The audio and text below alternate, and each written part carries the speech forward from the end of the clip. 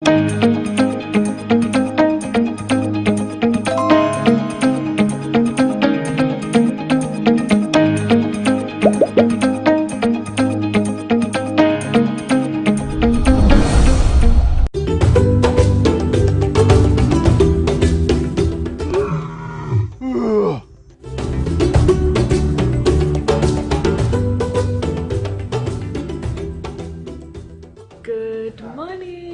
morning from Zimbabwe, Harare, and this is our breakfast here.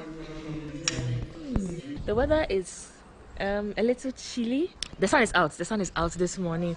We are about to start the day's activity, so we just have a few days here, 2 days here, so let's see what we can do within these 2 days. Today was a movie, like at the immigration in Zimbabwe was hell. Hi everyone. Hi. Okay, I'm out.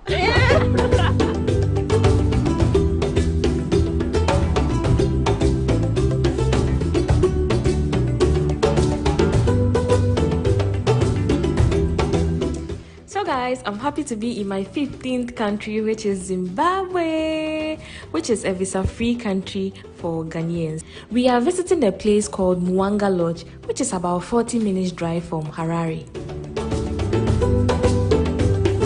Hi guys, we are back again, Chole, right here in Harare, Zimbabwe. I'm at a place called Mwanga Lodge, and I'm about to see some animals here. And I of course you guys are coming along. This is how I look for today. I'm very happy to see these wild animals, so let's go guys. Clement, say hi. Hi, how are you? You're good, and you? I'm fine. They also lay eggs, that's just like the other birds, but unlike other birds, ostriches first lay eggs before they build a nest. Other birds will build a nest, then they lay their eggs in there. So how old are they? These are just under a year. But how long? Under a year, these ones? Yes. And how long can they live? Oh, they can go up to around 30 or even 40. 40 years. Oh. Oh, why are you so aggressive? Take your time. Tobo. You're hungry.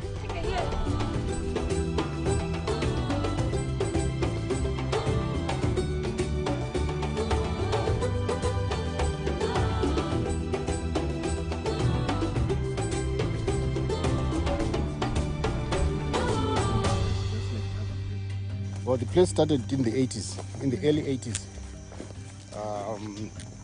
for the introduction of animals. Hello, Mark. Hello, boy. How are you? Just waking up.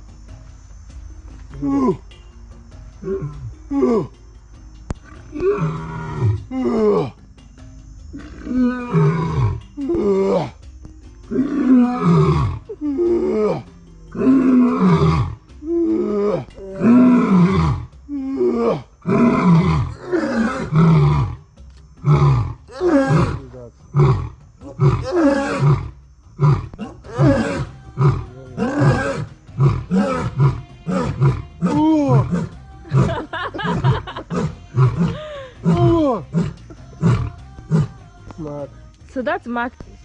Hi, Fluffy.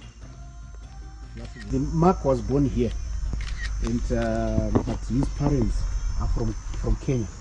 Oh, okay. They were taken from Masai Mara Game Park. They came here years ago. They were orphaned there in Masai. So lions mature at 3 years. Females, 2.5 to 3 years, they are ready for reproduction. Okay. Yeah.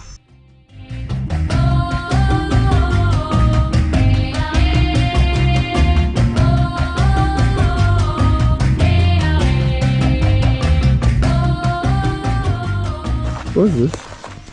This is a bush pig. Oh, so Bush pig. It's like a wild pig. does he have a name? His name is Trotters. Trotters. Yes. How old is he? It's 5. Oh, okay. So he's the only one here. He's the only one.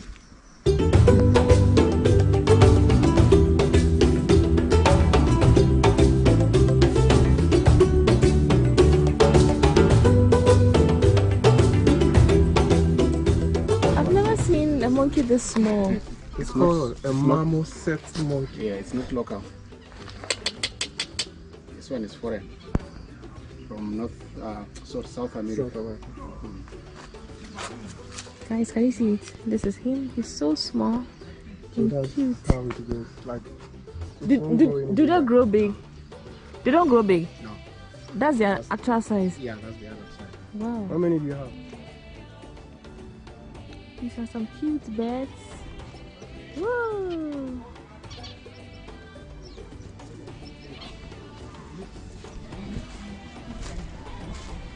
I see some school kids also taking a tour here.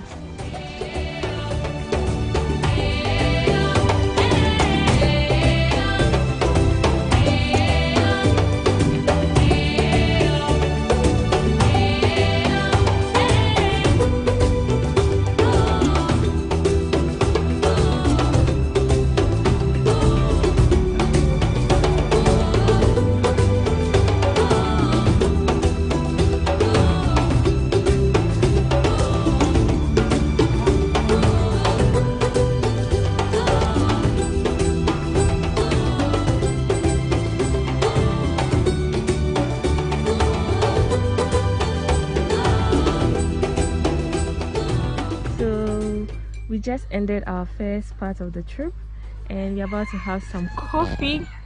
So it was quite a short walk. It took us about 1 hour. No. Less than an hour. About 45 minutes. 45 minutes walk, seeing the animals and enjoying nature here. So yeah, we're about to have some coffee. You are all invited.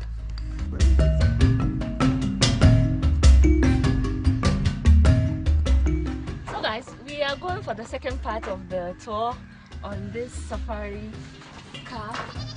So let's go. Woo!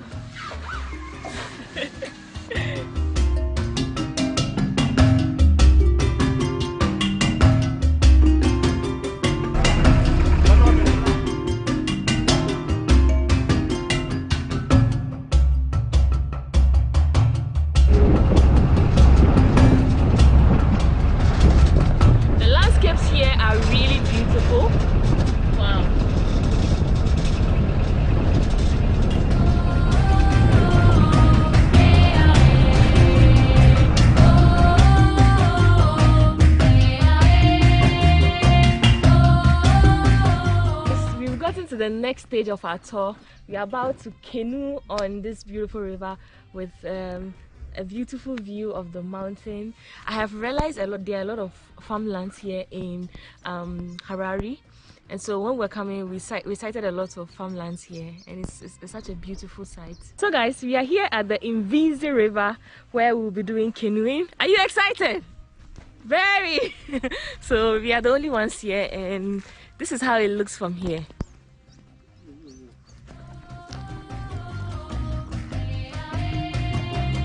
Safety first. Got my life jacket on.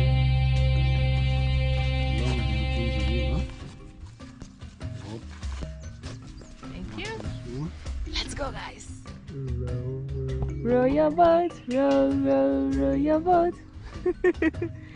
Merrily, merrily, merrily, merrily. Life is just a dream. Guys, this is how it looks like from here. It's so deep. The bottom. Yeah, you can see. Guys, look at this.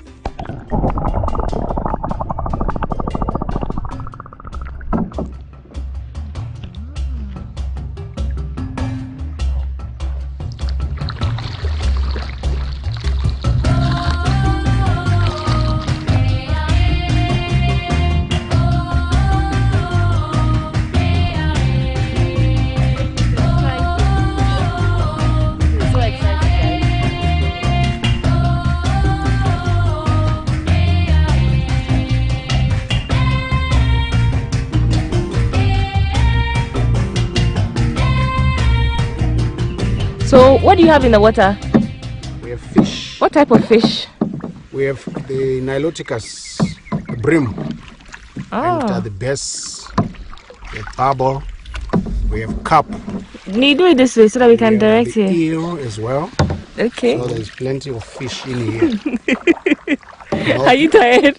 Unfortunately, there's no crocodiles. There's no crocodiles. Oh, Yeah, okay. it's very unfortunate that we don't have crocodiles and hippos. So this is Mubvinzi River. It's we call it Mubvinzi this side. In Harare they call it Mubvinzi River. And if you go to Harare, there is actually a suburb named after this river. Wow. It's called Amwinzidale, named after the river. So the name of Vinzi, it means if something is said, Vinza means something that leaks, that is got holes. What's the source of this river? The source is in Harare, in the capital, capital city. Wow. And how deep is this river?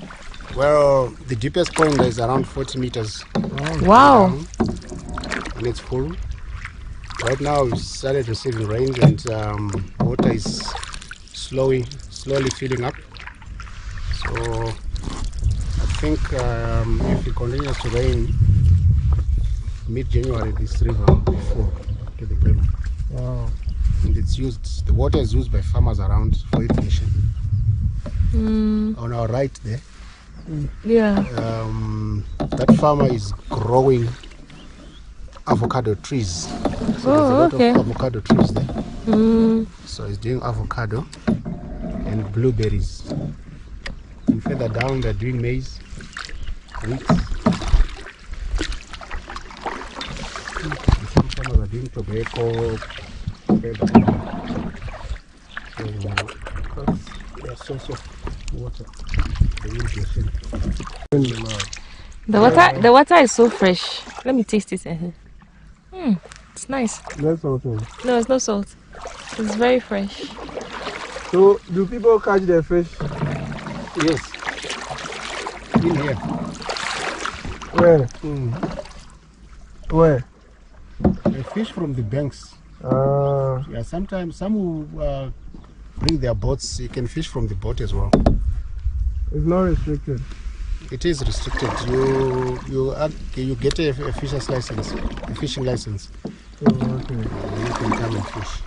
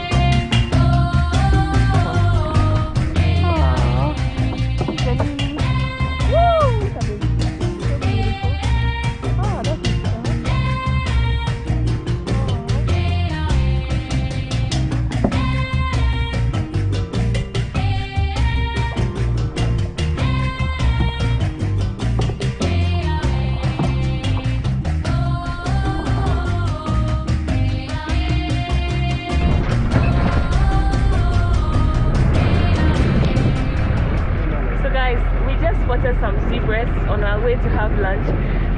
We'll come back for you to have a look at them. It's so far from us. But yeah, it's very exciting. So guys, we are currently here about to have lunch at their lodge. It's so beautiful. This is how it looks like.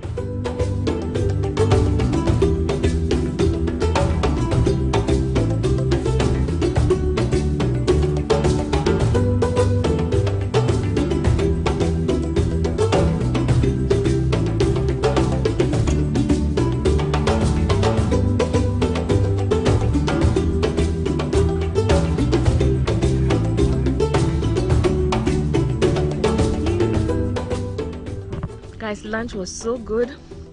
was really nice. It's time to watch the zebras here. They are so beautiful. This place is really nice.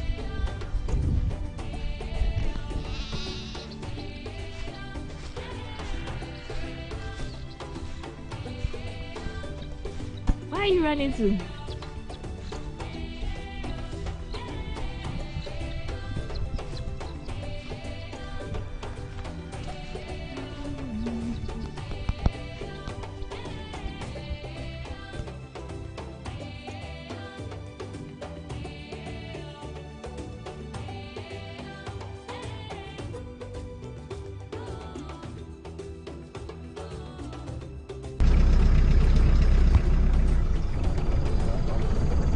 This one?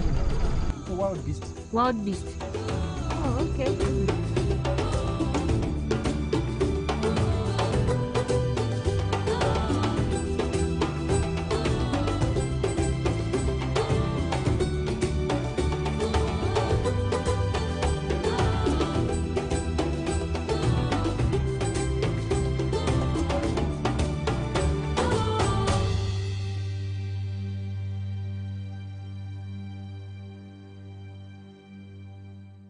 Oh, what did you say it's called? The breed between the zebra and the donkey?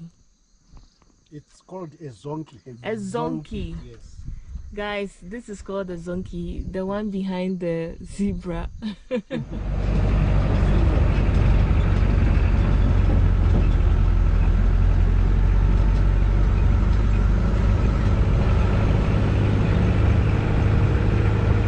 So I hope you guys enjoyed the tour as much as I enjoyed the whole experience. Special thanks to Clement. Clement, say hi. Thank you. Hello, Ghana. Yeah, so whenever you come here, please look for Clement. He was so helpful. The whole experience cost us $65 each, and it was it worth it? A big yes. If you also want to come here and spend the night at their lodge, it costs $160, which also includes the drive and also the canoeing. So I hope you enjoyed my time here in Harare, Zimbabwe. Guys, I wish I could spend more days here. I've realized the country. Where are you all? I see few people. Where are you all hiding? Like, I expected to see more people in town. They are making money. They are working and making money. You guys are working. Okay. So guys, until next time. What?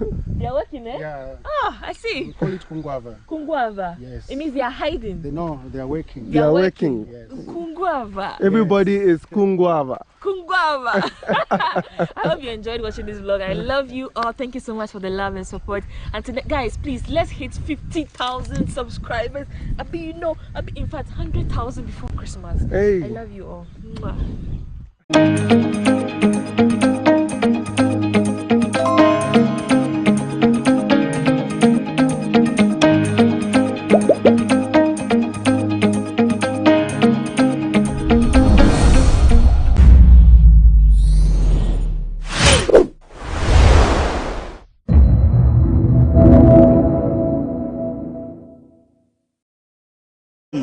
Among the many people who are here are also awardees who have been called upon to award for distinguished service to God and country.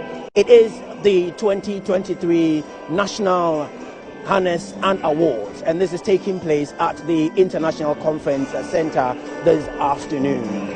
I have mentioned a short while ago how we are going to be joined by the President, His Excellency Nana Addo Dankwa Akufo-Addo.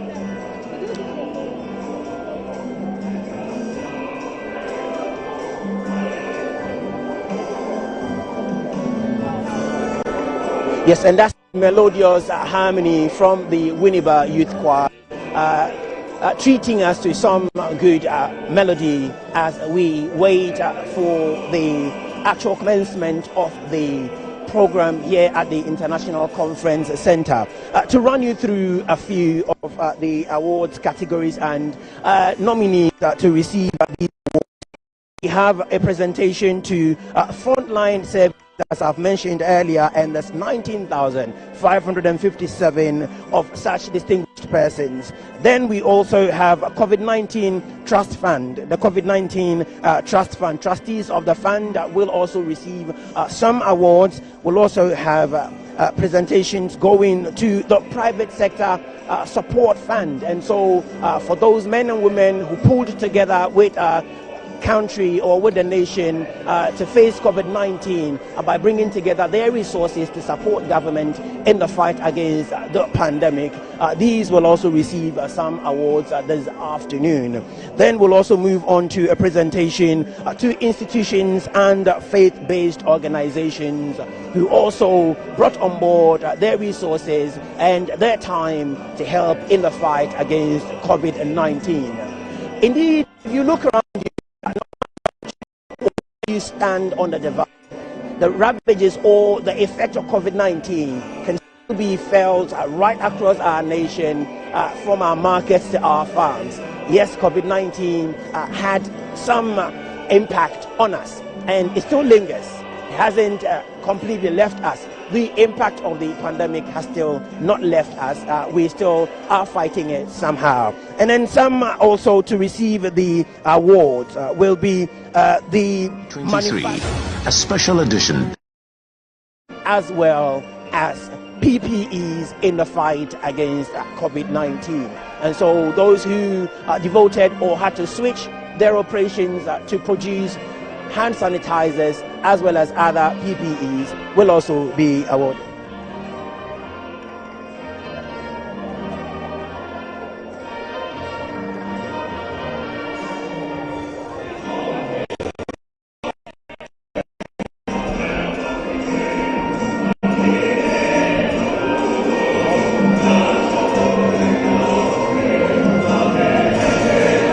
To welcome you back to the conference center, we have the Winneba Youth Choir, as I mentioned earlier, treating us to some good melody to welcome guests and awardees who are this afternoon going to receive their awards. It is the 2023 National Honors and Awards, and this is taking place right here at the International Conference Center. This is a GTV live production, and you're watching the awards ceremony to take place this afternoon at the International Conference Center here in Accra. The award ceremony, which to some extent is dubbed Our Heroines, Our Pride, seeks to award distinguished persons who have devoted themselves in their services to God and country in the fight against the COVID-19 pandemic.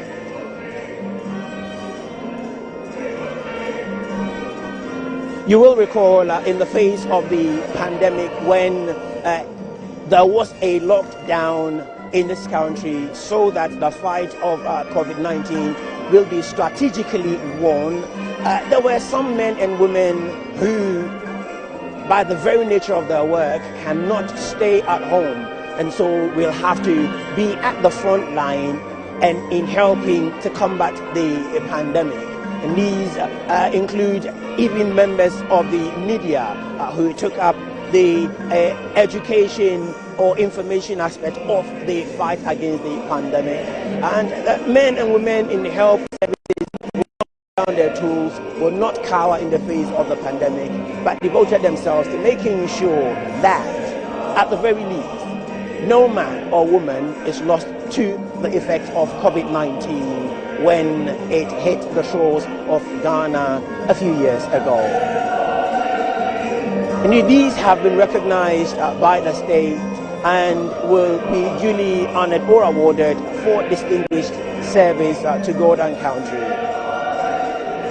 The 2023 awards ceremony is what you are watching currently live on the nation's broadcaster, GBC, or the GTV channel.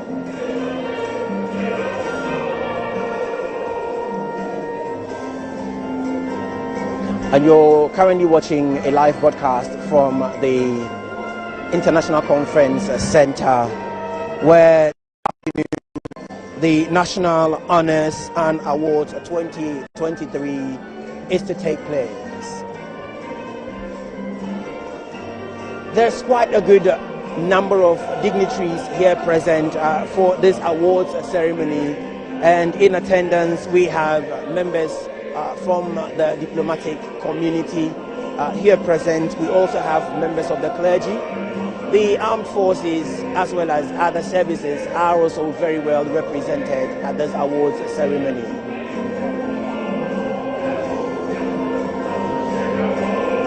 Some who distinguished or have distinguished themselves in their duty are earmarked to receive awards this afternoon.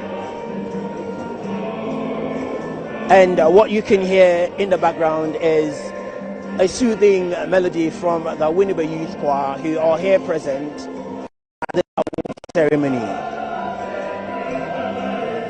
My name is Darrell Alantego, your commentator for the nation's broadcaster, Ghana Broadcasting Corporation, whose live feed you're watching this afternoon from the International Conference Center here in Accra.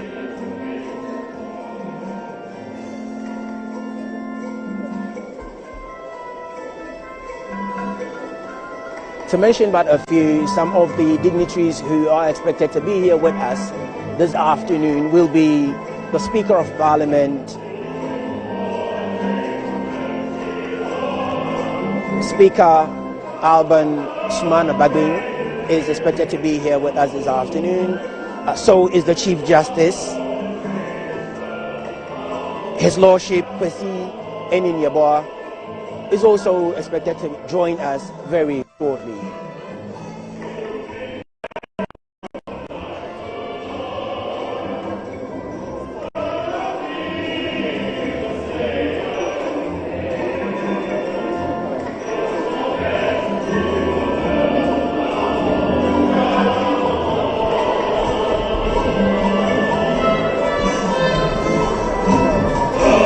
Hello, good afternoon. I'm Darrell Tager from GBC. Are you an awardee? Yes, please. What is your expectation this afternoon, if I may ask? Well, I'm expecting that the ceremony becomes a success, and then everything the awardees and then those seated they are expecting will be done accordingly. That's all. What was the feeling when you heard, first of all, about your being nominated or called upon to be awarded on such a day? Well, it was a surprise. I might say that I'm pleased to be part of the awardees. Why were you surprised when you were called upon? Because during the COVID era, many companies produce hand sanitizers. So I was a little surprised when my company was chosen and then awarded as well. Thank you very much for speaking to GBC, and all the best for your awards. Enjoy it. Thank you very much. And so that's an awardee who is to receive an award in the category of the manufacturers of hand sanitizers and other PPEs. I'll try and speak to some more and find out what their views are and what their expectations are this afternoon. Good afternoon, sir. You're not comfortable speaking to us. Okay, thank you very much. And so there are some who are camera shy. So I mean, we can understand him. There are some who are camera shy. I will come.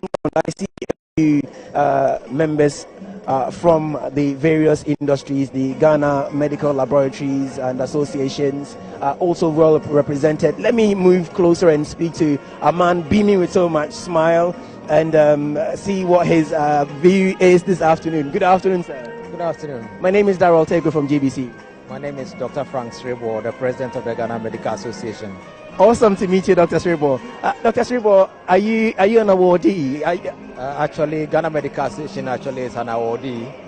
Oh, it's the association that's receiving an award this afternoon. But we do have a lot of our members having won national awards too. So we are here to support them as well. How do you feel, especially given that your organization or association had so many of its members receiving awards this afternoon? How does it feel? It's quite pleasant, and we are very excited and very happy. At least the contribution of our members to the fight against COVID-19 is being recognized today, and that for us is huge. And so we are so excited because during the COVID-19 era, I am sure you are aware that some doctors even paid the ultimate price by losing their lives. And so we are very proud to see that at least our effort is being recognized today. What was the feeling when you first heard about this award and the fact that your association will also receive an award? It was quite refreshing to know that after all, our sacrifices were not in vain, and the fact that somebody sees the work that we've done and deemed it fit that we also deserve to be awarded today. Was there ever a point in the time when the pandemic hit and in the fight against the pandemic that you thought we're doing this for an award? No, never. I'm sure you are very much aware that we were one of the associations which decided that in the long haul, regardless of whatever the risks are, to ensure that at least, because that is our core mandate and our calling, and we do this every day. So really, we never expected that anything like this would come to pass. I know you're here to receive an award, but as you sit and wait, give me a brief insight. How does it feel sitting here and waiting to be called upon to receive an award? And what your expectations are, if any, this afternoon? Yeah, it's quite exciting. You are here anticipating, wondering how it's going to be like, and we are all expectant. So we will see how it goes. Thank you very much, Dr. Sribo. All the best to you. And Ghana, thank you so much for all your dedication to the hard work you put into fight COVID-19. Thank you so very much. All right, okay. Good afternoon. My name is Harold Tegorem. So Lawrence Otunyako. Apostle Nyako, some would say, what would the faith community assemble to receive an award for? The question again, please. Some would ask, what at all will a faith community or a member of the faith community sit to receive an award for? Oh, okay. You know, there was a saying that the nation that does not honor its heroes is not worth dying for. For that matter, we went into a crisis as a nation during the COVID-19 pandemic, and it brought a lot of challenges to us. And you know, the church came to the aid of the nation, or the state as it were, by having a lot of interventions. Significant was to offer the convention center as a resource for those who were infected to be taken care of.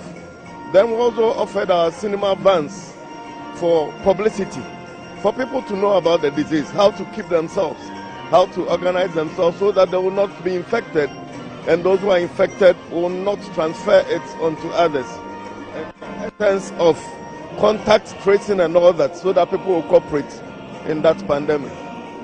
Casting your mind back to the days when we had to be locked down and lifted slowly, and how far we've come in the fight against COVID-19. And today, how do you feel as a citizen of this country, and knowing how much the church put in and to fight effectively COVID-19? How do you feel as a citizen of this country in that fight? And especially, it was a time that everybody got united, fighting a common cause. So the unity that this pandemic brought to us is very significant, and we cannot take it for granted at all. And I also feel very good the way the whole thing was managed.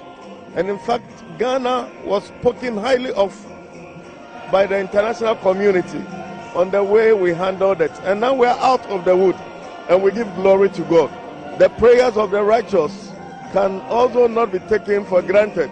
It also went a long way to bring us to this point. Glory be to God. Finally, seated here this afternoon, what would be, or how would you expect that this afternoon will go?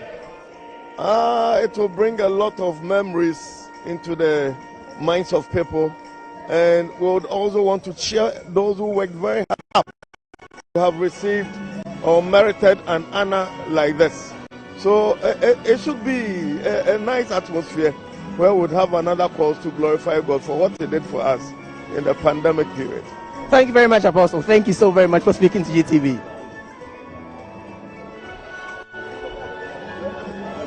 Hi, good afternoon, sir. Good afternoon. My name is Darrell Tego, GBC. Yeah, I'm Samuel Donko. Samuel Donko, are you an awardee? Yes. On behalf of the Pharmaceutical Society of Ghana. I'm receiving an award on behalf of the Pharmaceutical Society of Ghana, all pharmacists in Ghana. Awesome. How do you feel this afternoon, standing to receive an award, especially looking at the way COVID hit Ghana and the way we fought the pandemic? It's quite rewarding, and we are indeed grateful that all the hard work, all the efforts of pharmacists in this country being recognized by the pandemic. Because indeed, it was a very difficult and challenging time for pharmacists, and we lost some of our colleagues. And that's the sad bit about it, that some of our colleagues in both hospital and community practice were lost to the COVID-19. And as you know, and it's on record, pharmacies were not closed down. We didn't shut down, even during the lockdown. At a time when the disease was not quite clear, especially we didn't even know the casualties and mortalities associated with it. We braved the odds, opened our pharmacies day and night to attend to the citizens. And that was really a challenging time for us. Those of our colleagues who worked in the hospitals had to do the same, work day and night around the clock to make sure that all the available medicines, all medicines were available to the citizens or the patients. Not that alone, even our colleagues who work at the Food and Drugs Authority had to work overtime, including weekends, just to ensure that products were being approved, products were being given use authorization. That was indeed a stretching time for pharmacists in this country. And therefore, I can say proudly that pharmacists deserve this award.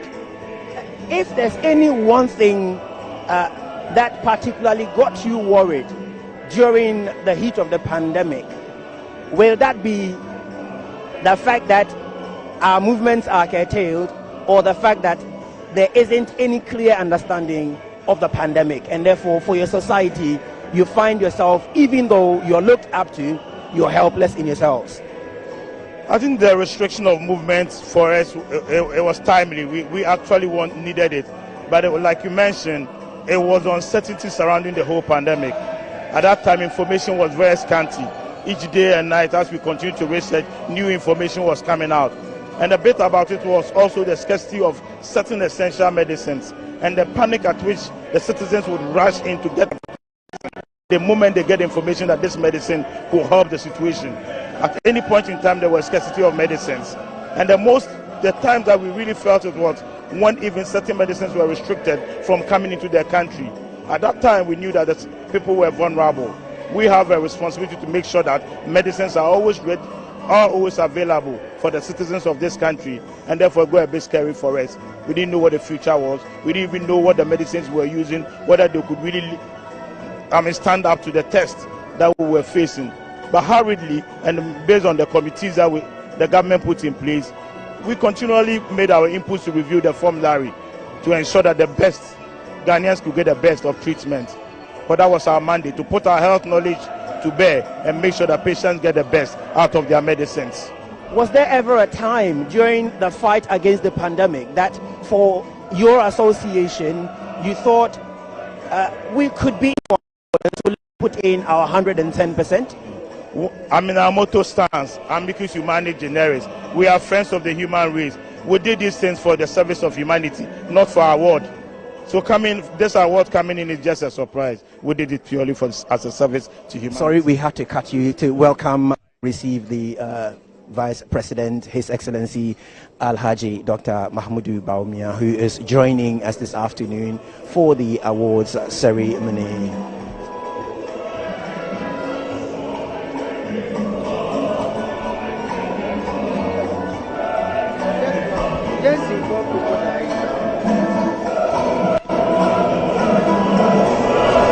And so we have been joined by the Vice President, His Excellency Alhaji Dr. Mahmudu Bawumia, and having taken his seat, we look forward in a very short time to welcome His Excellency Nana Addo Dankwa Akufo-Addo to join us.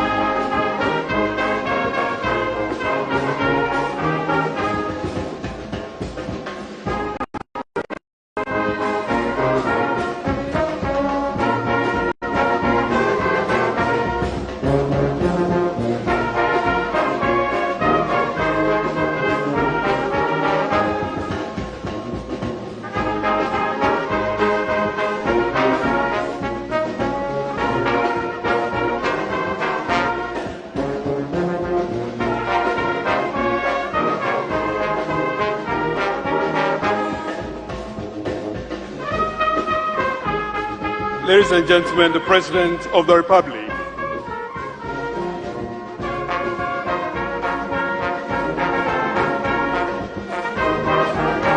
Thank you, please band. The President of the Republic.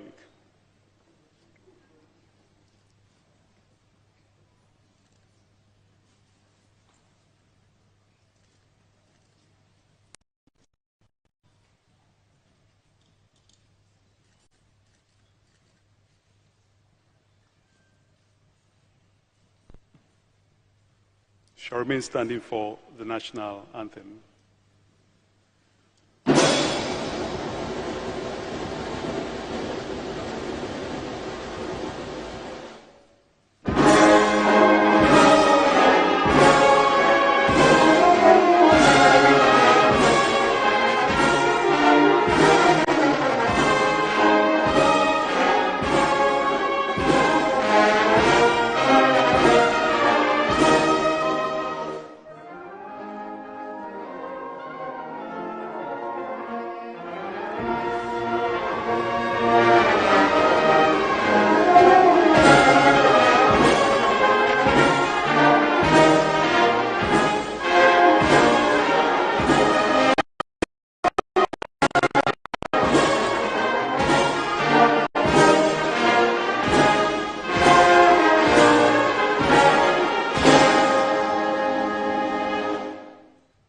You may now be seated, please.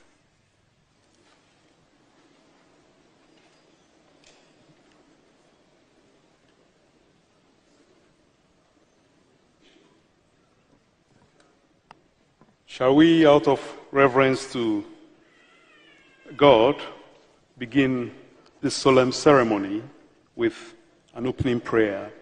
And may I invite Flight Lieutenant Akufo-Addo Pedersen, Chaplain, Ghana Armed Forces, to lead us in the opening prayer.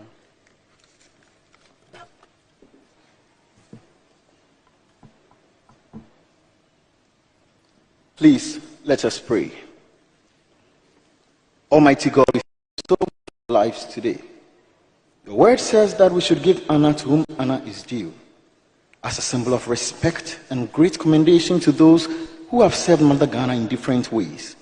The national honors and awards ceremony have been put together. We have gathered this afternoon, therefore, that due recognition will be given to them for their sterling and outstanding contribution to nation building. We pray that your Spirit will guide us through every phase of this program, so that the organizers will be blessed for this year's event, and that those who will be commended will have fulfillment of their souls, and the honors done them will be a motivation to them. We also here will be encouraged, and as a nation, we will serve with more diligence, dedication, and sacrifice in our respective endeavors. We trust you, and we believe you lead us through. In Jesus' name have we prayed. Amen.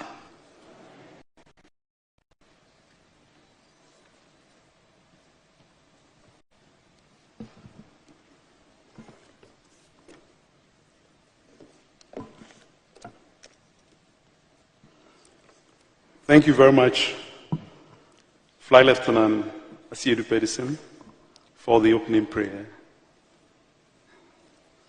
The President of the Republic, Nana Addo Dankwa Akufo-Addo, the Vice President of the Republic, Alhaji Mahmudu Bawumia, Justices of the Supreme Court, members of the Council of State, the Chief of Staff, Office of the President, the senior officials of the Presidency, Ministers of State, members of Parliament, the Governor of the Bank of Ghana, the Chief of the Defense Staff, and other service commanders, Excellencies, the Dean and members of the Diplomatic Corps, our esteemed traditional rulers, distinguished awardees, members of the press, distinguished invited guests, ladies and gentlemen, good afternoon to you all. A very warm welcome to you all to the National Honors and Awards 2023 ceremony taking place here at the Accra International Conference Center. This comes on the heel of the 66th Independence Anniversary celebrations. The National Honors and Awards ceremony has been an integral part of Ghana's history since establishment in 1960 when Ghana became a republic. Over the past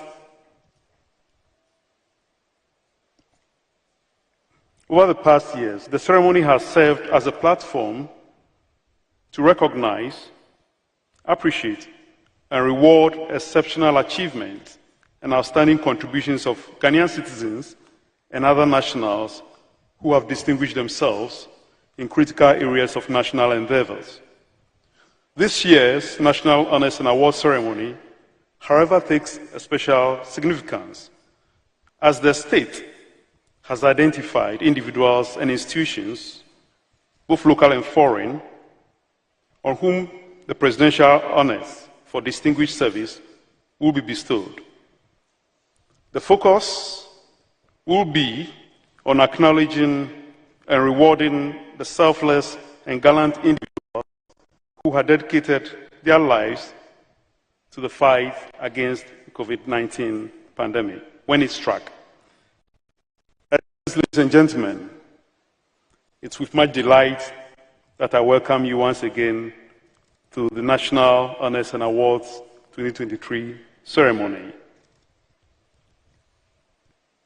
It's now my pleasure again to invite you to watch a brief documentary on the ceremony.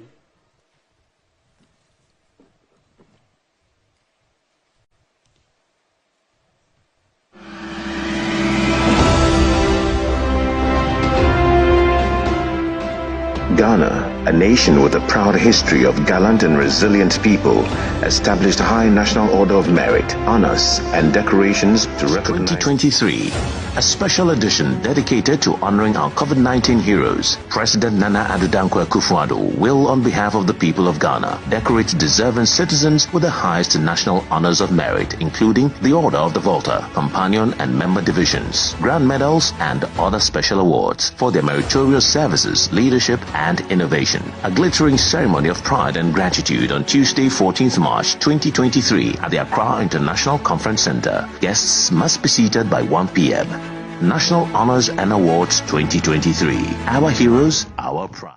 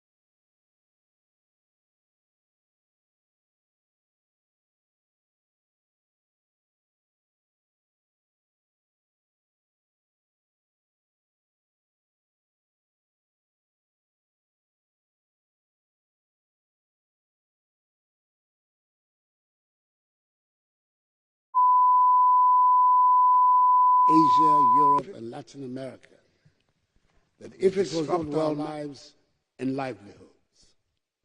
And in fact, it did. That is why I made a statement which gained some traction at the time, that we may know what to do to bring back the economy back to life. What we do not know is how to bring people back to life. Our first priority in Ghana then was the health and safety of our citizens. That is why government put in place a comprehensive strategy to deal with this novel virus, whose incidence was unknown. We were restrained from shaking hands and hugging one another. We had to keep a distance from each other. We had to put up with the discomfort of wearing face masks every time we left our homes.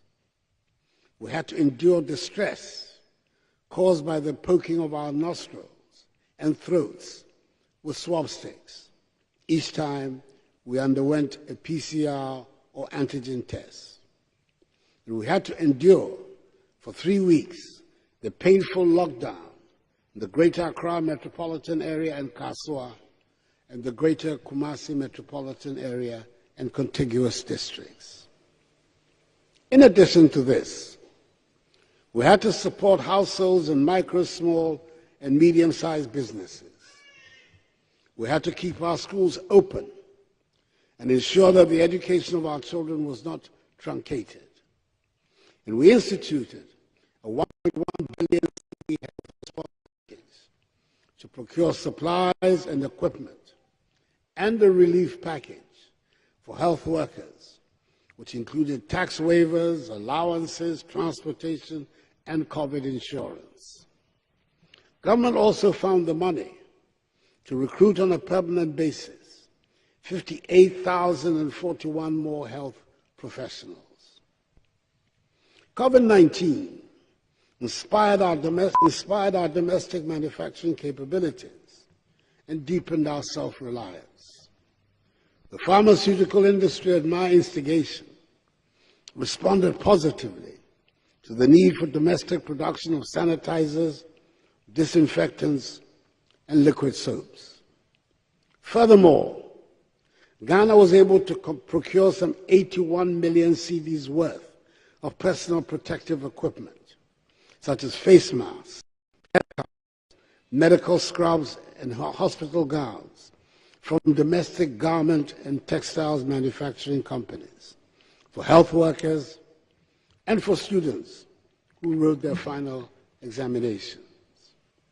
We pioneered life-saving innovations that the WHO replicated elsewhere.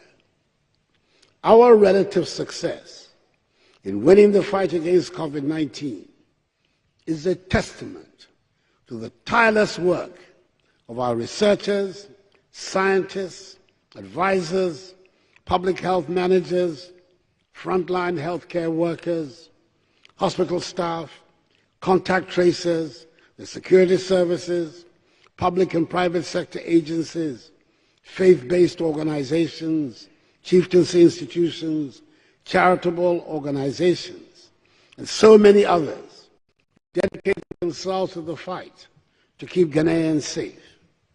That is why we're here today, to express our sincere appreciation and gratitude to all these segments of our population, especially as at the height of the pandemic, Ghana and South Korea were considered the two countries who undertook the best management of the pandemic.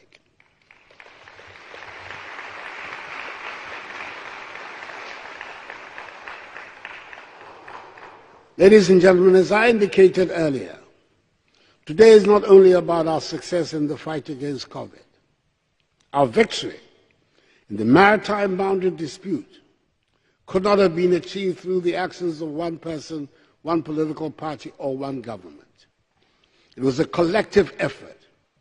This was the reason that the important roles played by successive governments and groups of individuals cannot be overlooked, discounted, or understated.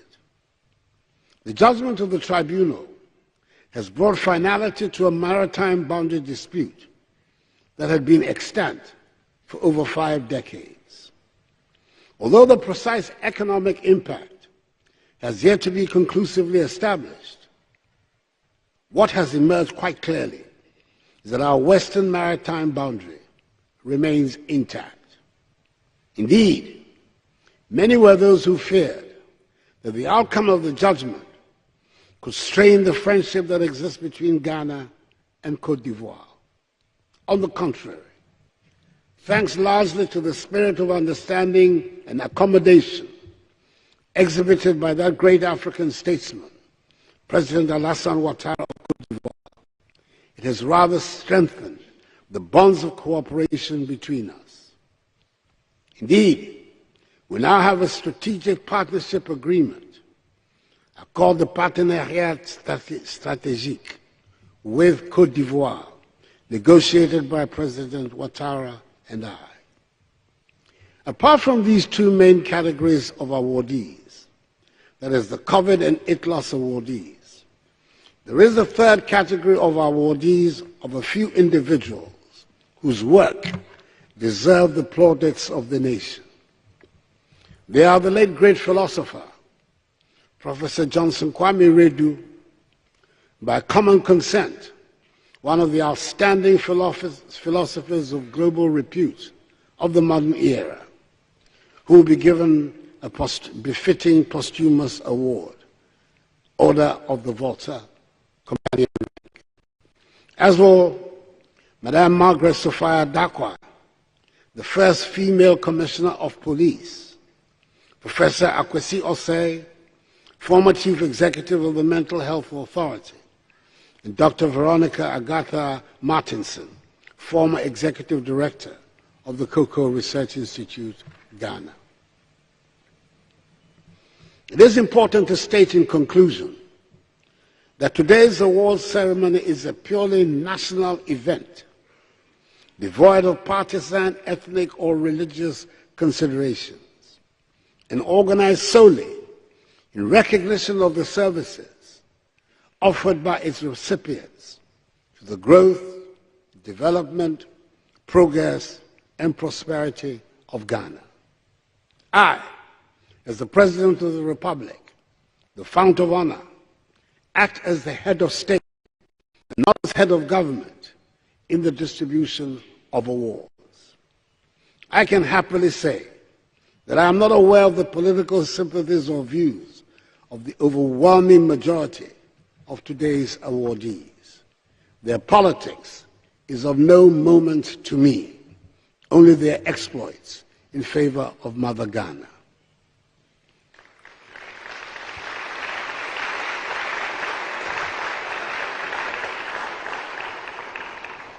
May God bless all the awardees and us all, and may God bless our homeland Ghana and make her great and strong.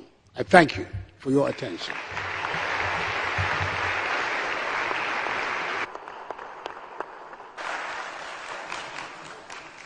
Another round of applause to the President.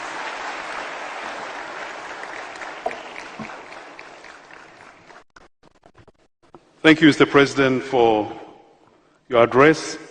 Very instructive indeed, and this is truly a very seminal moment in our nation's history.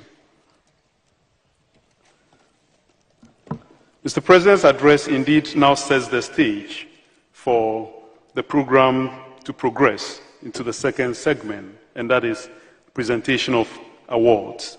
And without further ado, I would like to invite one of my co-MCs, the Honorable Fatimatu Abubakar, Deputy Minister for Information, to lead us in the first part.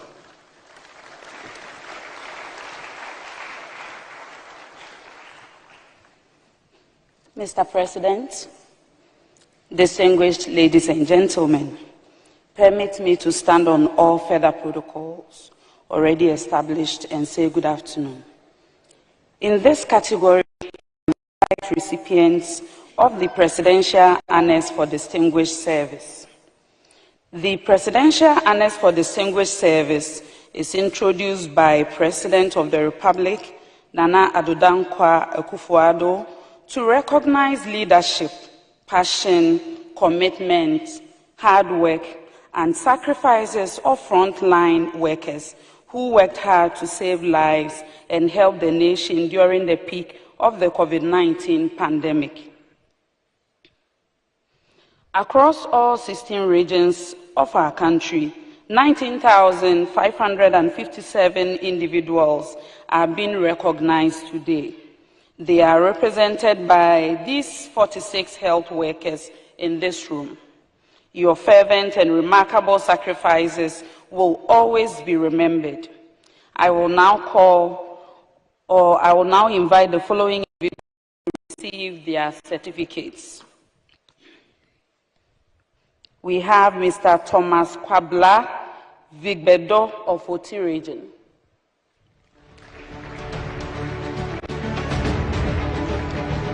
Cheerful Messi Ocho from the Oti Region as well. Miss Lydia Owusu-Ansah from the Ashanti Region. Mr. Justice Savegu from the Ashanti Region. Dr. Rita Lasu Rendorf from the Ashanti Region. Mrs. Josephine Ahosu from the Ashanti Region.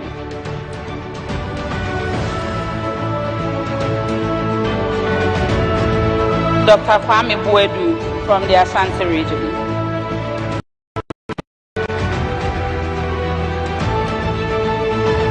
Dr. Anita Dumelo, Greater Accra. Mr. Eric Akoli, Greater Accra. Seth Kwame Bafo, Greater Accra. Adiki Puplampu, Greater Accra Region. Benedicta Owusu Apia, Greater Accra Region.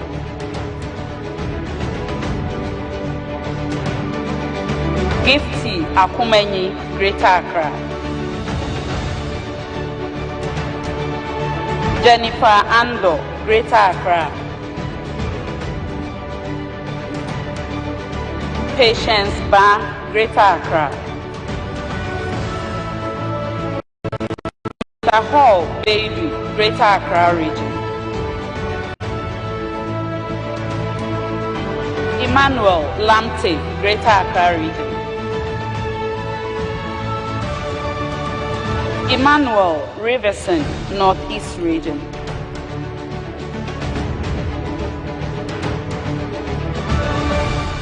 Mr. Peter Apetogbo, Northern Region. Dr. Emmanuel Kujo, Northern Region. Mr. Prosper Amegaji, Volta Region. Mr. Ignatius Aklipe, Volta Region. Mr. Davidson Iroko, Volta Region.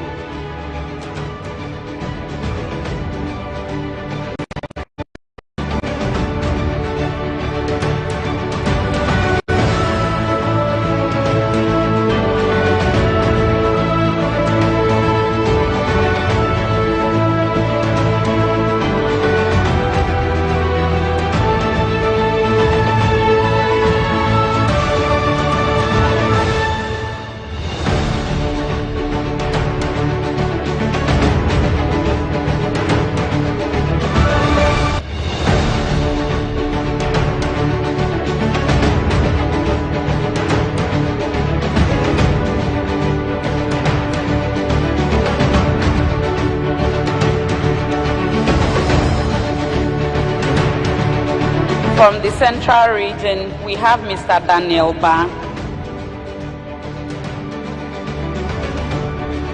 Dr. Louis Angel, Central Region.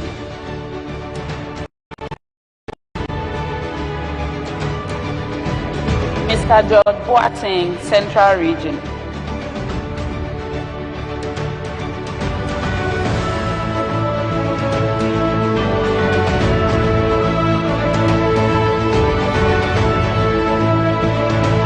Mr. Ebenezer Kofi, Central Region.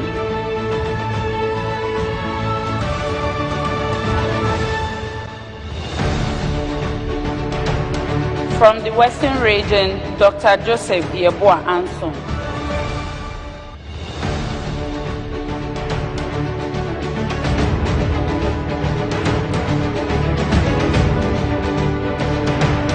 Olivia Odame, Western Region.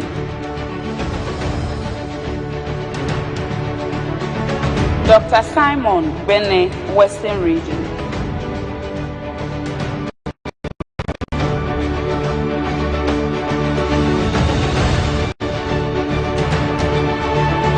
Mr. Francis Kujo, Western Region.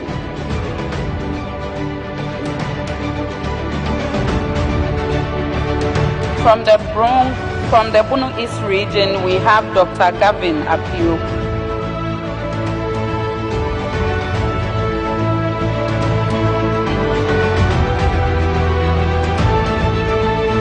From the Upper West Region, Mr. Abeleku Simon.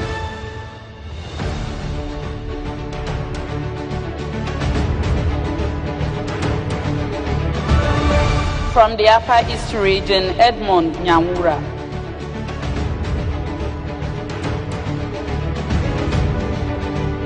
From the Savannah region, we have Mr. Dutch Joseph Wengan.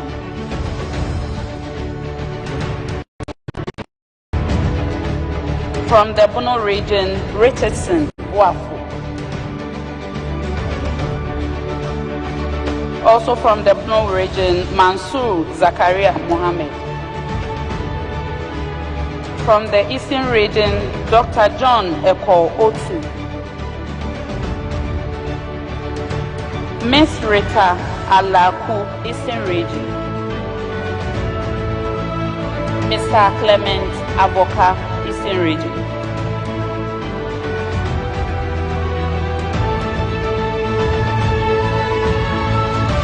Mr. Peter Paul Aneko, Ahafu region. Also from the Ahafu region, Miss Felicia Yura Kupo.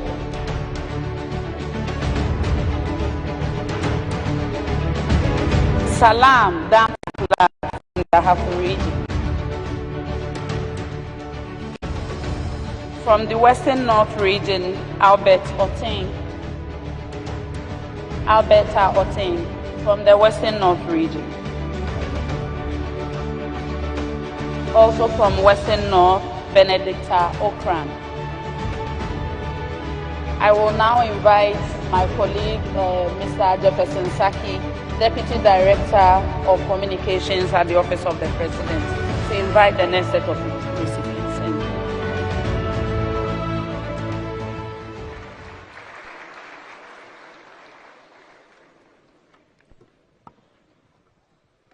Thank you very much, Honorable Deputy Information Minister. Mr. President, after the novel coronavirus or COVID-19 was declared as a public health emergency of national concern, the government established the COVID-19 National Trust Fund by an act of parliament to complement the efforts of government to fight the disease and to assist in catering for the welfare of the needy and the vulnerable persons who have been affected by the pandemic. The government appointed a 7-member board of trustees and an administrator to manage the COVID-19 National Trust Fund. Through the inspirational leadership of the board of trustees, the National Trust Fund was able to mobilize funds to procure and distribute personal protective equipment or PPEs and medical items to hospitals and other medical facilities. Among others, the National COVID-19 Trust Fund provided funding support for the promotion of research and innovation in various aspects of the COVID-19 pandemic through Ghanaian Excellence and provided support to about 7,927 identifiable and needy and vulnerable persons affected by the COVID-19 pandemic and to other social interventions programs across the country.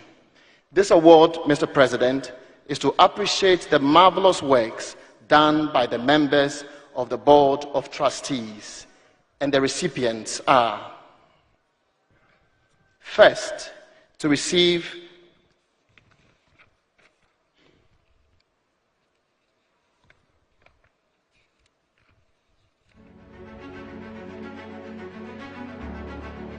First to receive the award is Her Ladyship, Justice Sophia Akufo, Chairperson.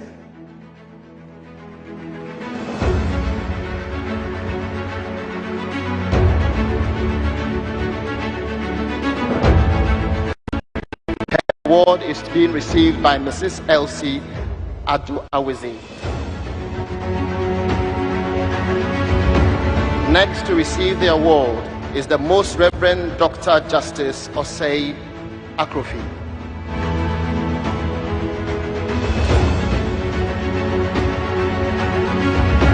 Justice Osei Akrofi, a member of the trustees.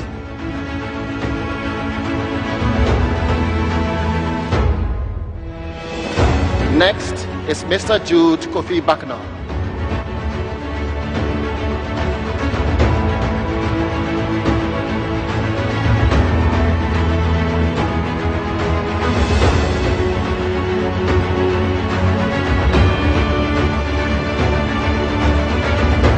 Next to receive the award is Honorable Mrs. Gifty Afegidazi.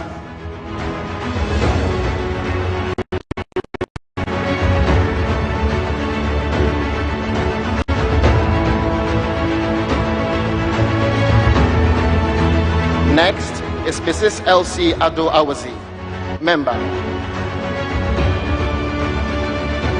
Next is Dr. Ernest Ufurisapong.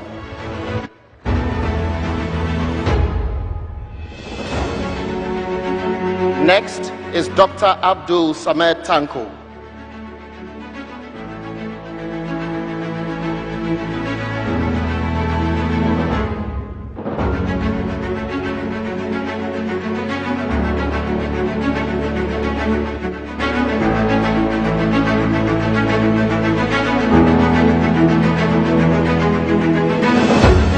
Dr. Ernest Ufurisapong.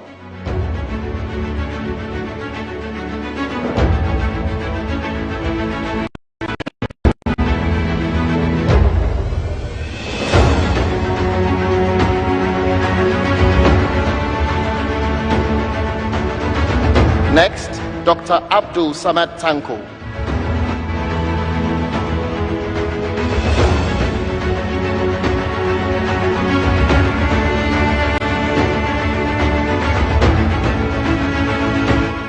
And finally, Dr. William Collins Asari.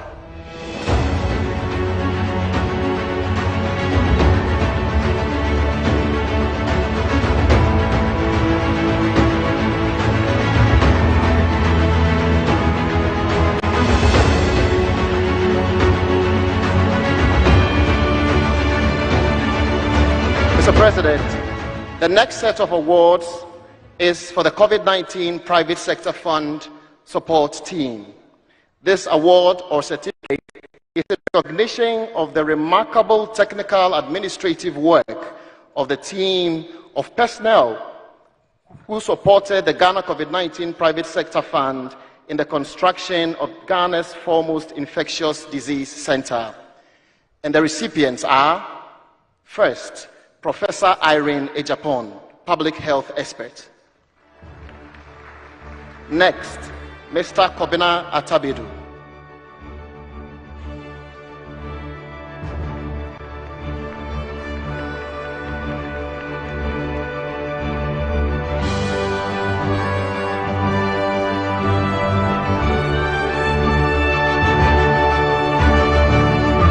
Mr. Atabedu, thank you. Next, Umaru Sanda, media representation.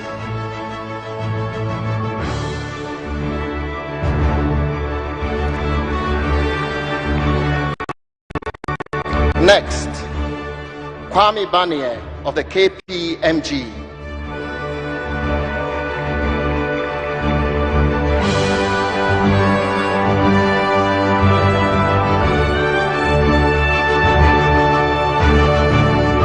Next is Felix Che Mensa, Fund Administrator.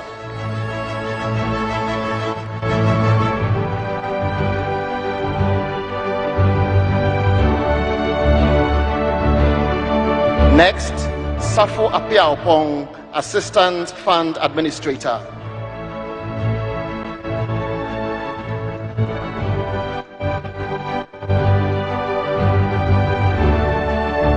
Next, Colonel Abednego Shooter, Director, Engineer Services.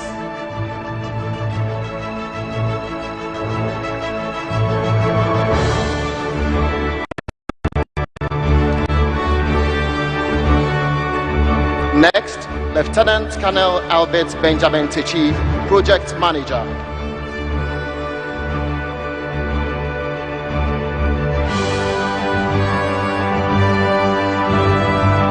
Next, Architect Kofi Eselapia, Project Development Manager.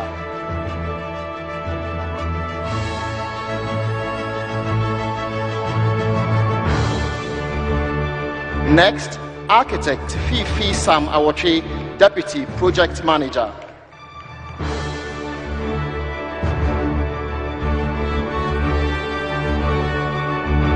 Next, Architect Richard Dade, Senior Project Consultant.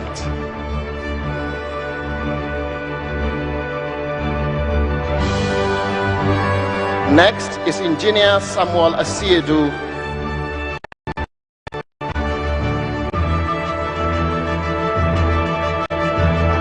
He's out of the country, and so his is being received by the President of the Quantity Surveyors. Next is Surveyor Kofi Obeng Ayrebi.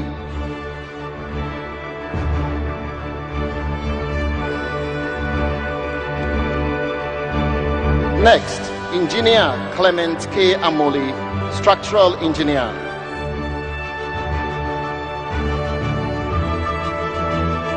Next, Engineer Ato Roberts, Electrical Engineer.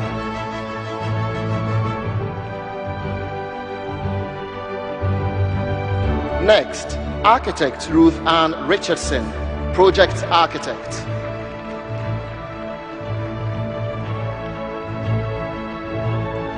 Next, Engineer Daulem, Electrical Engineer. Next, Quantity Surveyor, Surveyor Benjamin K. Labi.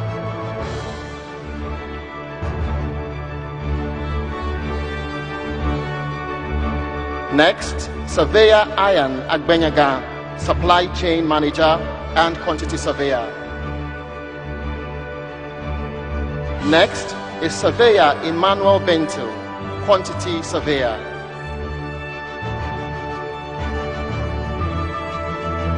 Next, Surveyor Franklin Logo Kudonu, Land Surveyor.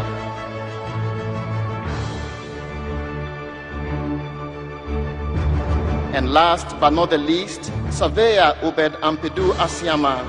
He's out of the country, but his award is being received by the President of the as well. Thank you very much, Mr. President, and that will be it for this segment. I call on broadcast journalist Emefa Apau to continue with the rest of the awards.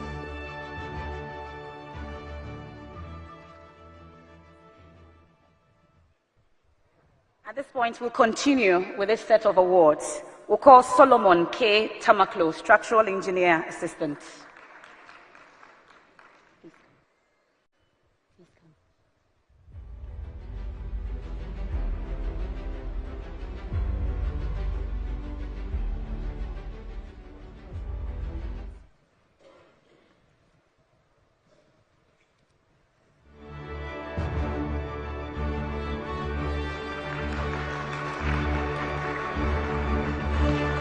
Next is Elom Kumaho, Electrical Engineer Assistant.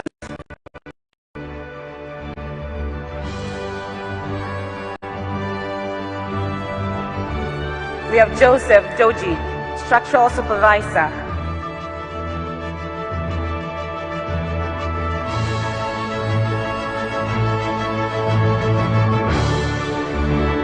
Major Kumsin and Kuma Arthur, Site Operations Manager.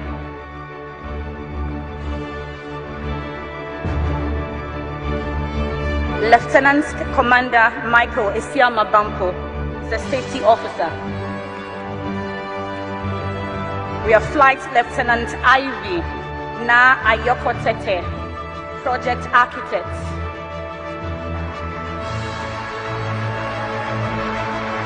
and that's for Flight Lieutenant Irina Ayoko-Tete. Next is Captain Frederick. He's an architect.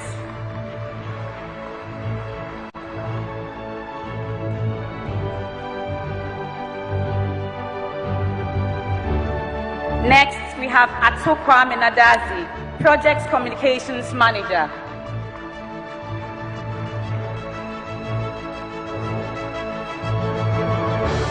We have Nathaniel Ajin Tete, Reporting Accountant. Followed by Joseph Ishenru, also a Reporting Accountant.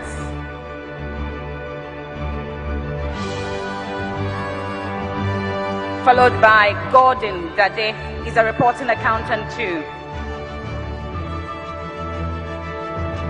We have Dr. Gebe Kafui, Hospital Technologist. We have Dr. Christian Owu, Medical Consultant. He will be followed by Jacob Arthur Kwam, Laboratory Consultant.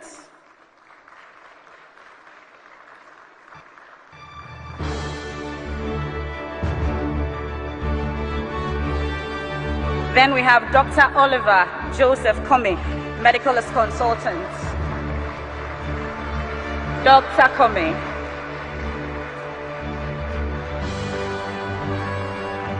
Followed by Adobe Lavina Adino, he's an electrical technician.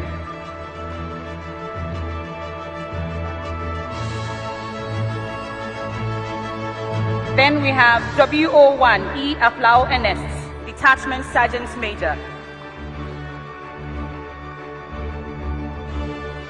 Then we have WO1 Doe Matthew, Detachment Sergeant Major. Dedo Kofi, Brandon Consultant, is next.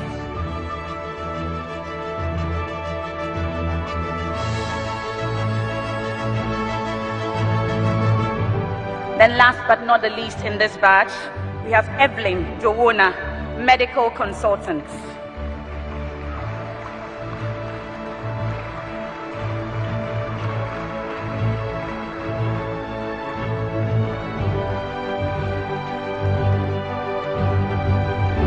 At this point, we start with the next batch of awards, and that's a presentation of awards to institutions and faith-based organizations, certificates and plaques.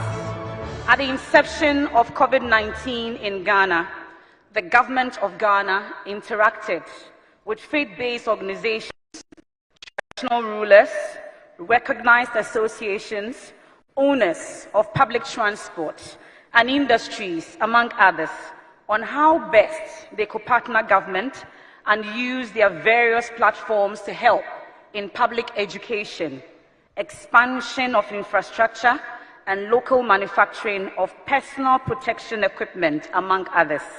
This award, like I said, citations and plug, is for the institutions which were at the forefront, providing a variety of services, including medical and charity, during the outbreak of the COVID-19 pandemic.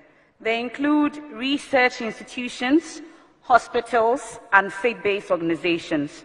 Now, during the partial lockdown, some of these institutions provided free meals.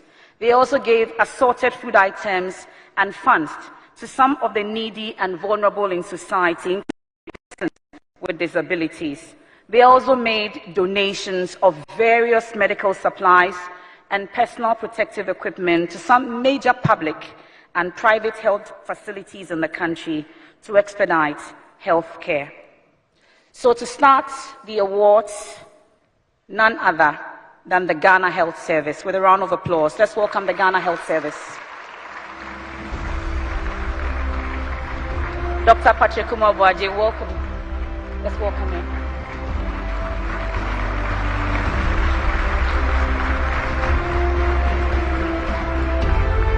The Ghana Health Service will be followed by the Noguchi Memorial Institute for Medical Research.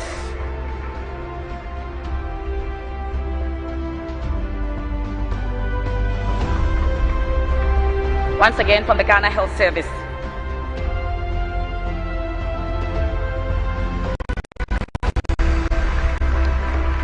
Then we'll welcome Noguchi Memorial Institute for Medical Research.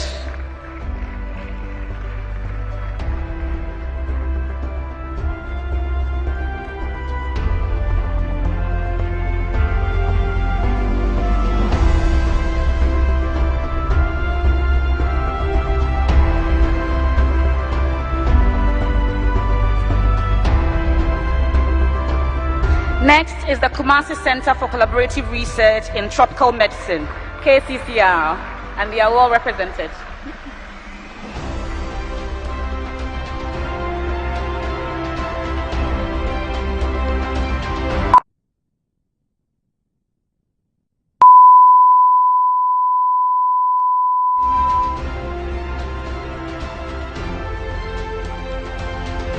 Next, we have the Council for Scientific and Industrial Research.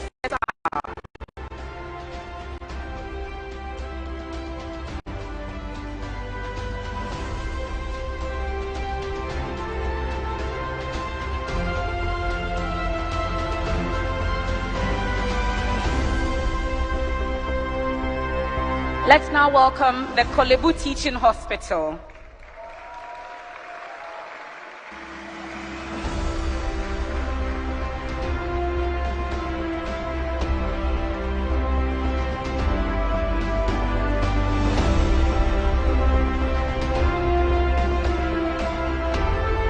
Then we have the Komfanoche Teaching Hospital.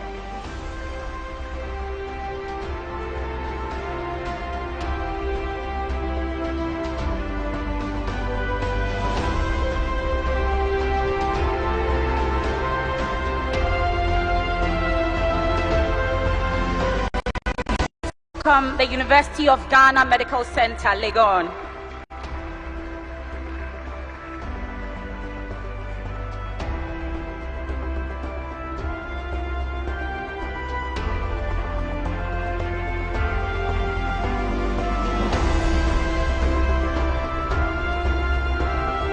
To the Central Region now, we welcome the Cape Coast Teaching Hospital.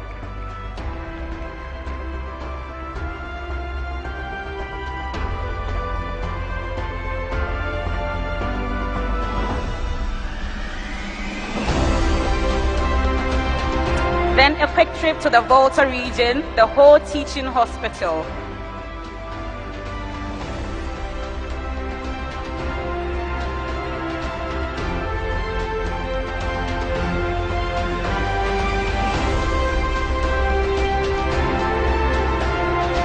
Ladies and gentlemen, the Tamale Teaching Hospital.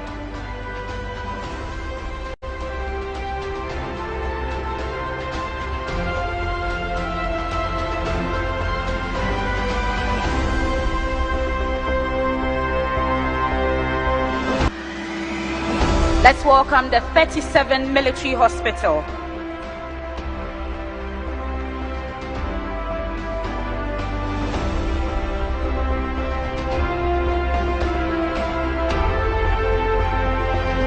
We have the International Maritime Hospital.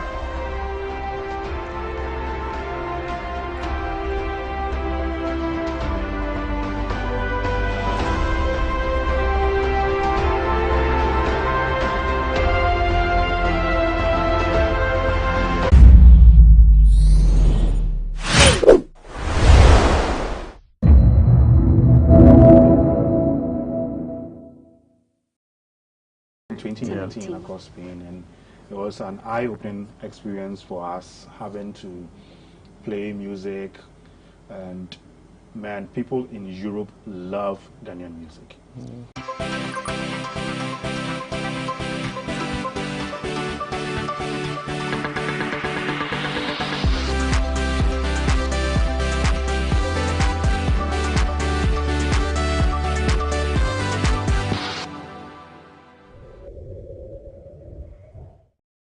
The African continent is blessed with some of the greatest music bands, and Ghana can boast of the band Fra. Young, talented instrumentalists and singers making waves with their sound. It's a 360 conversation here on Talkatainment. I am Paula Amabruni. We'll take a quick break. We'll be right back. You're welcome back. You're still watching Talkatainment on GhanaWeb TV. Now, I have here seated in my couch 2 members of Ghanaian band Fra. George and Salom. Salom is the guitar player and George is the band leader and bass player. Yeah. Welcome, guys. Thank you very much. Great. It's good to have you. I've been following your progress and I love your music. You guys are doing amazing. And if you haven't checked them out, it's like, you know, you are missing out because they do real authentic African music. But let me find out from you. What do you do? Will you say it's Afrophone, high life? How would you describe your music? It's Afrofusion. Okay. Yeah, but it's dominated strongly by high life. High life is like the bedrock, and we fuse it with various genres: jazz, pop, funk, Afrobeat, yeah, name it.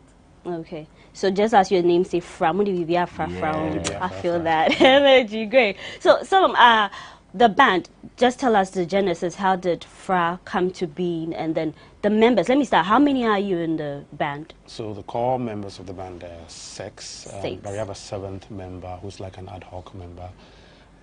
Yes, we started out in 2015.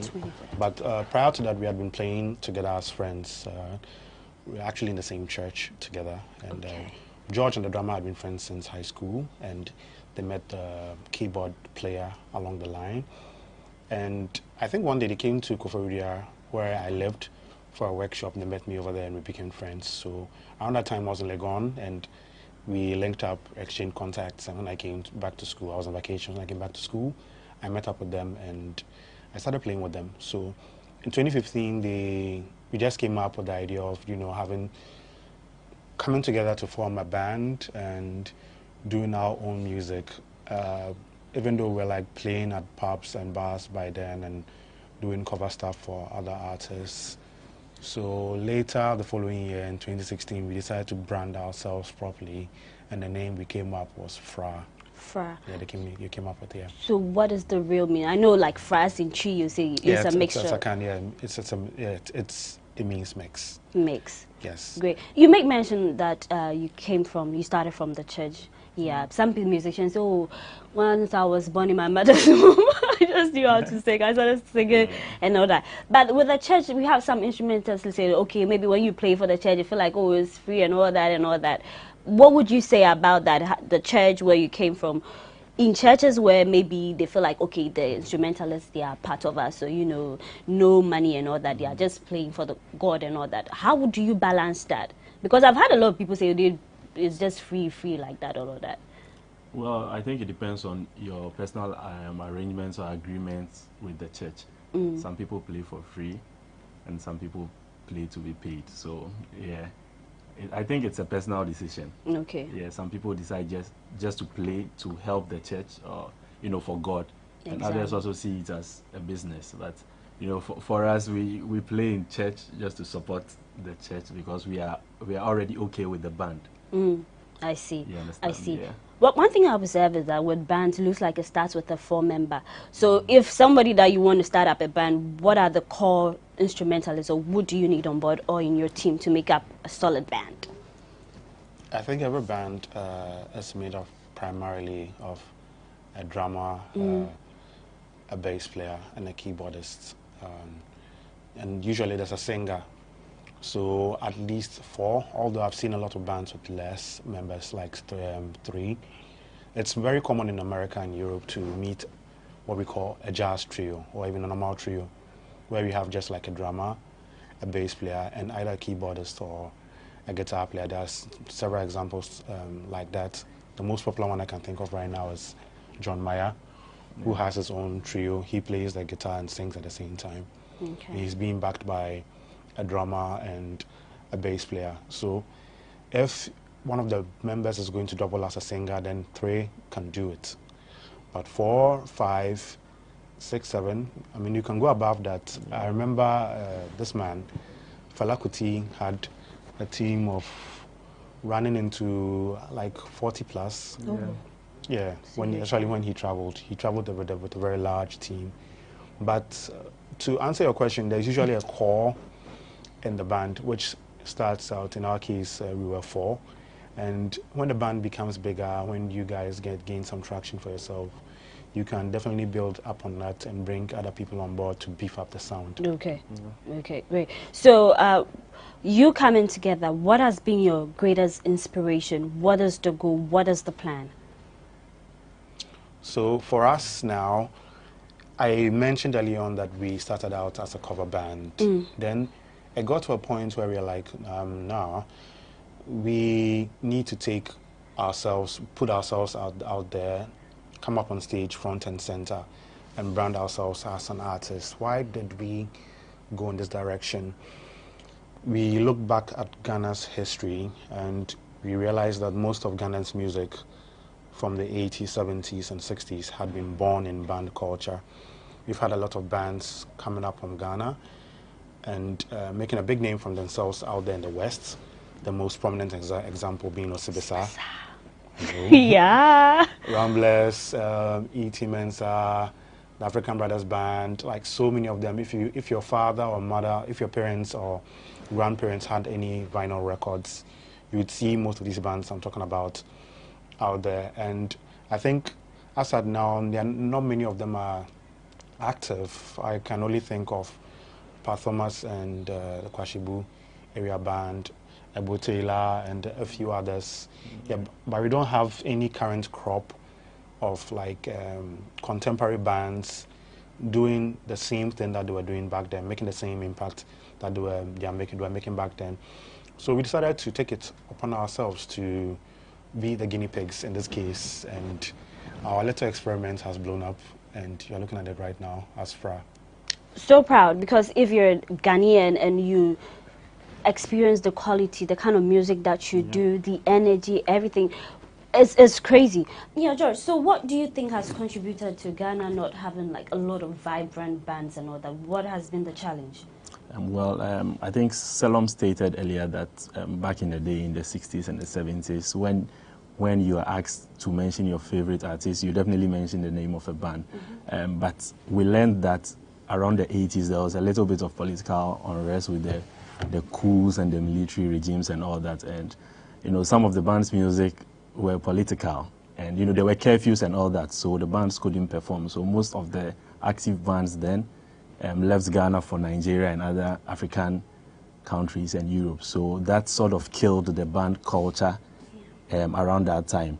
And fast forward, electronic music started, the beats and all of that. So that has really played a major role in the band culture going extinct at a certain point of time until recently, where the Ebo Taylors and the Pa Thomases, Jedoublé and Boulé picked it up again. Okay. Yeah. All right. So you will encourage more young people to, form bands and all. Later we'll talk about the challenges. But I want to find out, who are your greatest top 3 music bands? Everybody got an inspiration, though. I think we have to answer this question individually. Okay, George, how are your case? Top 3 general? Yeah. In general. In general, wow. Man, definitely Osibisa. Definitely Osibisa. And then Ebo Taylor and the Salt Fund City Band. The last band. Okay, I'm going to come back to you. Salam, give me your favorite. Yeah, so Osibisa is also a favorite with me, not just because of their sound, but even because of their style. I actually love the album covers because they have this very psychedelic feel to them. Looking at the album cover and listening to music totally transports you somewhere else. So Osibisa definitely my top 3. Actually, in the band, most of us love Osibisa. And I can also talk about a band which I got into recently from Nigeria called the Cavemen, who are also doing very well in Nigeria. I think they're one of the new bands in the scene who have really shaken things up and gathered a following in a very short time. Okay. Yes, and I actually love vintage stuff, so I'll also talk about Earth, Wind and Fire, which is a band from the US. I don't know if you've listened to any of their songs. After the Love Is Gone, September, and a few other very hits of theirs. Yeah, they're very popular with older people. But I like to revisit stuff like that because sometimes they lend you ideas when you're crafting up with new things, and that is actually something that we also like to do. Yeah. Inspiration is really key.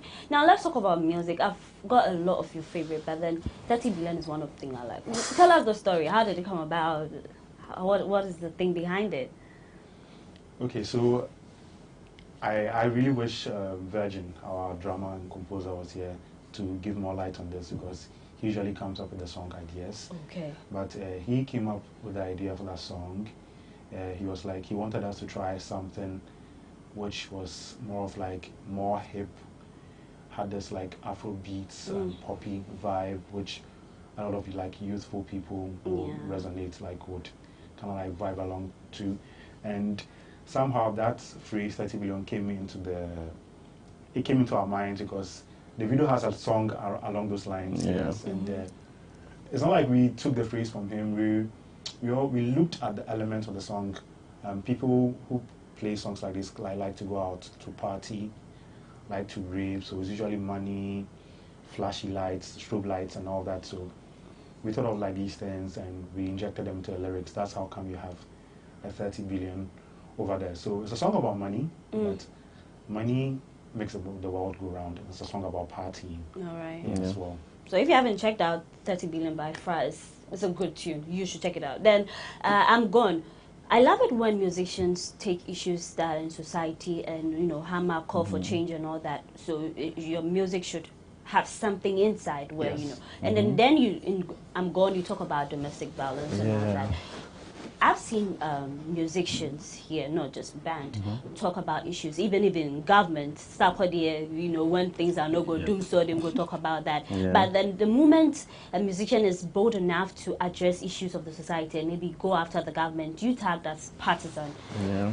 Why is it so? Even though we all have political parties we belong to, but then the moment you want to voice out, you talk about domestic violence, but someone want to talk about politics and the hardship, and then they want to go after you and say you're partisan. How do you feel in that space as a musician, you know, drumming something home, or you just don't want to play the politics part? Political. I think there are enough artists addressing political. So you leave it to them. Oh no, okay, we can address it. We actually have a song called Doom. So although we didn't explicitly make it like a political song, it's like kind of like a satire because we compared the erratic power supply during those days to the affection you receive from a lover who is inconsistent. Yes. Yep. Yeah, so the same way today you have power, tomorrow you don't. Like we just liken it to you having a partner being a man or a woman, and it's like today they are mind day, tomorrow they are mind no day. Like, they kind of like playing this she loves me not ping pong thing with you, and we made that into a song. So although it's not explicitly political, we used the situation in Ghana at that time. So you could read some political meaning into that, but we didn't want to go all out for a very good reason. And people hate it when you talk about the truth. People hated Jesus Christ for it. They hated Fela Kuti. He was actually banned from coming to Ghana because he performed, I think, at the Black Star Square, a song called Zombie, and which described the way and manner in which soldiers were being used by the government to bully people, to bully political opponents. They don't have a mind of their own. They're like zombies being given orders, and this instigated unrest among people who were at the concert. And I think there was a riot after that. People went from the concert to Osu area to go and riot, something like that. And the government was not so happy about it. So it was banned from coming to Ghana. Thankfully, Ghana's political climate is much calmer. Even though sometimes they come after them, but of course. You know, people are are still, you know, partisan, very partisan in this side of our world. So later we'll talk about that, because some musicians, they'll campaign when things go bad. Yeah. And a whole lot, they say they always go after Sako, they don't go after Samini. But then we've all got choices, you know. Yeah, so I'm still seated with the band Fra, Ghanaian band instrumentalists. I'm here with Salom and George. We're talking music and everything 360 about their band. We'll take a quick break. When we come back, we delve more into their music.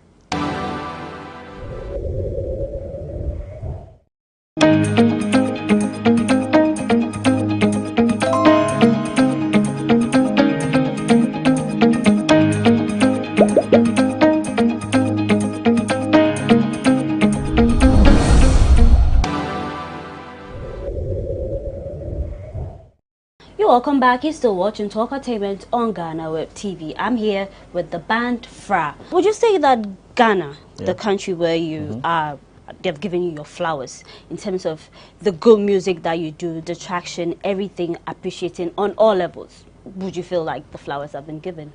Well, I think they have, because anytime you come to a Fra concert, the place is always packed, and that wouldn't have been the case if people were not supportive of what we do as a band. But you know, there's always more room for improvement. Like, we would like the media to, you know, throw more light on what's going on in the band. In the band side of music, it's like all attention is towards the artists, the people who do solo projects and all of that. But a lot of attention has not yet been given to the band side of things, but there's wonderful things going on at that side of music too. So I think the media should try to also look towards our direction. We have good musicians there, and if you were at our concert, our last concert, which was just 2 weeks ago, you would have been so impressed. We had some of the finest bands in the country perform on that night, and they may not be known down here, but trust me, everyone gave the performance of their lives. That's what we do at our concerts.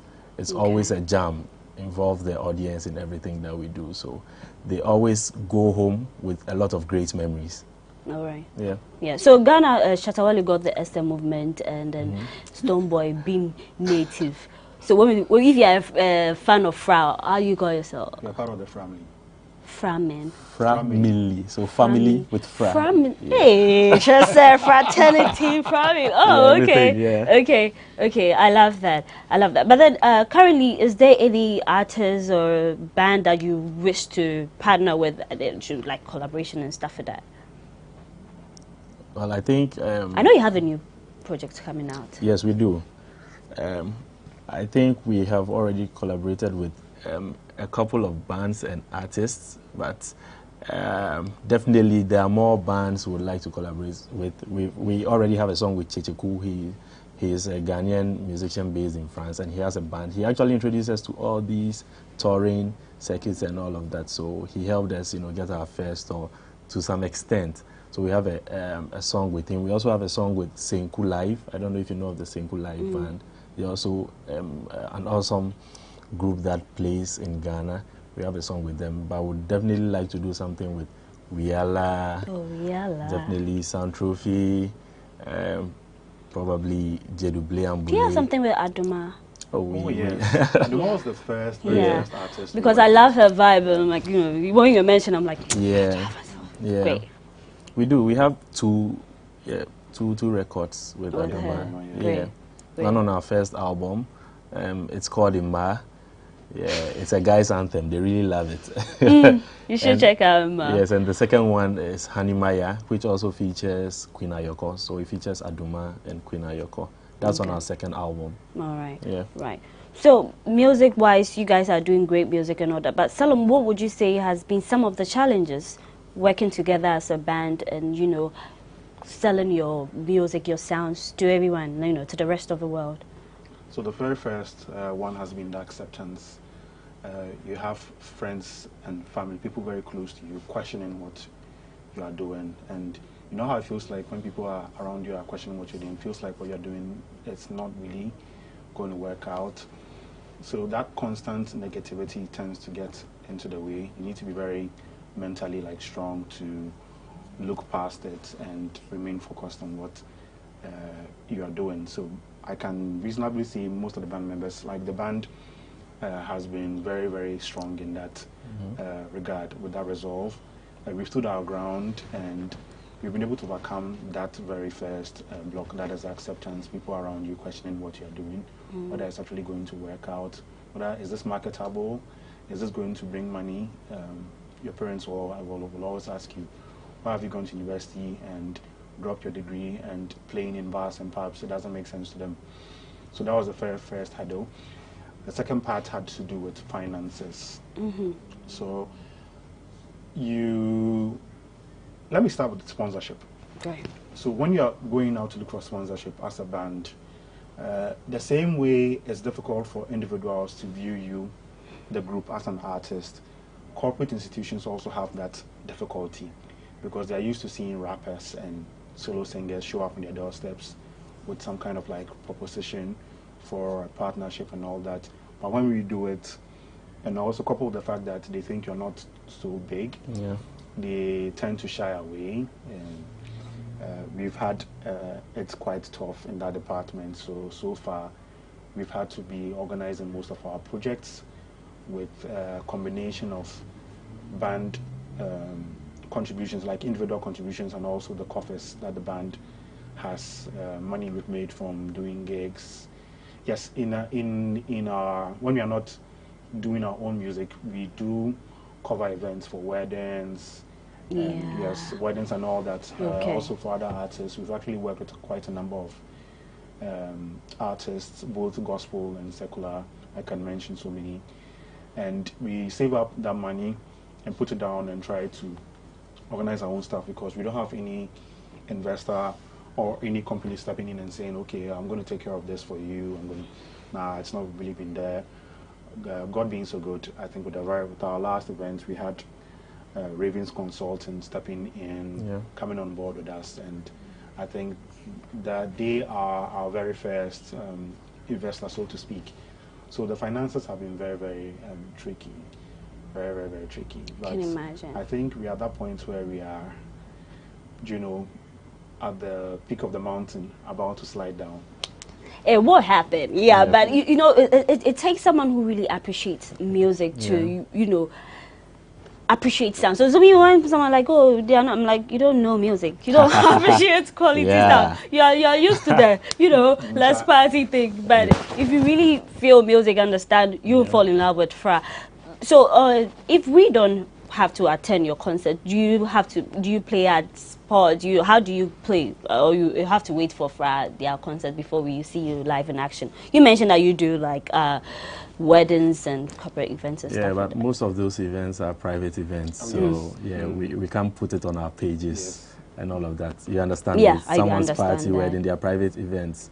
I think besides the main fraternity, we always try to hold another concert, something little, be it in the form of an album launch or something. This year we're actually trying to do another fraternity out of Accra. You understand? Because we've been doing the past editions within Accra, and we feel it's time for us to take fraternity out of Accra to another city. So we are still, in discussions with people out there. We don't live there, so we need to partner with people who are actually there. I think Takoradi will do, because they have like I've been to Takoradi a couple of times, and they also appreciate the sounds and all the things.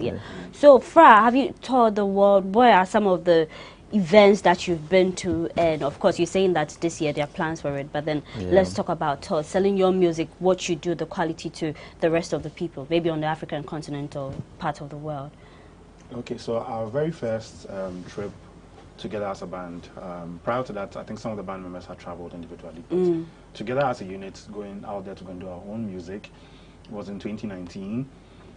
We auditioned on a project called Bisabi by an organization called Casa Africa, and this was based on the recommendation of our friend Checheku, who is very conversant with the touring landscape. So he advised us to get ourselves out there and that people in Europe would love our music. So we applied, we were picked, and we were asked to come and audition out of like 12 bands. Checheku himself was there, so his band and Fra, we were chosen to go on a tour for 6 weeks in Spain. So that was, I think, our first major breakthrough. We did 9 shows in 9 different locations. Which year was that? 2019? In 2019 across Spain, and it was an eye-opening experience for us, having to play music, and man, people in Europe love Ghanaian music. I'm saying this because anytime we went on stage, every single venue we played at, the place was full right before we came on stage. And from the first song to the last song, even though they don't understand the language, the way they relate, the way they look at you, they try to repeat the words. It's funny when you hear Europeans trying to speak to you. Can you imagine? And all, they try to repeat the words, they try to get themselves involved in the music, and it's very encouraging because we saw songs we wrote in our bedrooms, we sat down to piece together being repeated, choruses being sung by our audiences in Europe, and it didn't end there. We came back and we did a showcase in Morocco, in Rabat. That was later that year called Vista for Music. And the feedback from that one too was very phenomenal. And we had a number of bookings from that particular show for the next year, 2020, in summer. That's okay. So I think in 2020 we went to Zanzibar.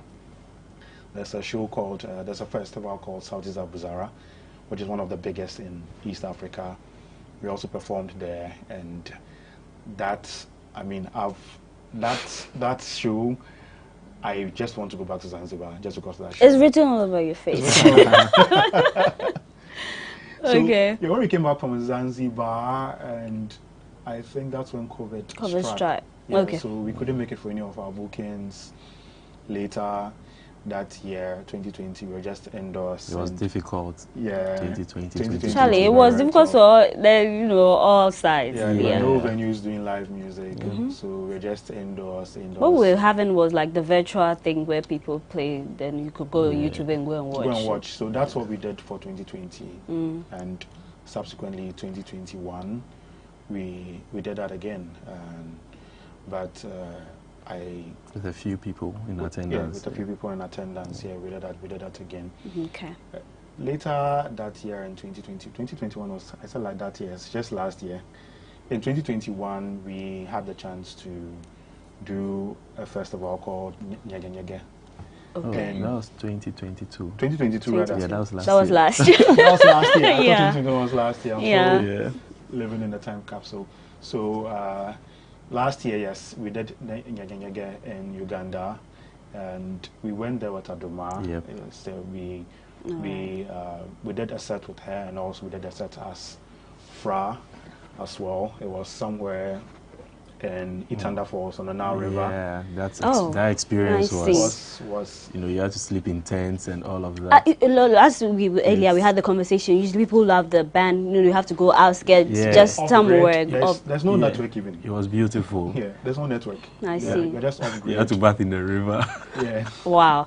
But in Africa, one of my favorite bands, Southeast, so would there ever be something with them? Because they are cool too. Yeah, definitely. Never say never. We just need to, build a connection, and it will happen. All right. But then in Ghana, when we talk about music, a lot of artists say that, okay, sometimes they do amazing, but when it comes to our awards, they are sidelined.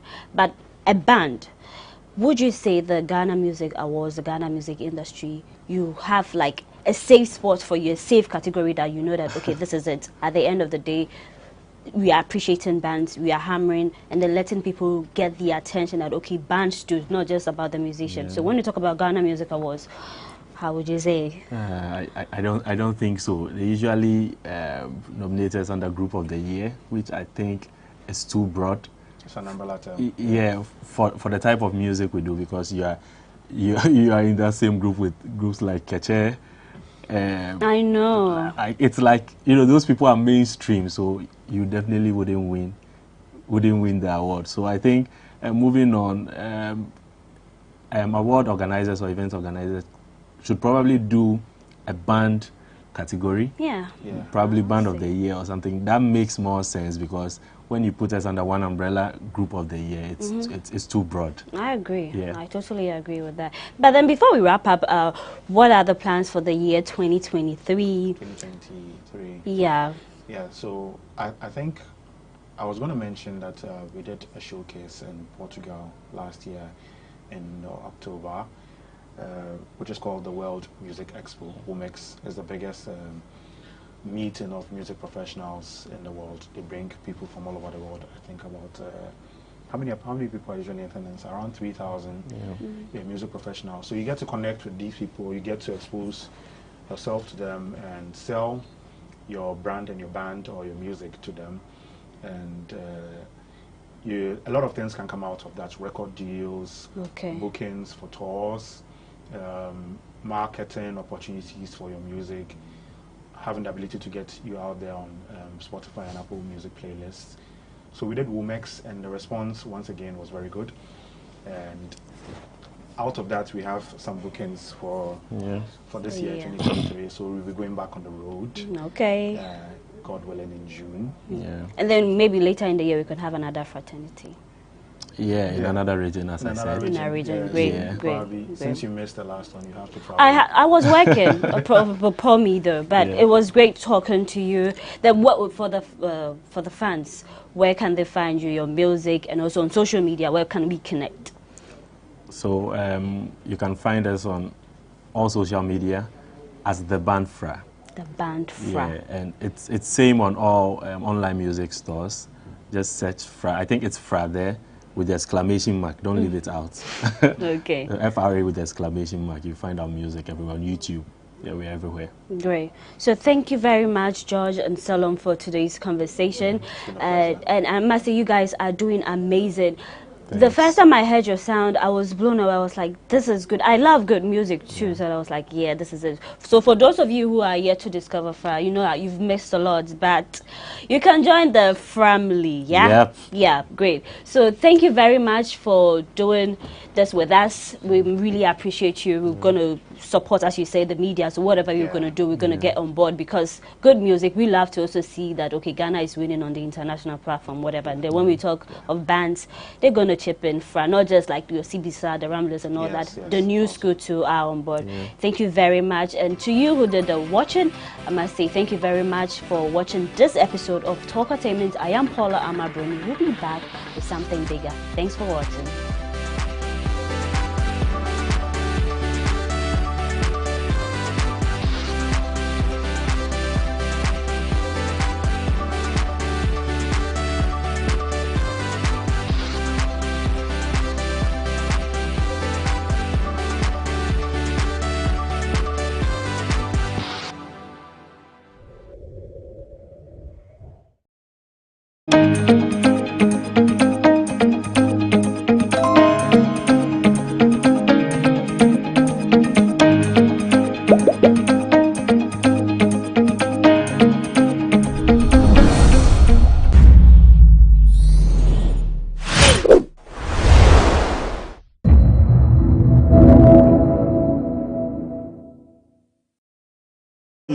Among the many people who are here. And Rue, also a reporting accountant.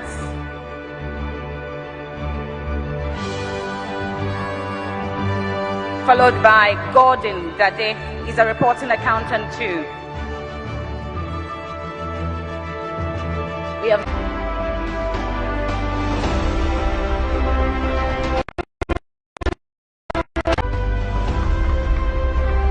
once again from the Ghana Health Service.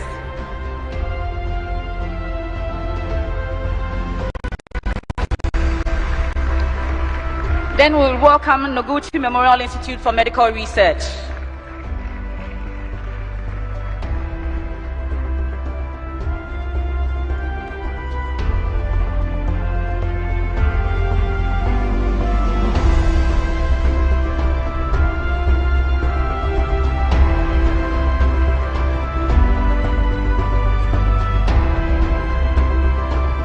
Next is the Kumasi Center for Collaborative Research in Tropical Medicine, KCCR, and they are well represented.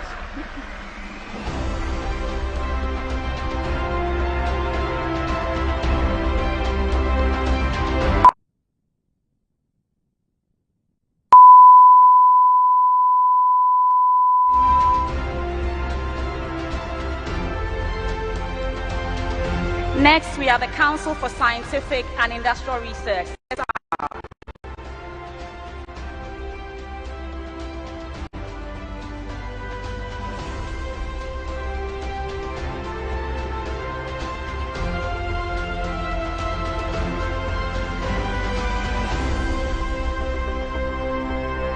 Let's now welcome the Kolebu Teaching Hospital.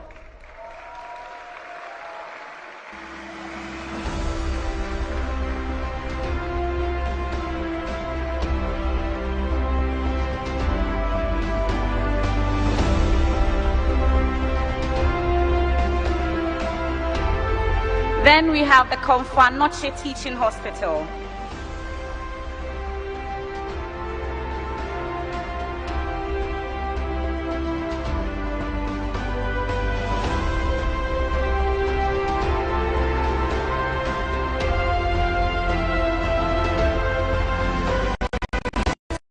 The University of Ghana Medical Center, Legon.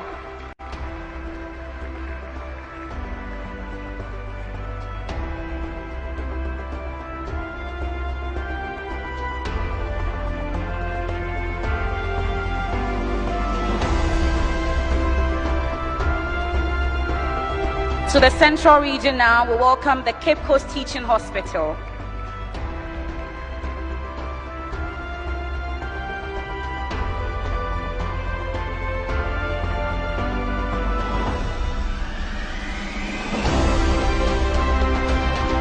Then a quick trip to the Volta region, the Whole Teaching Hospital.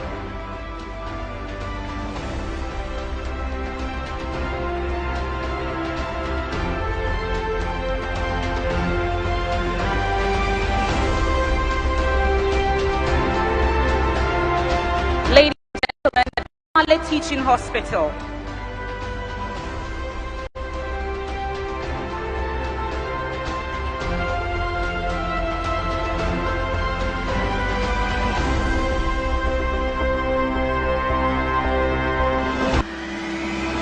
Let's welcome the 37 Military Hospital.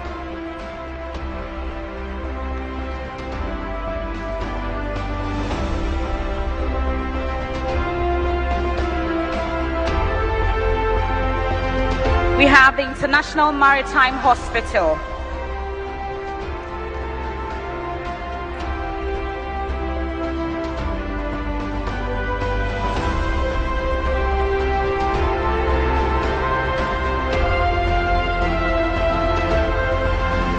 Let's welcome the Nyaho Medical Center.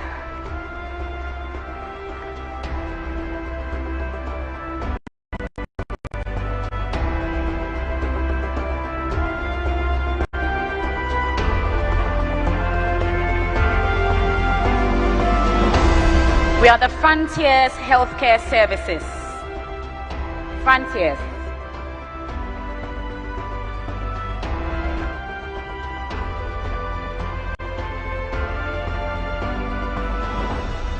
Let's welcome the Ghana Medical Association.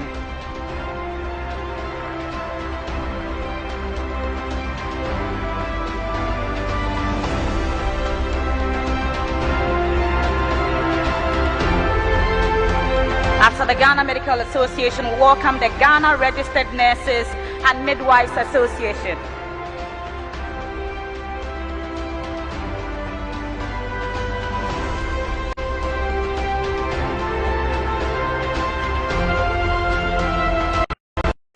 Ghana Medical Laboratory Scientists Association.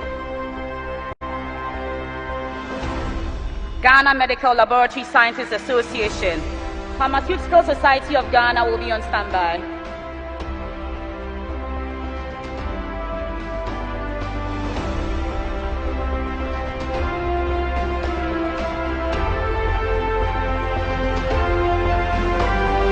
Let's welcome the Pharmaceutical Society of Ghana.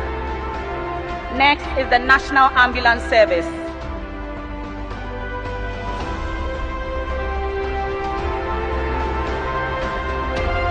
That's the Pharmaceutical Society of Ghana. Let's welcome the National Ambulance Service, please.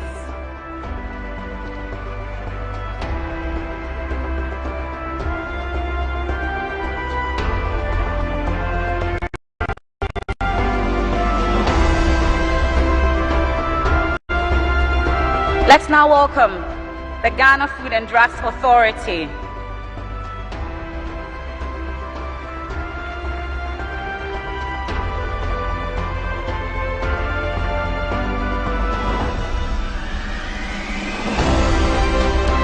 We have the Veterinary Services Department.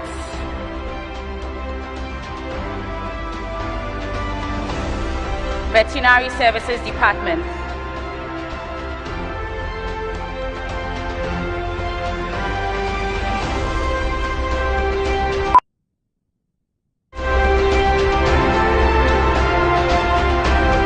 Ladies and gentlemen, the Church of Pentecost.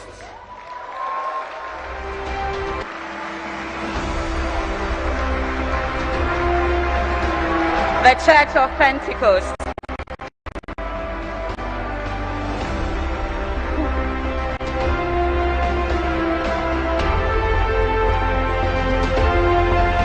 Next, we have the Catholic Bishops' Conference. Christian Council of Ghana. We have the Ghana Pentecostal and Charismatic Council. We have the National Association of Charismatic and Christian Churches. Christian Council of Ghana.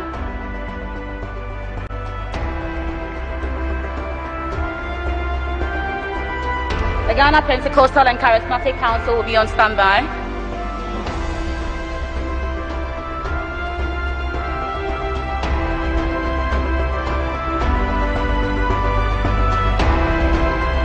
Let's welcome the Ghana Pentecostal and Charismatic Council. Next is the National Association of Charismatic and Christian Churches.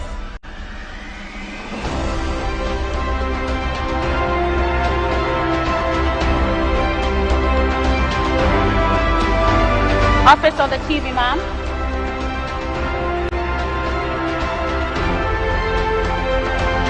Next is the Ahmadiyya Muslim Mission.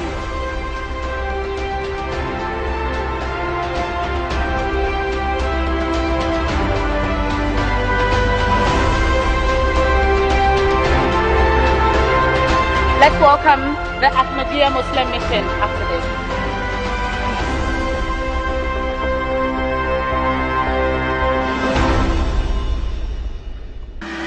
National House of Chiefs next,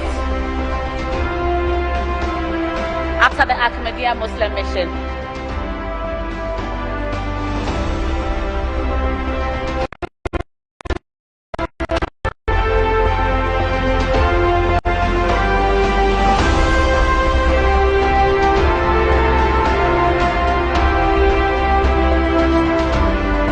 National House of Chiefs.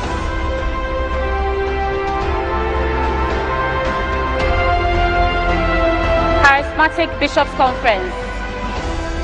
National Association of Charismatic and Christian Churches. Electricity Company of Ghana. Ghana National Association of Teachers.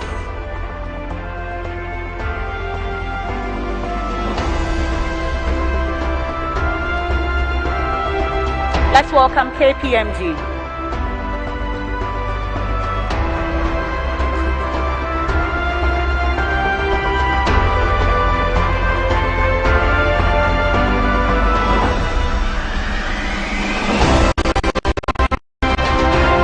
Next will be the Electricity Company of Ghana.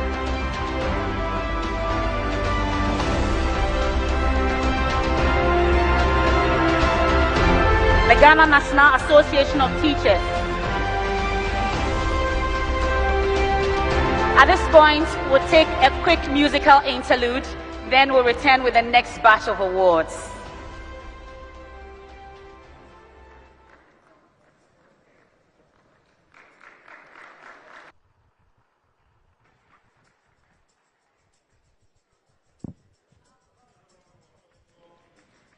Bien.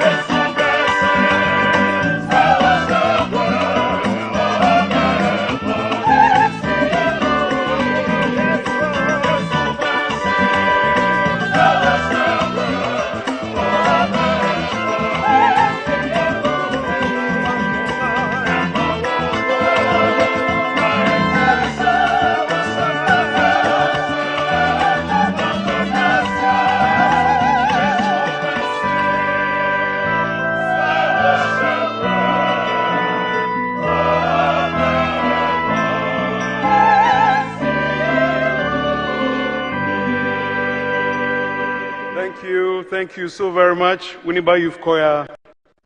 Round of applause, Youth Choir. I believe the last song is dedicated to all faith-based organizations for their tremendous work during the COVID pandemic. May I, at this juncture, acknowledge the presence in our midst of the chairman of the ruling New Patriotic Party, the General Secretary, the chairman of the Council of Elders, and the leadership of other political parties represented here. We thank you for your presence in our midst. And as the youth choir sang, it feels like being a church. I noticed that the Church of Pentecost won the highest applaud. And so it is just fair that hereafter we organize an offering for them, offertory for them. Thank you so very much. Ladies and gentlemen, may I now invite Mr. Jefferson Saki to present the next awardees to the President of the Republic.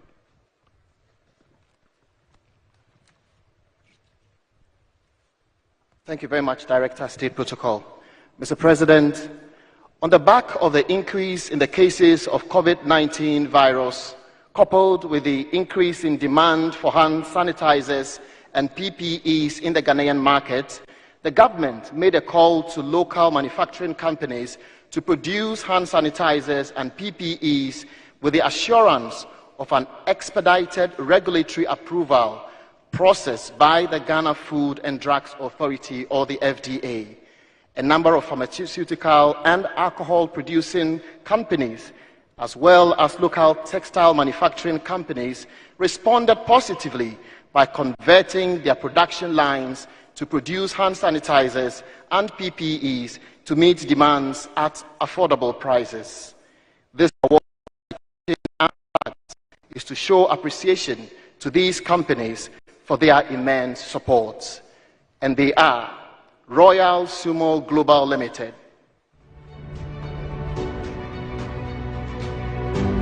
JN Products,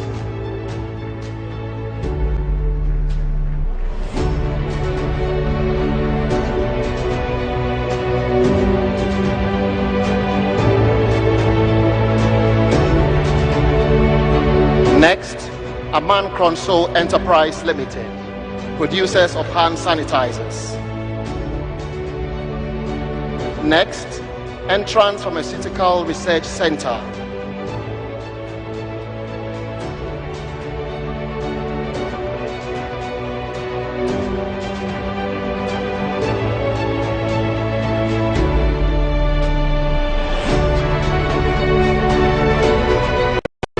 Next, Tiwajo Industry Limited.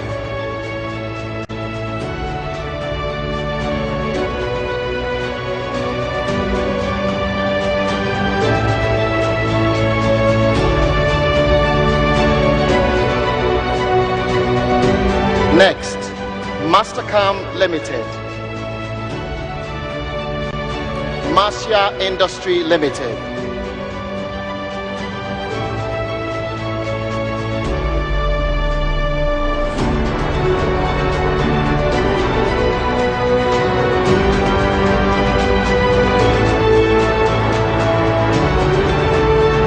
Gihok Distilleries Company Limited,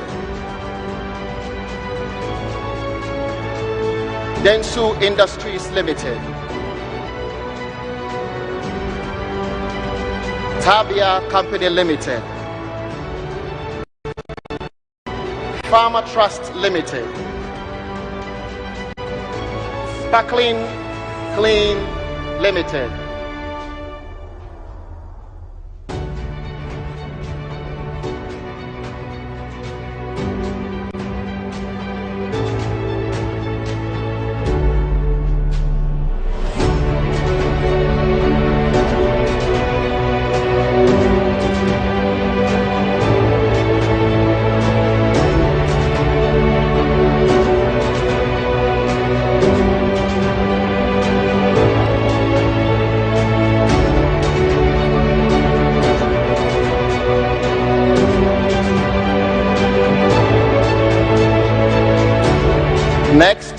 Farmer Trust Limited, Sparkling Company Limited, Kina Farm Limited,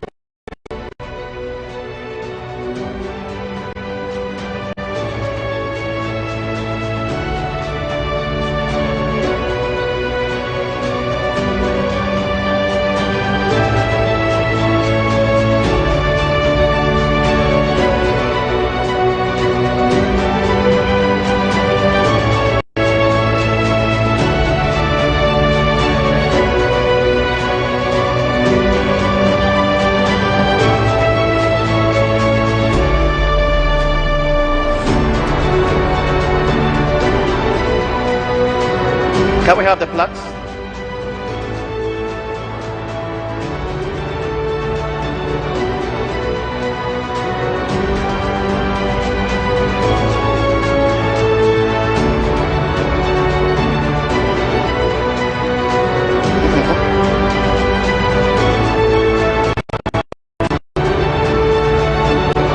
Casapreco Company Limited, Pharmatab Limited,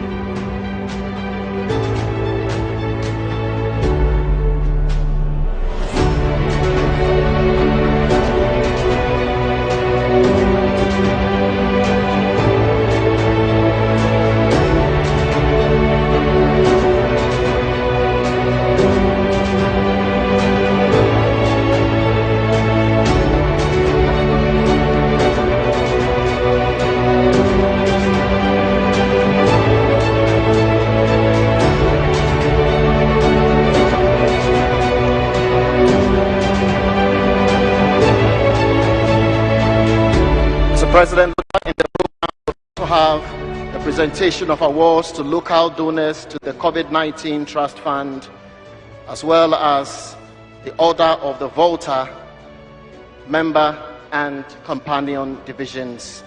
But at this juncture, ladies and gentlemen, it's about the companies, the institutions that supported our country during the times of COVID, when the world actually didn't know what to do.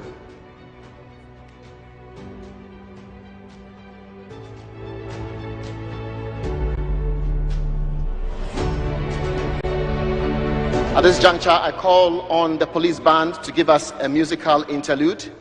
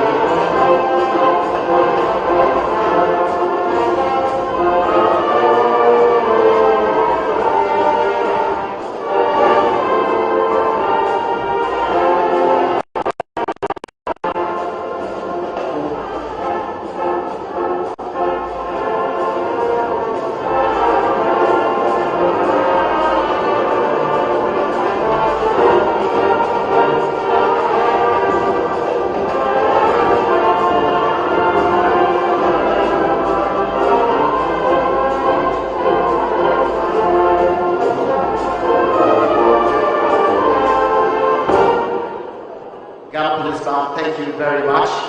A round of applause for them, please. And so we continue awarding our hand sanitizer and PPEs manufacturers. This award, like I said earlier, a citation and plaque, is to show appreciation to these companies for their immense support during the time of COVID. It appears quite a number of them have been absent today, but we'll continue with the here. Next to receive the award is Derby Products Limited.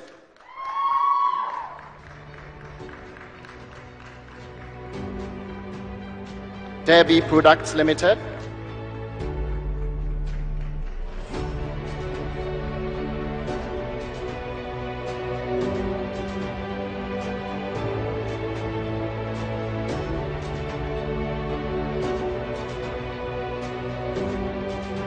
Followed by Casapreco Company.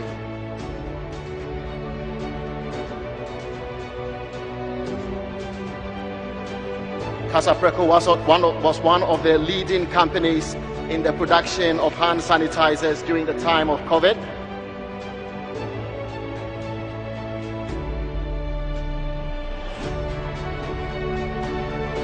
Next is Pharmatab Pharmaceutical.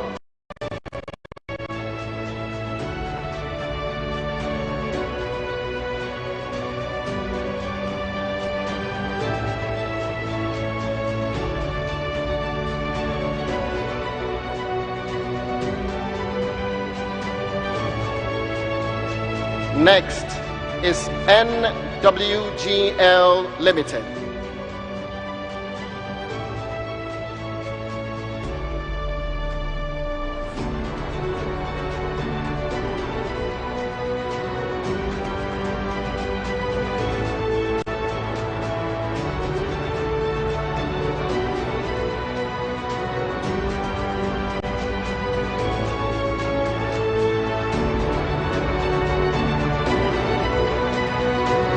Adonko Bitters Limited, Mabina Pharmaceuticals, Pharmaceuticals Limited, Intravenous Limited, Chocho Industries, Unij. Unij was one of the leading companies in the production of nose masks during the time of COVID. Next is Sleek Garment Export Limited.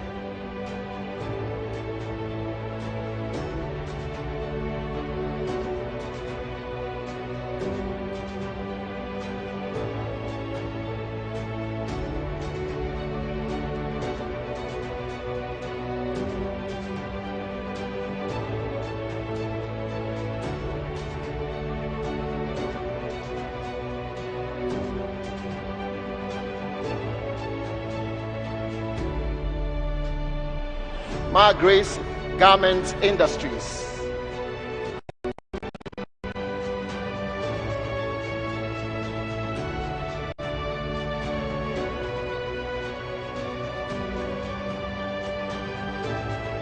Sleek Garment Exports, one of the leading producers of PPEs in the country.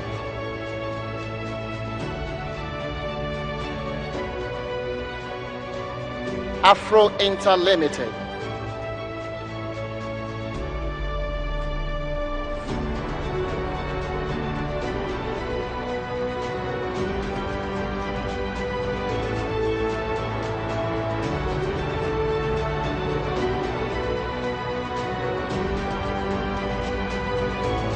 Keskim Ventures Limited. Keskim is Keskim Ventures Limited, one of the leading producers in the country as well.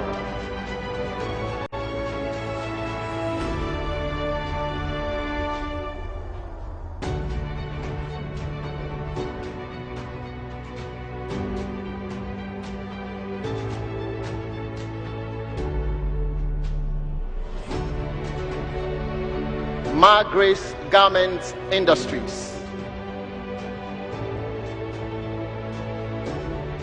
Ma Grace was very active during the time of COVID, producing PPEs for our country. Ma Grace, we really appreciate it.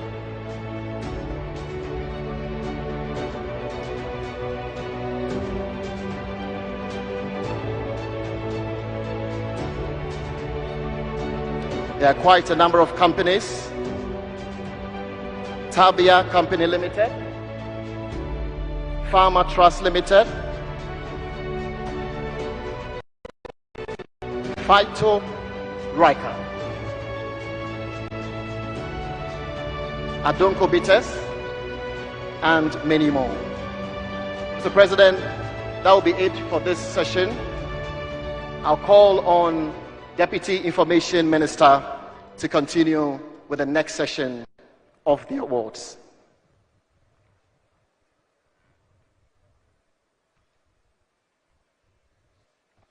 Thank you, Jefferson.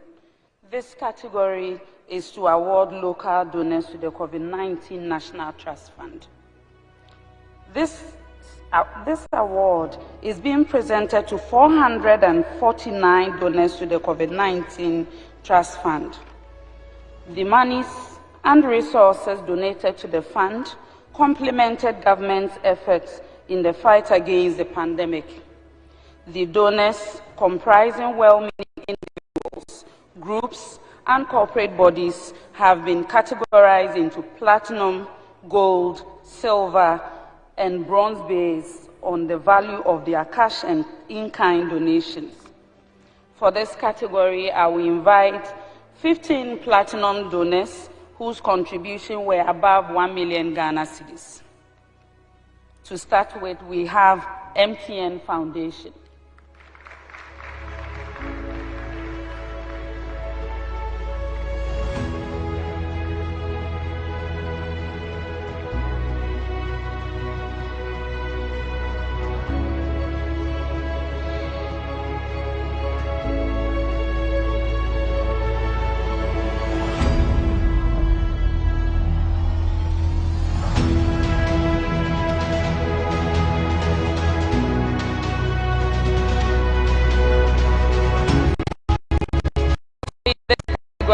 Is Bank of Ghana.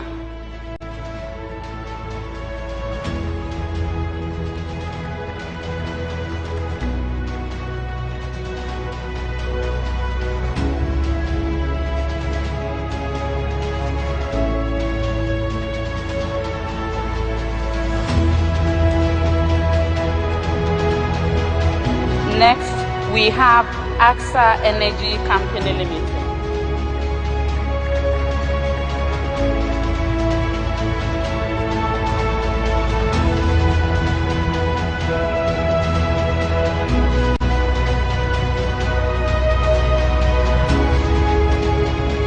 Next is Lebanese Community.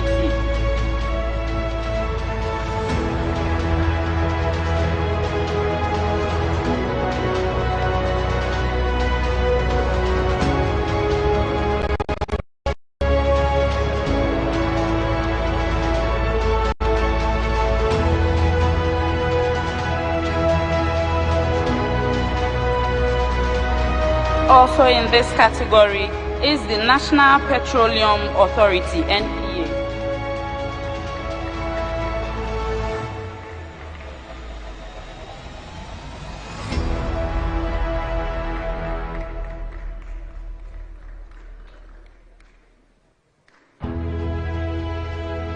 Next to receive the award is Volta River Authority.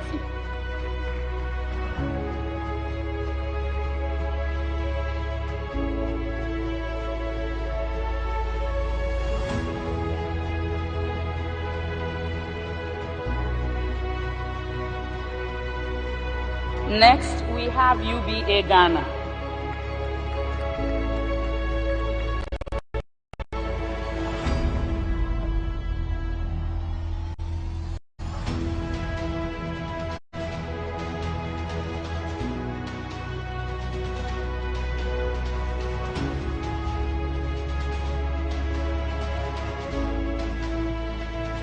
Also in this category is AFSA Ghana. AFSA Bank.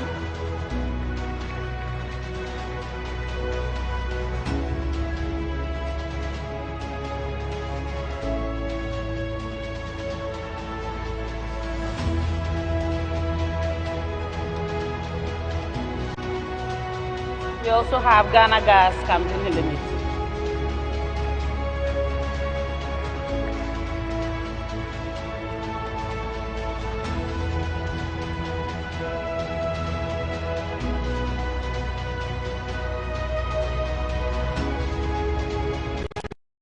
Next, we have Vital Ghana Services Limited.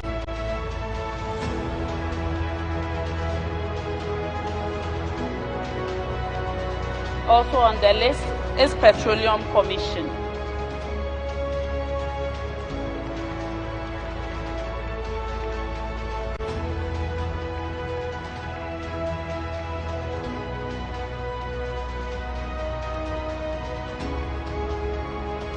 We now move to presentation of awards to international partners in the fight against COVID-19. This award certificate and plaque is going to key international partners who contributed to the country's fight against the COVID-19 pandemic.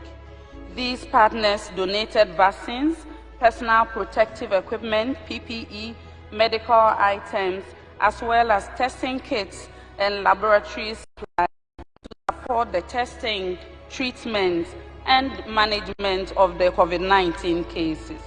In this category, we have the World Health Organization.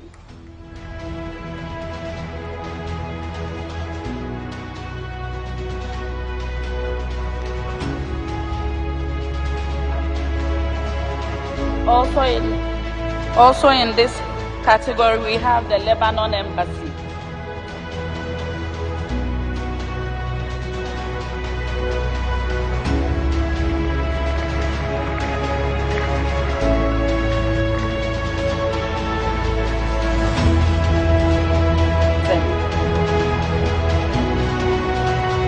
Okay, I'm told Zenith Bank is here from an earlier category. Congratulations, Zenith.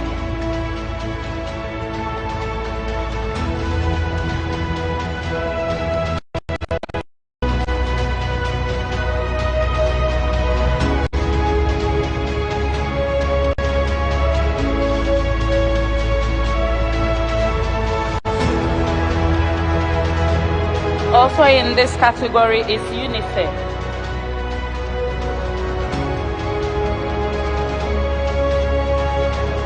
The Embassy of Israel.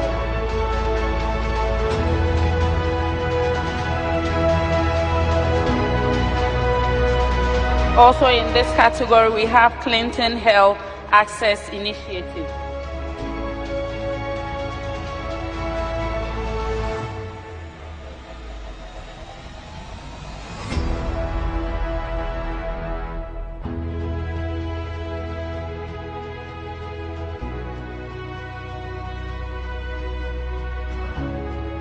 Next, we have the West Africa Health Organization.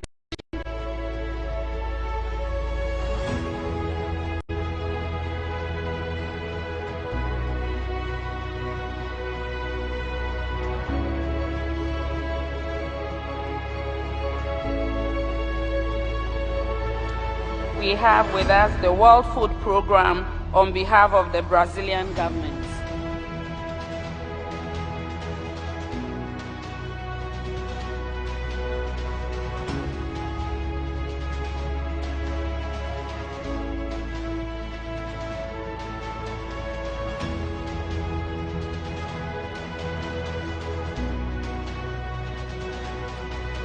We also have the Kingdom of Netherlands.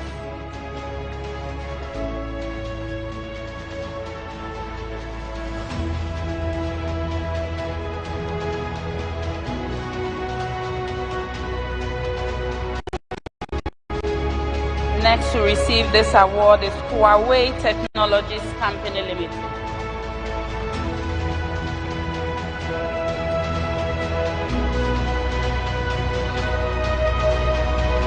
Still on international partners in the fight against COVID, we have the Embassy of the People's Republic of China.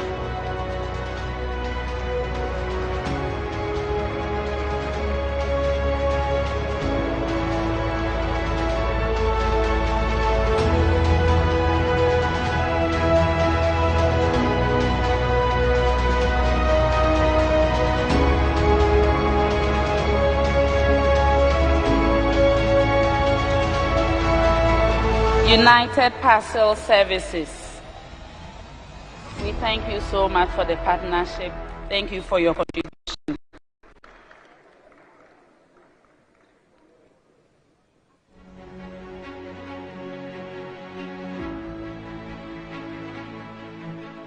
We also have with us the government of the Republic of Korea.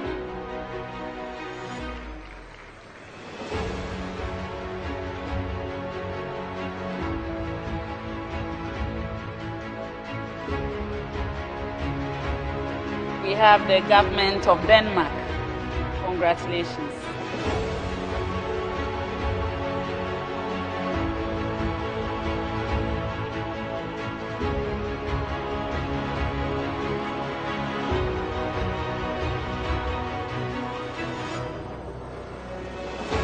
Also with us is the Korea International Cooperation Agency.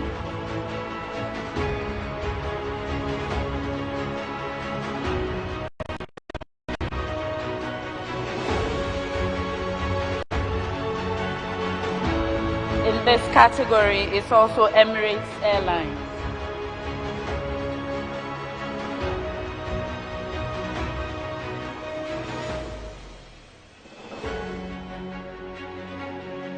And finally, in this category, we have Aviance Ghana Limited.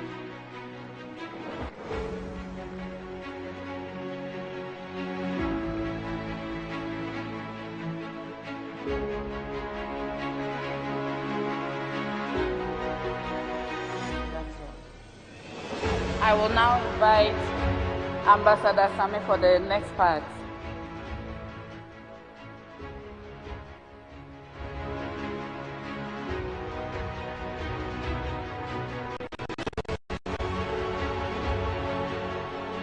Ladies and gentlemen, thank you very much for your indulgence.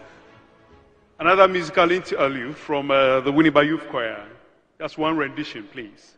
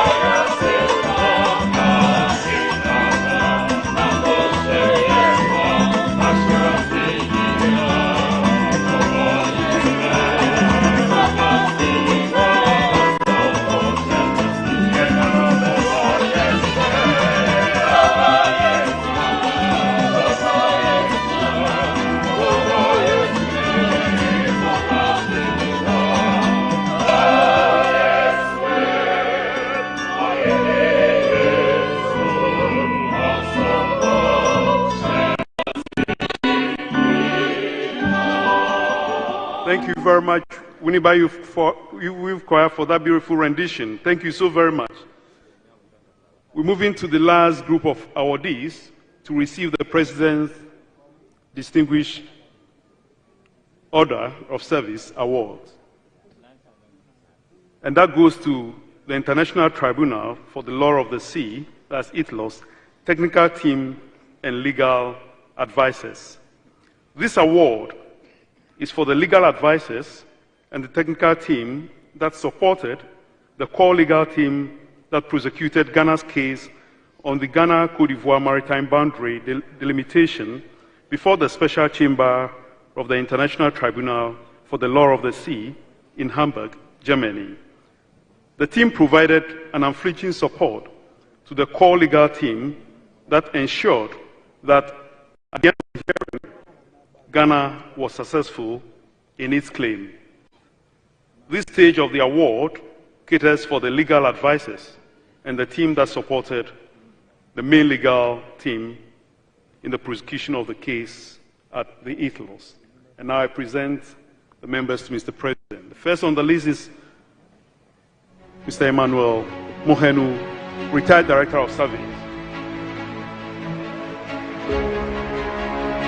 Mr. Mohenu may proceed.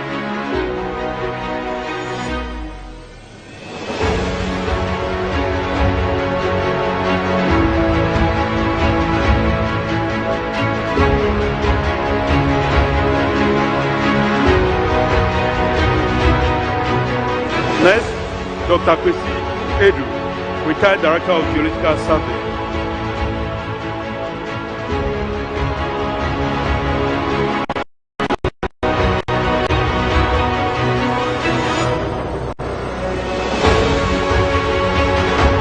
Alhaji Mahmudu Abdullahi Saiku, retired Director of Academic Affairs, Regional Maritime University.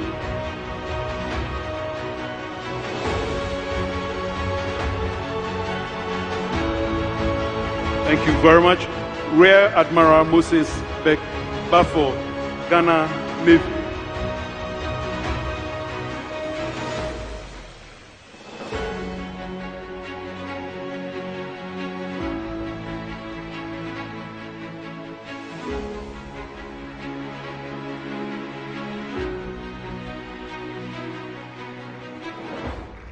Thank you very much, Mr. Joseph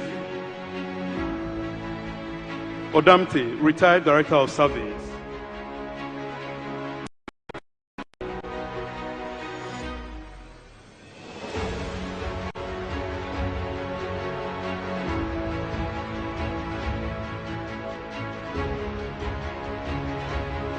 Congratulations, Mr. Ellis Atigla, retired Director, Minerals Commission.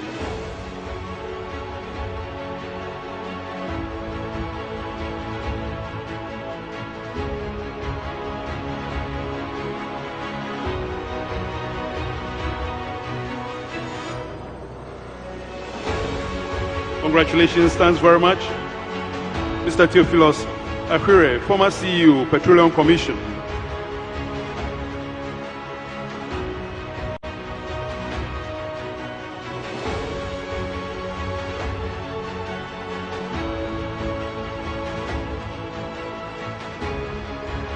Mr. Cosmas Asante, lecturer, KNU.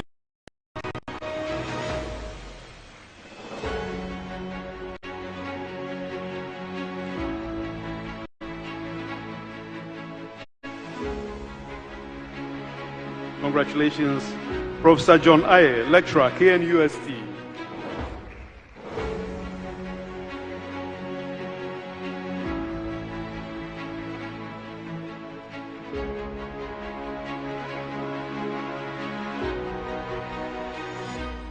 Congratulations, Prof. Richard. Nana Poku Eduse, geomatic engineer, GMPC.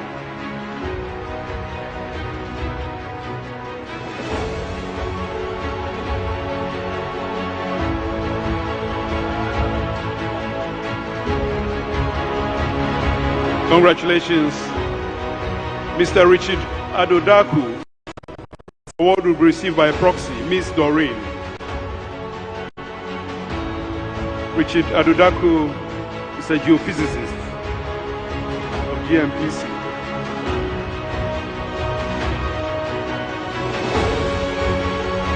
Mr. Solomon Kobie, a colleague from the Ministry of Foreign Affairs and Regional Integration.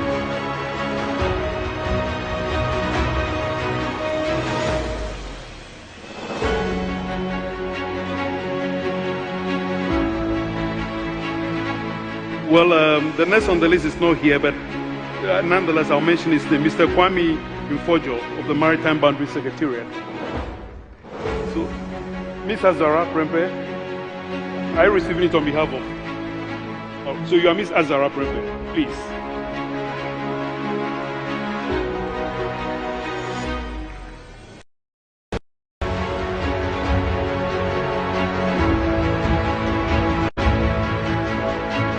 Last but not the least, Ms. Ajua Wiafe. Ms. Ajua Wiafe, thank you very much. I can see one gentleman still standing by. Please proceed. Mr. President, I think we are done. Ladies and gentlemen, we've come to the end of the awardees who received the presidential honors for distinguished service to our motherland. Before we progress to the final stage, that's the medal division, may I invite the police band to give us a quick rendition.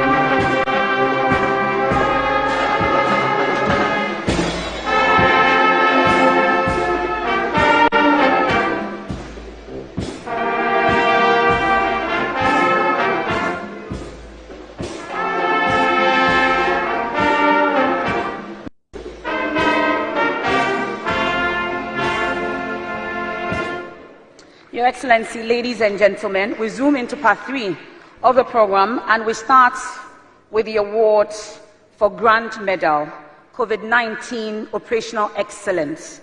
60 persons will be awarded. The Grand Medal is being given for Operational Excellence. This category has technocrats who distinguish themselves in the following thrust areas in the 16 regions of Ghana. We have case management, disease surveillance, risk communication, contact tracing, laboratory investigations, infection prevention and control. We also have coordination. We start this batch of awards with Dr. Ebenezer Odro Mensah, Greater Accra, Case Management.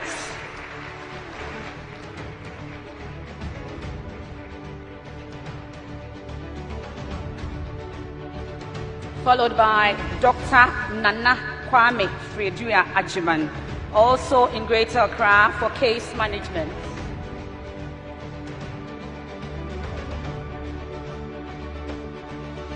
Dr. Nana Kwame Fredua, it's your turn.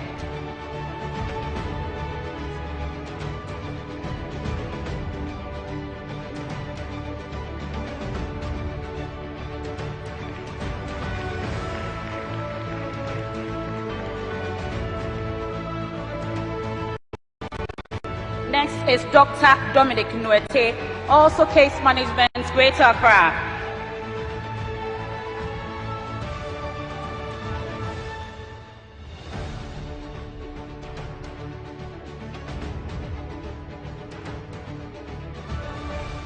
Next, we have Dr. Emmanuel Adipa Adapo, Case Management, Greater Accra.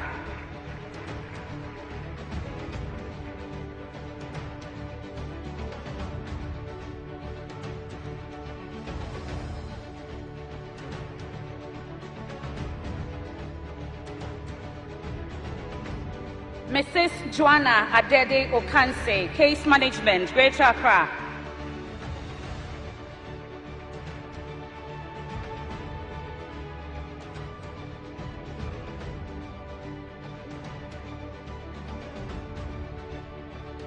Let's now welcome Dr. Adem K. Mate, Greater Accra, Case Management.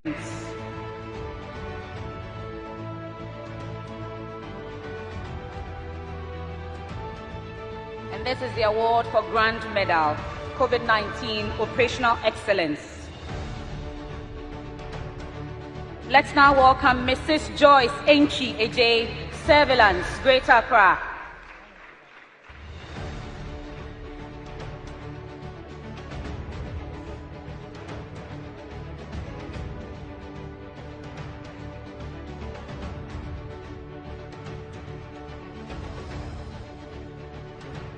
Ladies and gentlemen, it's the turn of Miss Joyce Boatima Yeboah, Contact Tracing, Greater Accra.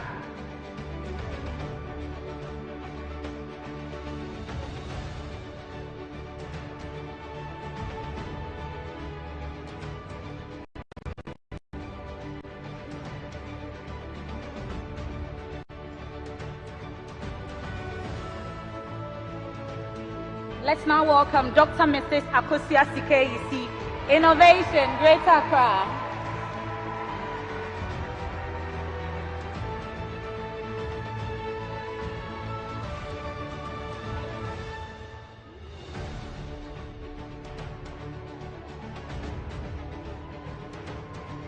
We are off to the Ashanti region now, and we welcome Dr. Angela Durowa Frimpong, Case Management.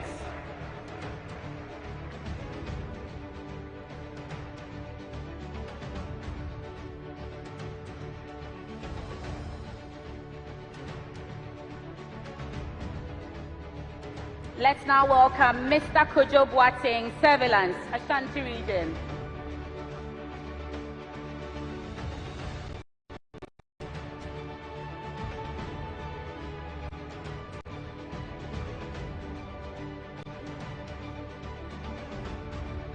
We now welcome Mr. Felix Frimpong, Risk Communication, Ashanti region.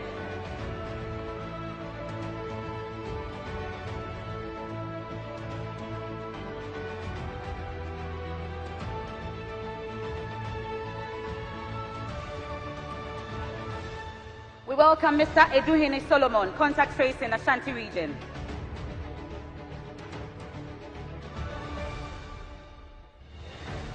Mr. Eduhini will take his stand, please.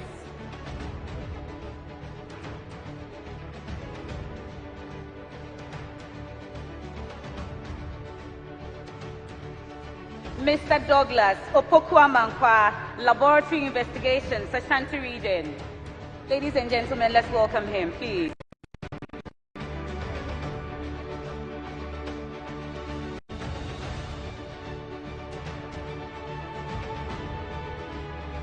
At the Infection Prevention and Control in the Ashanti region, we have Miss Naomi Blankson. Waving her Ghana flag, please give it up for her.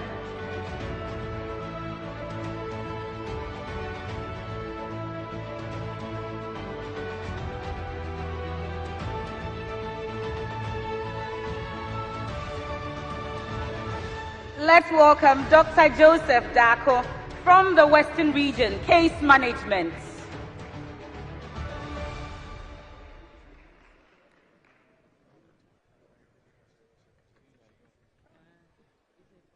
Madame Mercy Nkrumah, Surveillance, Western Region.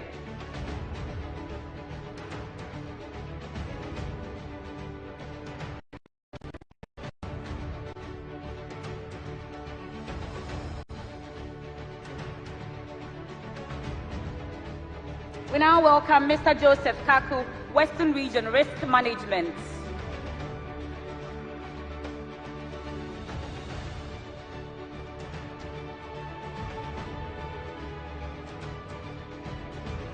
the turn of Mr. Ebenezer Kofi Mensah from the Western Region Laboratory Investigations.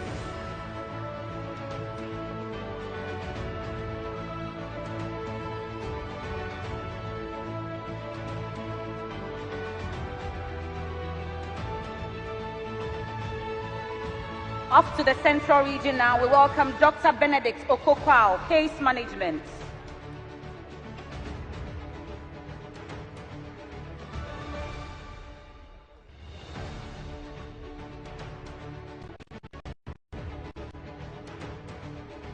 Mr. Emmanuel Aja is in the Central Region, also in the Surveillance Department. Mr. Emmanuel Aja.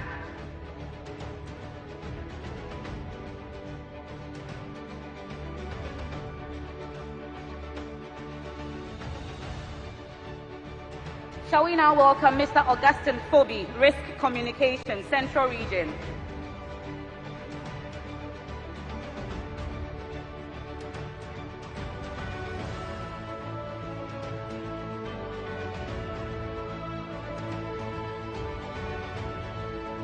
In charge of communication in the Central Region, Ms. Gifty Ankra.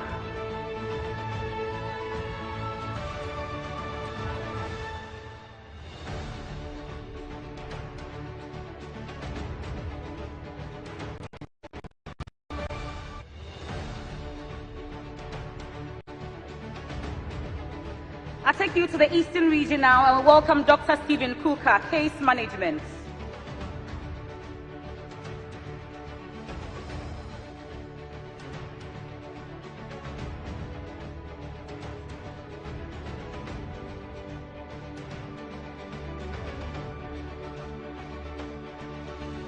Shall we now welcome Mr. Solomon Ohinejaba, Eastern Region Surveillance.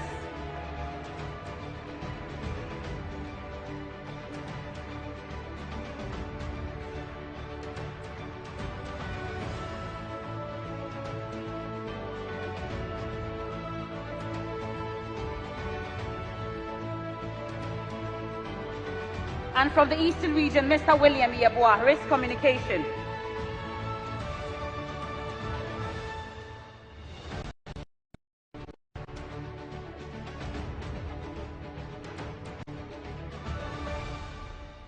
I take you to the Ahafo Region. In charge of case management, Dr. Samuel Kojo Togbe.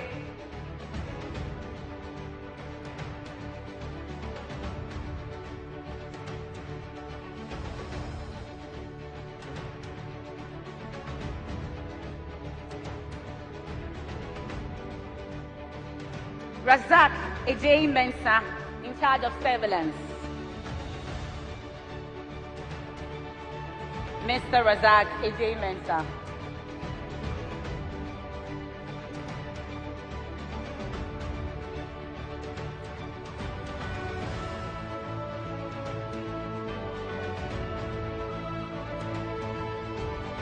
We now welcome Mrs. Catherine Jamina, also from the Ahafo Region, Risk Communication.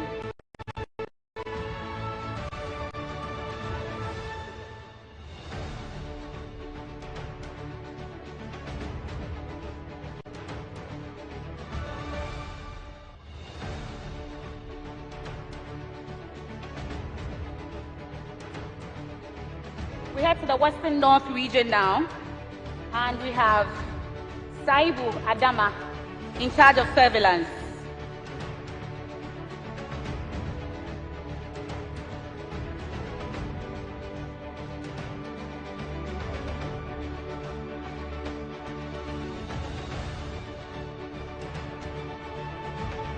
Abubakar Abu Dadai, Risk Communication.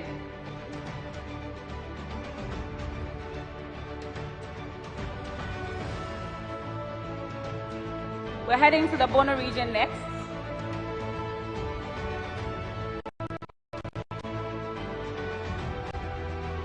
And I present to you Mr. Donko Kingsley, in charge of surveillance in the Bono region.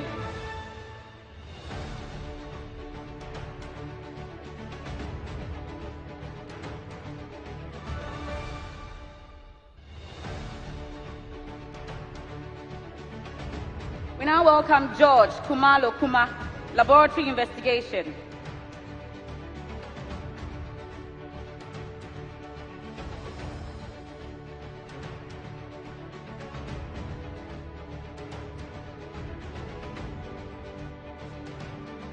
And I'll take you next door to the Bono East region in charge of case management. Shall we welcome Josephine Wepia.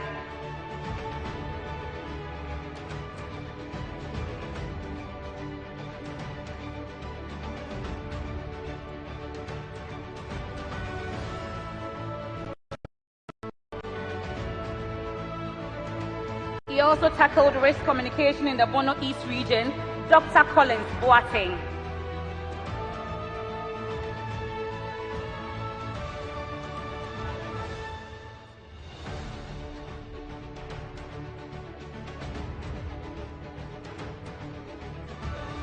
We now welcome Dr. Bawa Abdul Wahid from the Northern Region in charge of case management.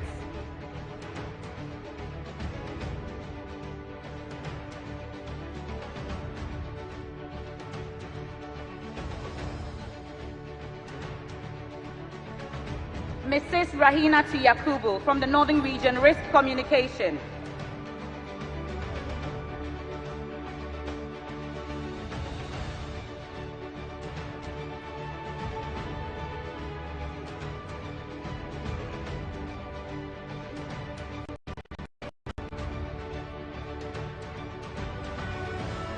To the Upper East Region now, in charge of case management, Dr. Bedu Tete.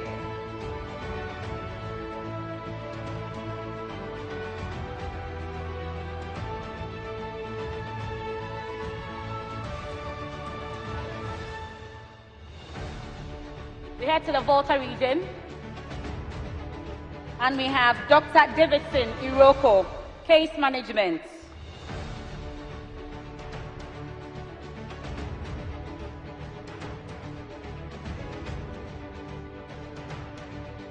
To the Northeast region now, and we have Dr. Isabella Aisha Amise, case management.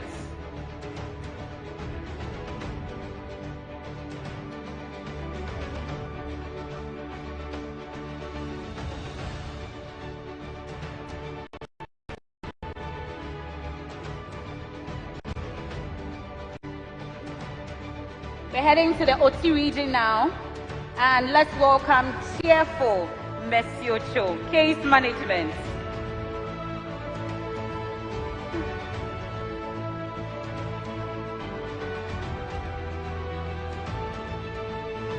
Next, to the Ghana Police Service in charge of case management, DCOP Dr. Samuel Otunyako.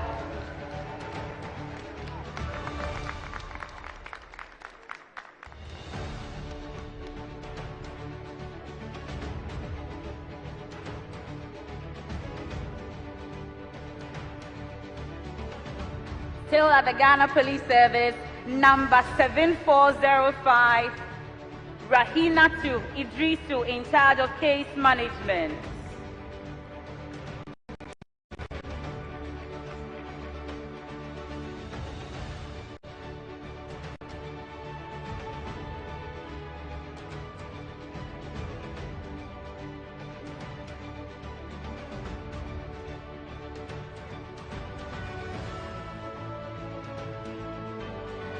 From the Ghana Immigration Service, took part in contact tracing Inspector Rita Nweki Opata.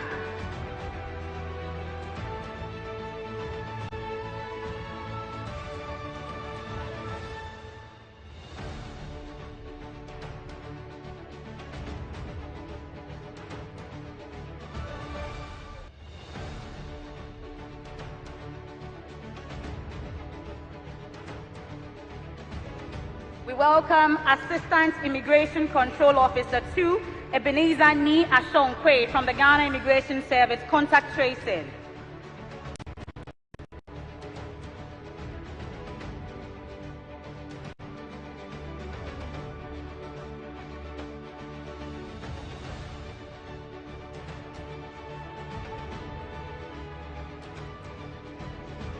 Now from the Local Government Service Case Management, Mrs. Lillian Baker.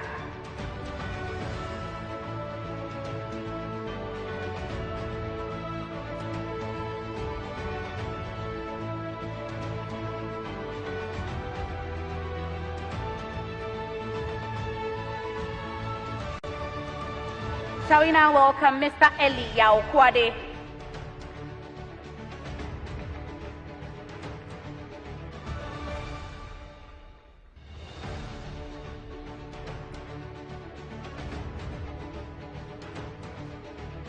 From the Ghana Education Service Case Management, Mr. Frederick.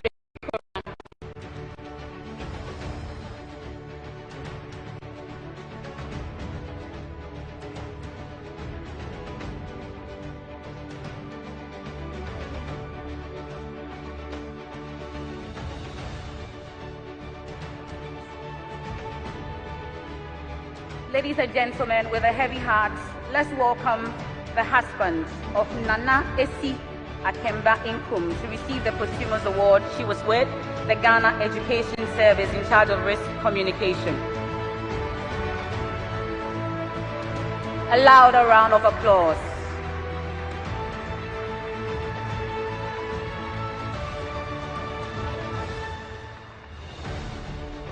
From the Ghana Armed Forces, Operational Excellence, Major General Nicholas Peter Ando.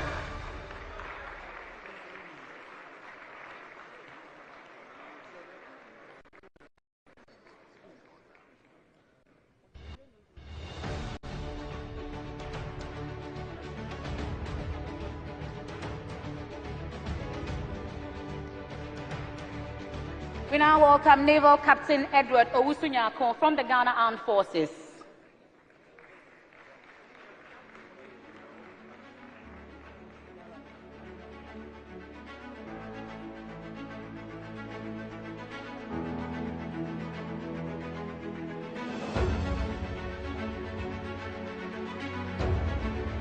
From the National Security Operational Excellence, Brigadier General Michael Kwejo Opoku.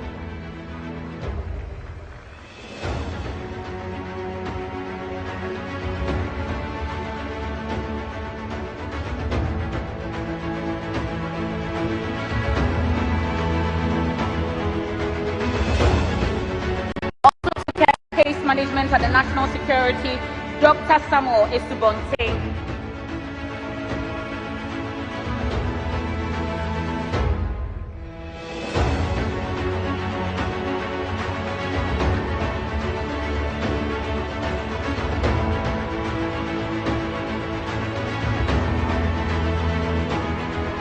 We now welcome Dr. Petrina Techi Ankra, Physician, Case Management.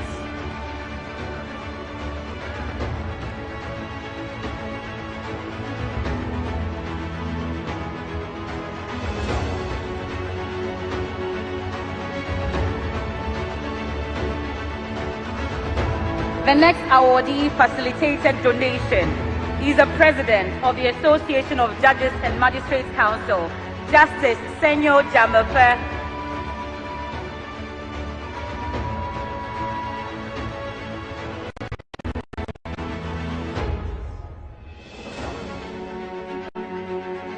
And now we all for this batch of awards for the Grand Medal. Round of applause once again as we get to the next batch.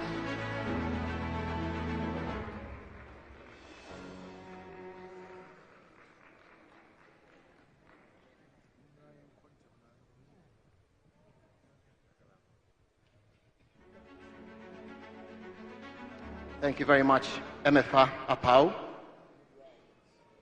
Your Excellency, the next set of awards, Order of the Volta, Member, Strategic Leadership.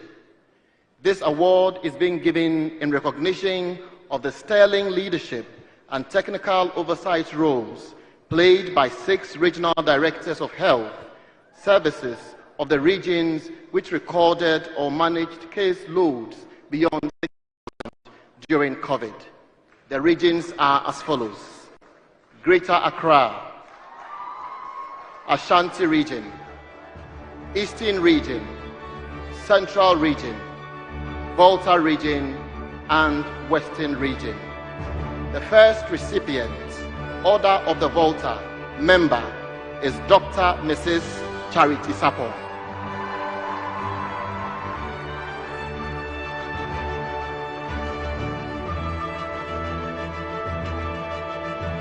Representing the Greater Accra region.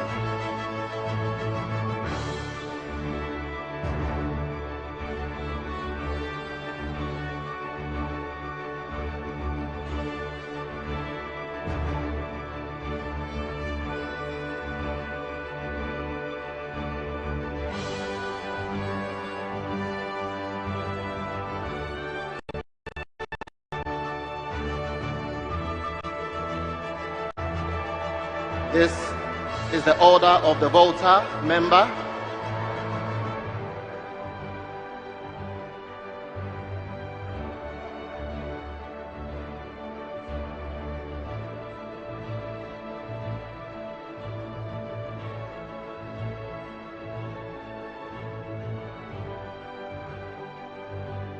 One of the highest honors of the land.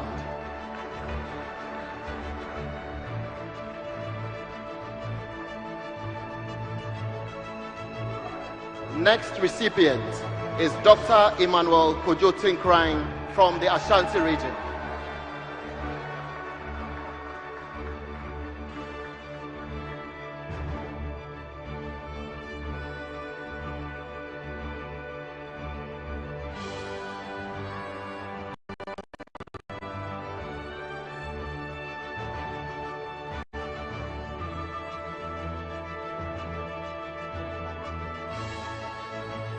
Order of the Volta member. The next recipient is Dr. Winfred K. Ofosu, the Eastern region.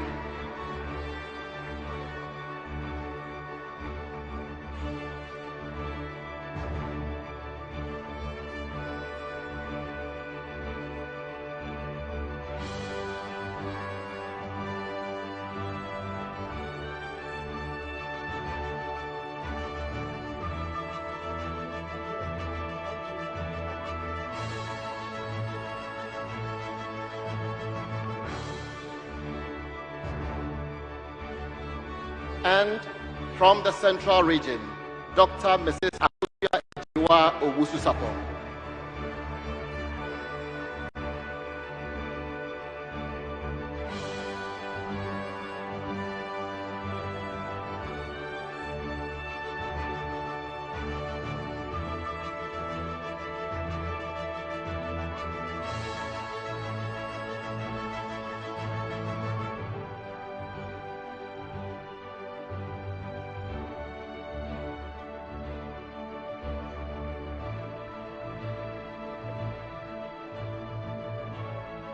Next to be honored is Dr. Timothy Sowunu Lecha from the Volta region. His award to be received by his son.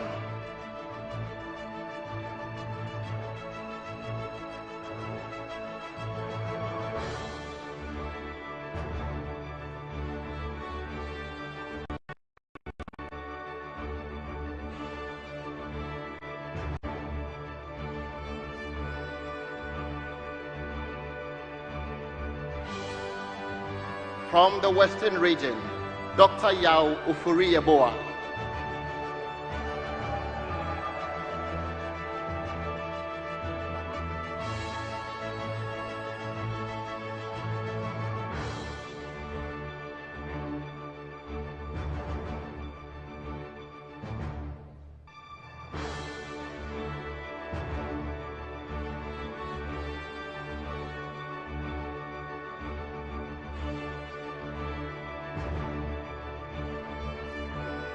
Next, Dr. Ali Samba, Case Management Head.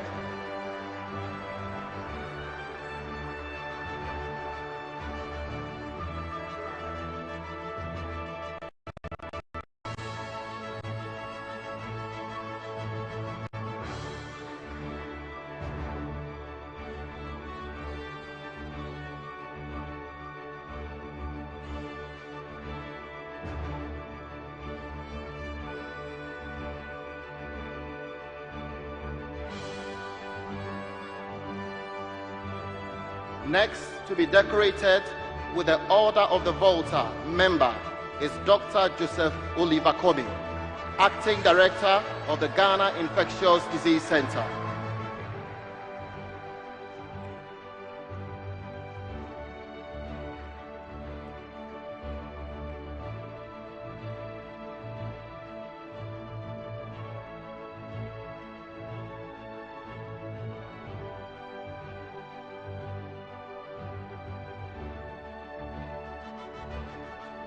Next to be is Dr. Lawrence Ufuribuedu, Deputy Director, Clinical Care, of GIDC.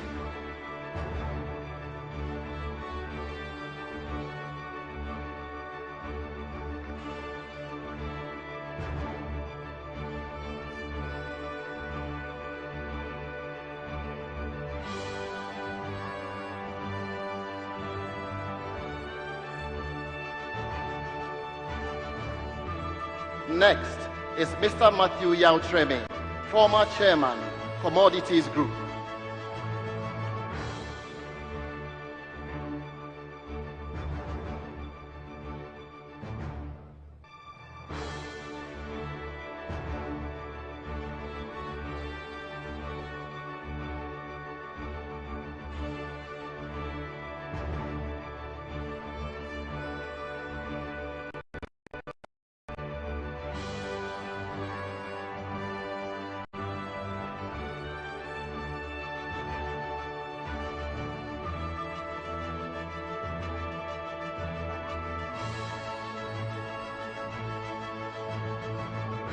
Dr. Christian O.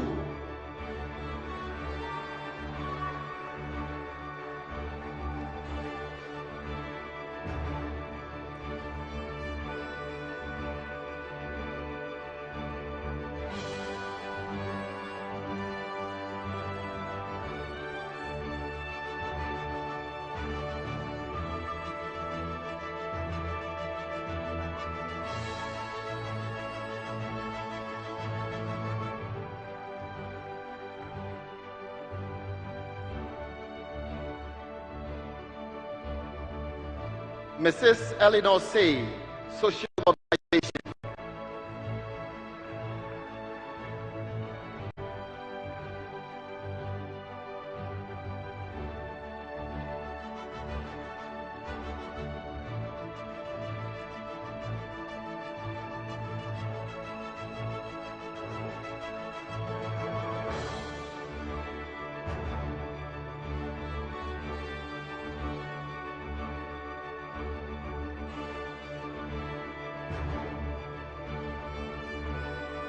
Last but not the least is Dr. Martha Jansalutros, Director, Technical Department of the Ministry of Health.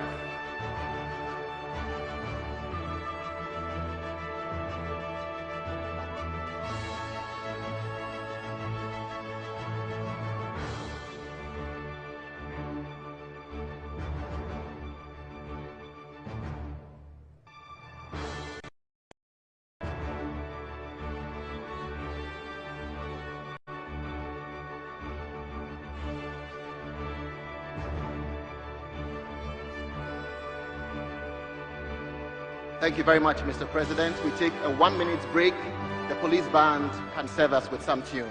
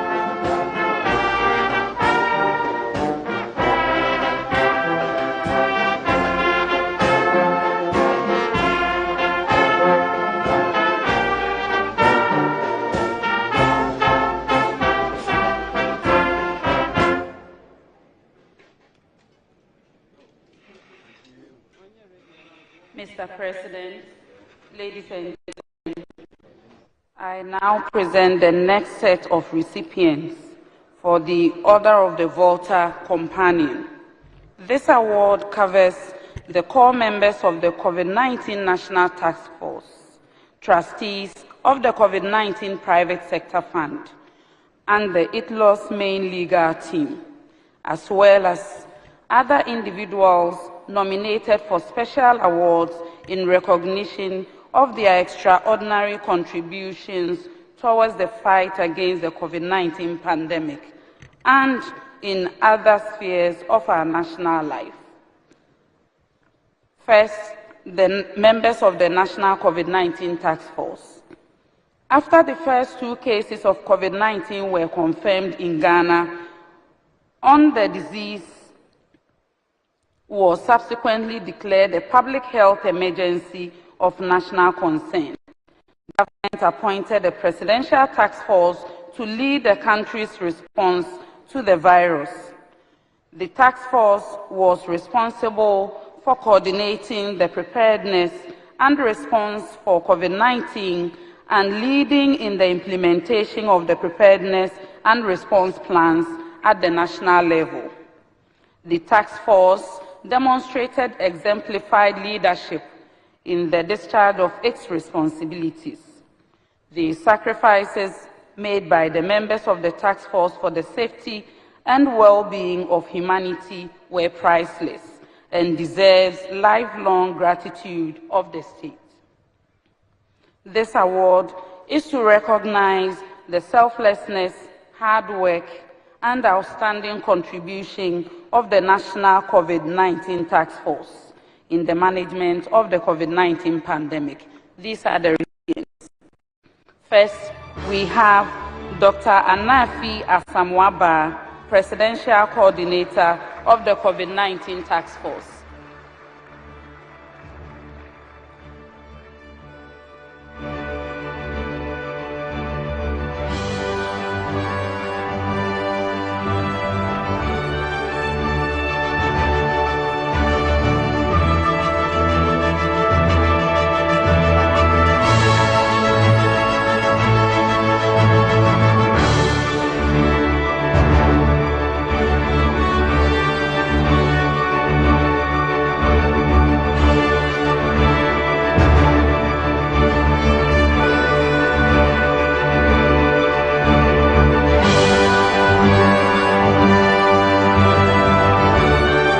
Next, we have Dr. Anthony Insia Asari, Presidential Advisor on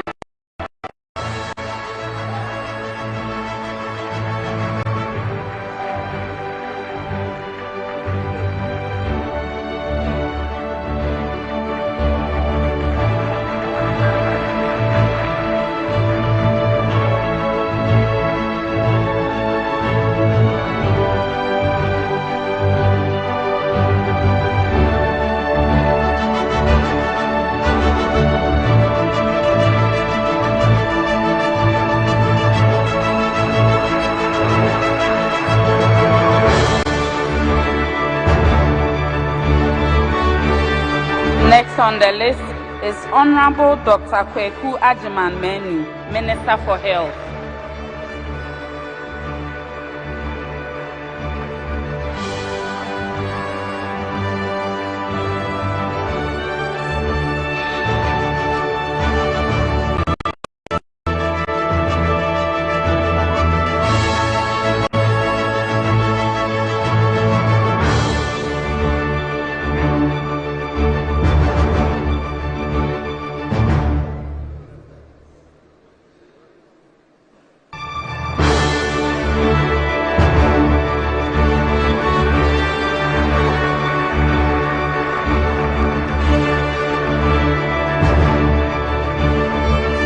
Also in this category is Dr. Patrick Kuma Abuaji, Director General, Ghana Health Service.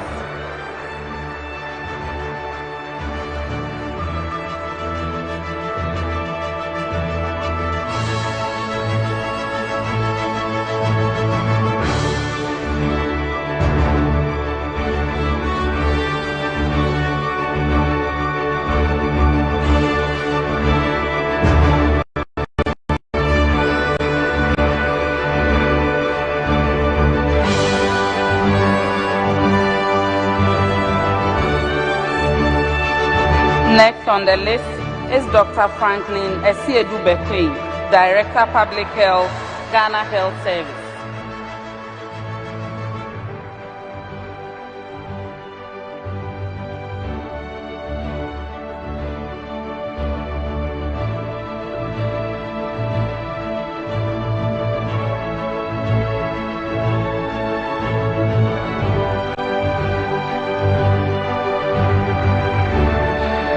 Next, we have Dr. Kwame Amponsa Achiano, Program Manager, Ghana Health Service.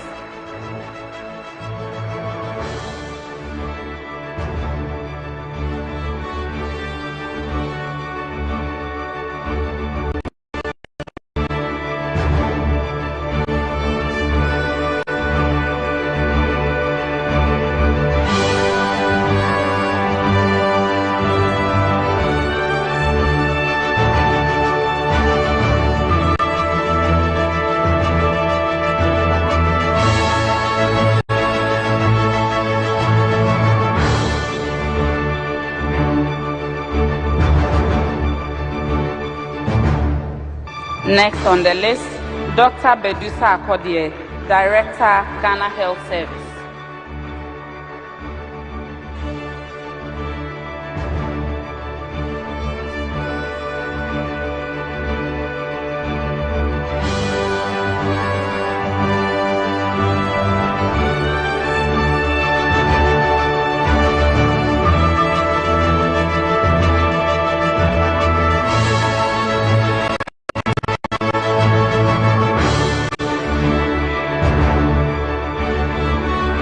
Also in this category, Professor William Ampofu, Coordinator, National Laboratory Network for COVID-19 Testing, Virologist, Noguchi Memorial Institute for Medical Research, University of Ghana, Legon.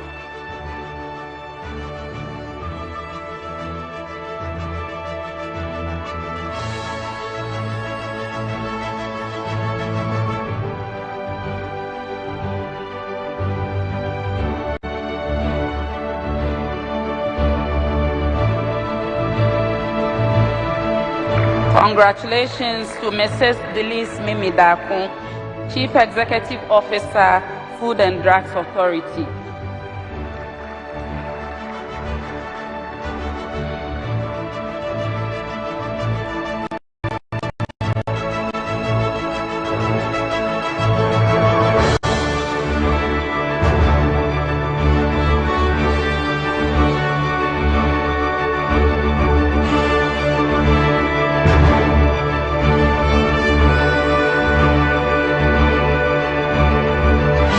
Next on the list, Dr. Dacosta Aboaje, Director, Health Promotion, Ghana Health Service.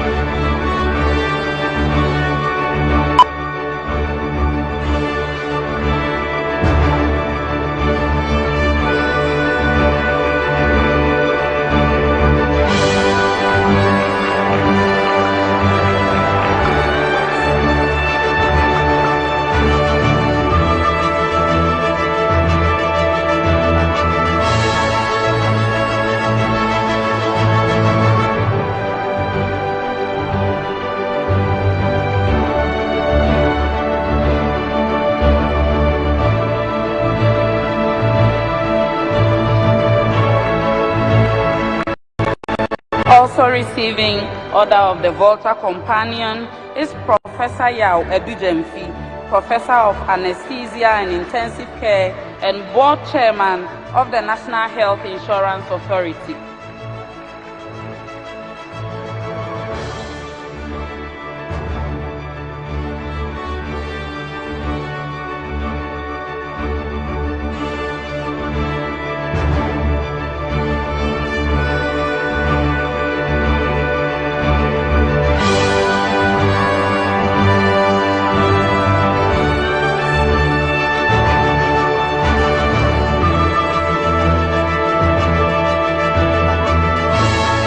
Next is the Admirable Honorable Kojo Okon Nkrumah, Minister for Information and MP for Kwase Ayerebi constituency.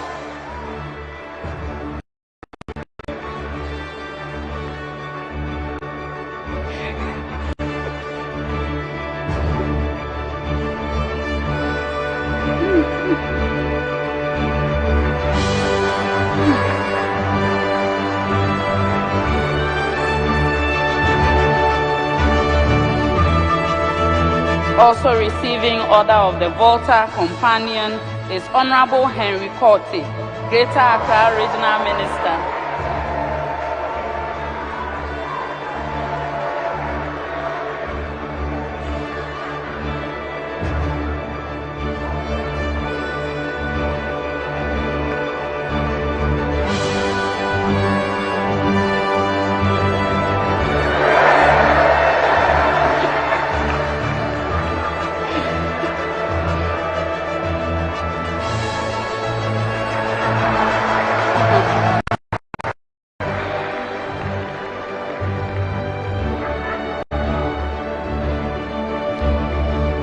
The next recipient is Miss Emma Lillian Bruce Lyle, representative of persons with disabilities on the COVID-19 task force.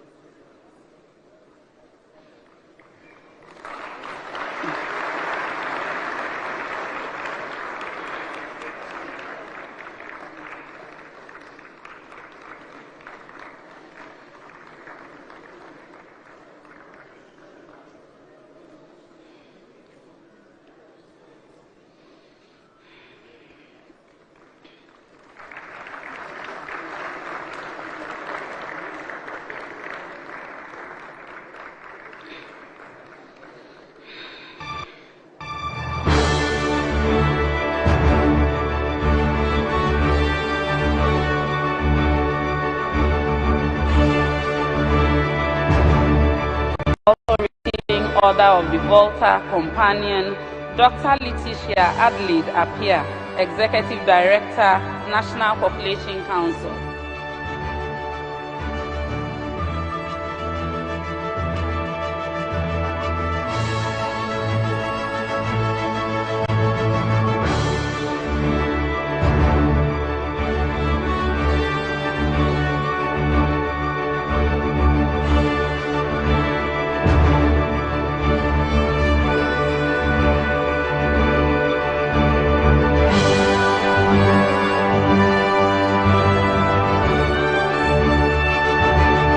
Next, we have Honorable Elizabeth Ohine, member of the task force.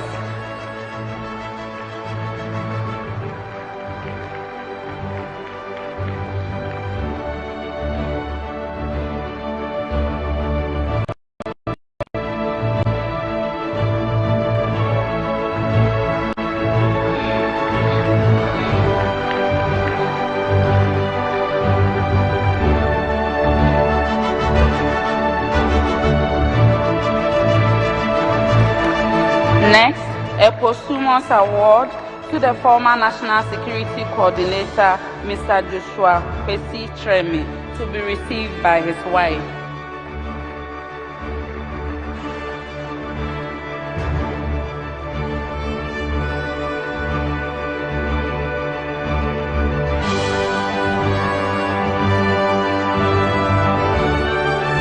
Thank you, Mr. President. I will now invite Ambassador Puma to take the next slide.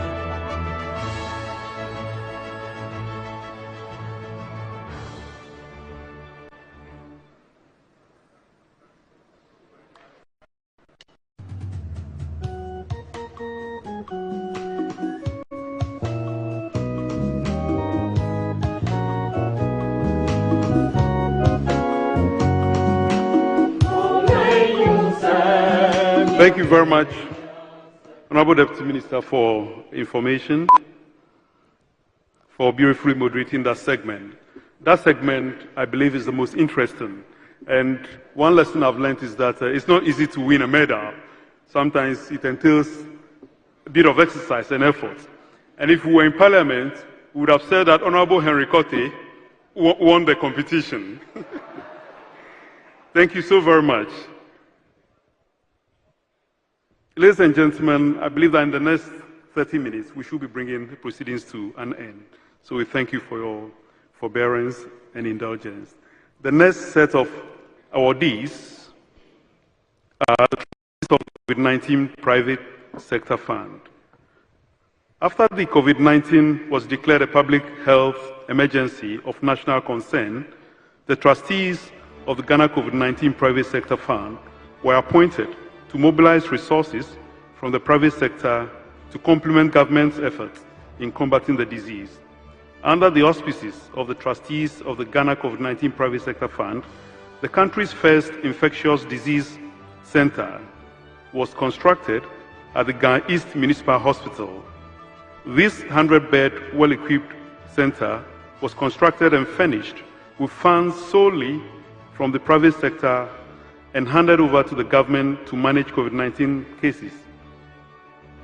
It's noteworthy that the trustees, fund manager, custodian, fund auditor, technical committee members, and service partners worked pro bono during the course of this engagement.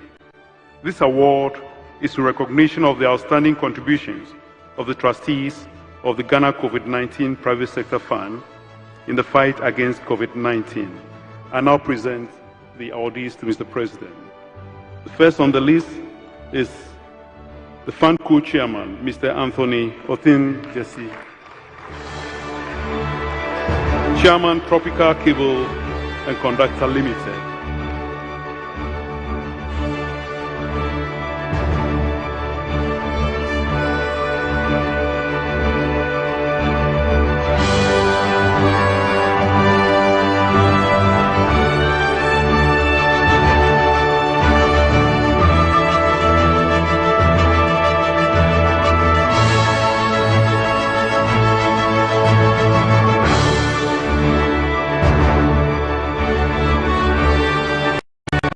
Congratulations, sir. Next, Mr. Edward Efa, Fund Co-Chairman, Chairman of the Fidelity Bank of Ghana.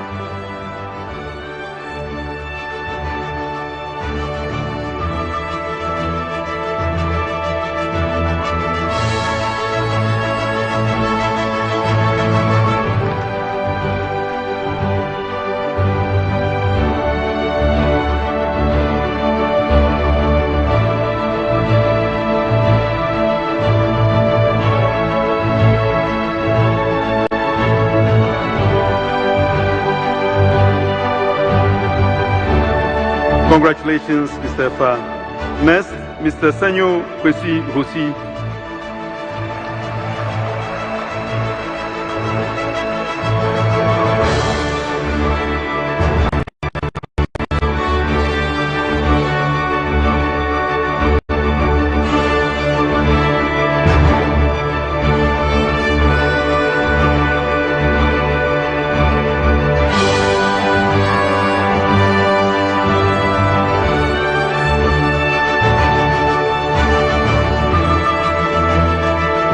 Congratulations. Next, Mr. Kweku Bediaku, Director, CH Group.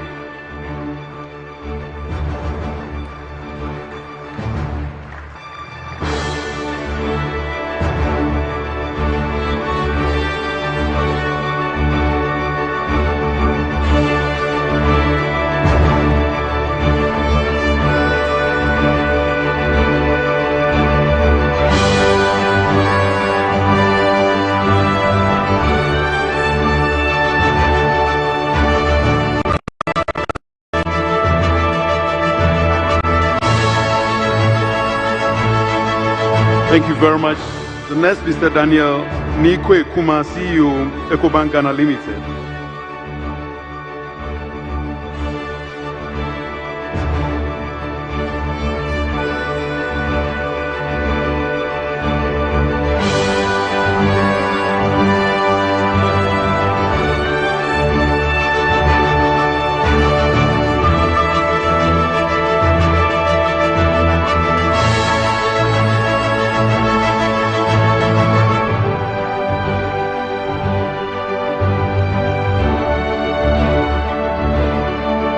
Congratulations on your award. Next, Mr. John E. Taylor, CEO, Woodfield Energy Resources Limited.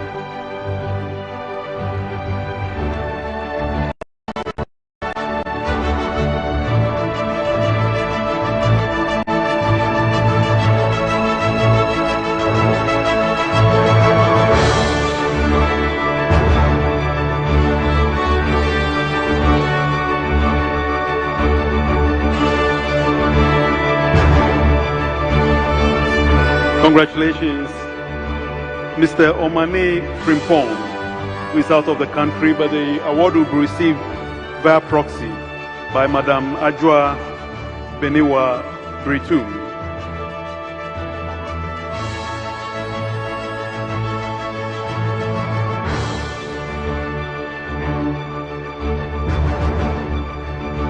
Congratulations, Mr. Kwame Ofosubanfo, Managing Director, Banson Group, is the next award recipient. A round of applause for him. We like his moves.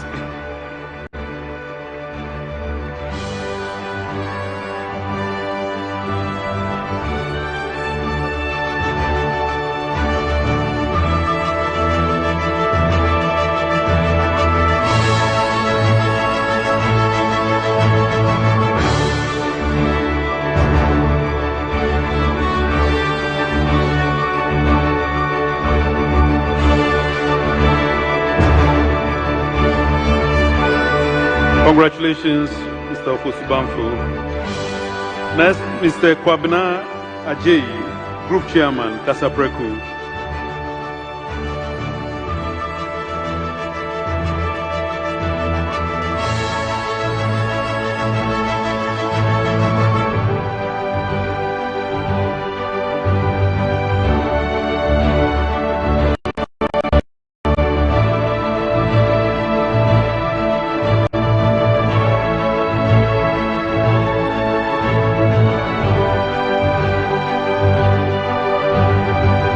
Congratulations, Mr. Ajay. The next on the list is Mr. Thomas Fanica, Chairman, Fanica Group Limited. So,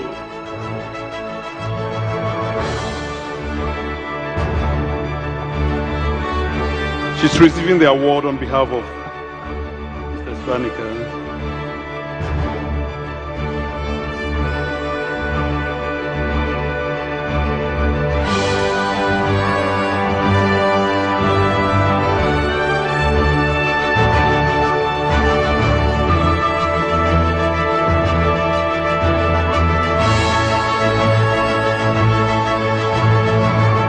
Congratulations, CEO Multimedia Group. Please step forward.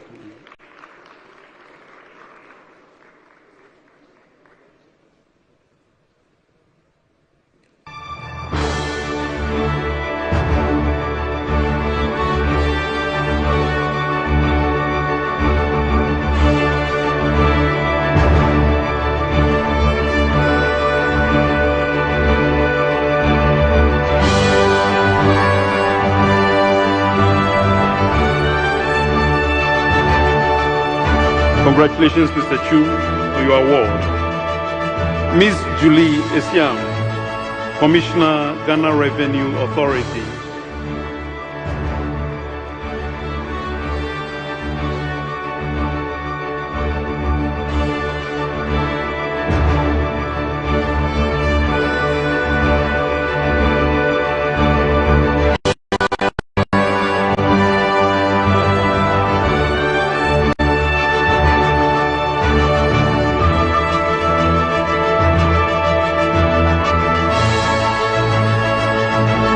Congratulations, Madam, on your award.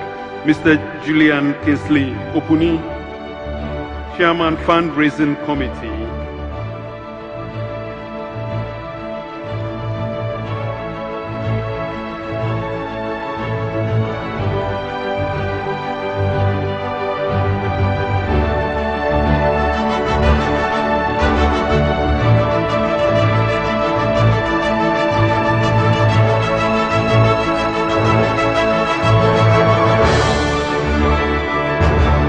Congratulations, Mr. Opuni. Last but not the least, Dr. Justice Youngson, Vice President, Ghana Medical Association.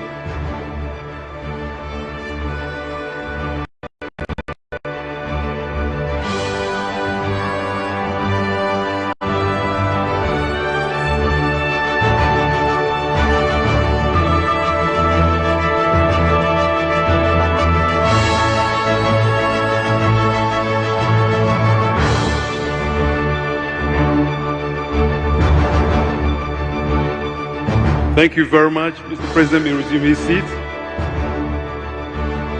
Congratulations to the award recipients.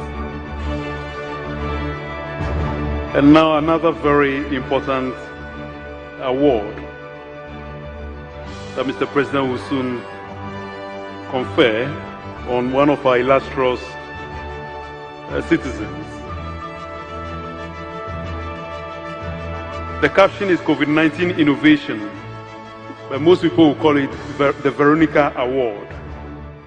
The award is presented to Ms. Veronica Bekwe in recognition of her ingenuity in inventing the Veronica bucket, which later became one of the potent remedies in fighting the COVID-19 pandemic, not only in Ghana but also globally. A big round of applause to Madam.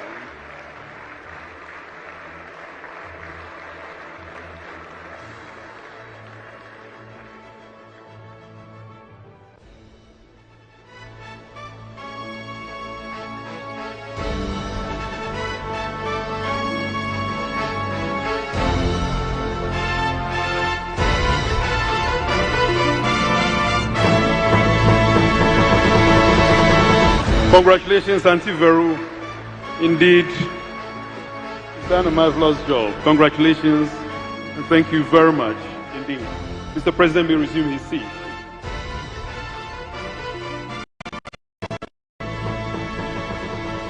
Ladies and gentlemen, we have two more sets of award recipients to go. That is the ITLOS main legal team and the special awards. Per the program, the special award precedes the ITLOS main legal team, but we've decided to reverse the order so that we save the special awards for the last. So it is my pleasure to invite Ms. Emefa Pao. All right, Mr. Jefferson Saki to take us through this next stage.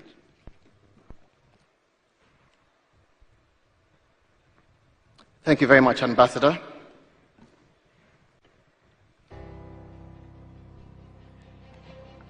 Mr. President, this award is to appreciate the enormous work done by the main legal team that prosecuted Ghana's case in the Côte d'Ivoire maritime boundary issue before the Special Chamber of the International Tribunal for the Law of the Sea, or ITLOS, in Hamburg, Germany. The team, headed by the then Attorney General, Honorable Brew Apia Marietta Opong, and then by her successor, Honorable Gloria Akufo, was made up of lawyers from the public and private sector who worked in collaboration with matrix chambers from UK and Foley Hug LLP from USA. The team also worked hand in hand with a technical team made up of domestic and foreign experts in the field of geology, hydrography, and survey and mapping, among others. At the end of the hearing, the team was successful in securing almost all reliefs it prayed from the special chamber.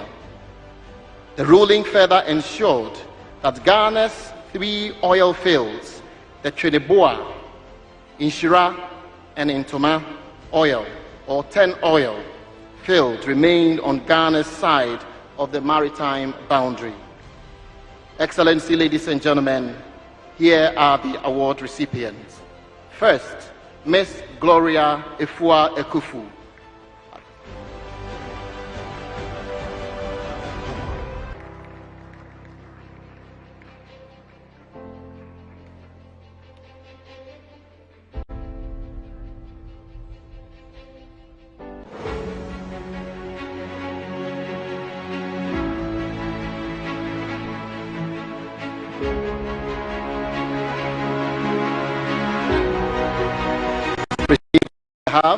Next, Mr. Godfrey Yeboadame,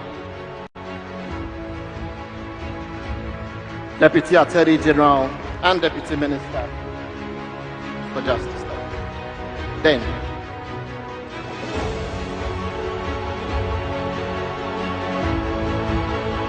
he was the then Deputy Attorney General, now Attorney General.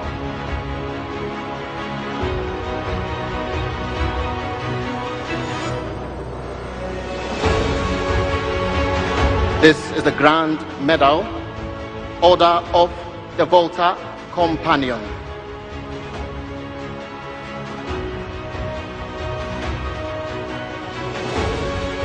Next, Professor Dominic Fubi, former Minister for Land, Forestry and Mines.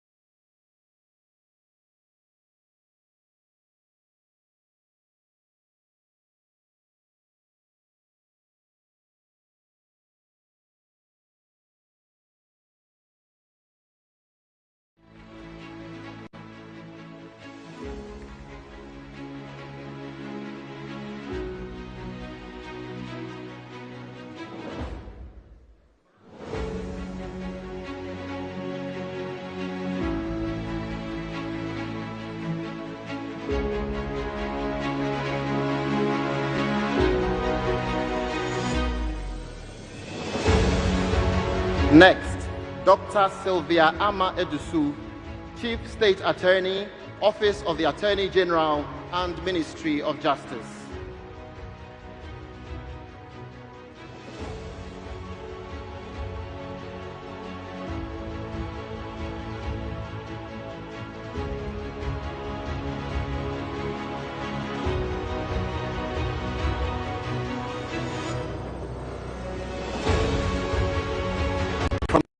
Foreign Affairs and Regional Integration, Ambassador Jane Gasu Ahetro.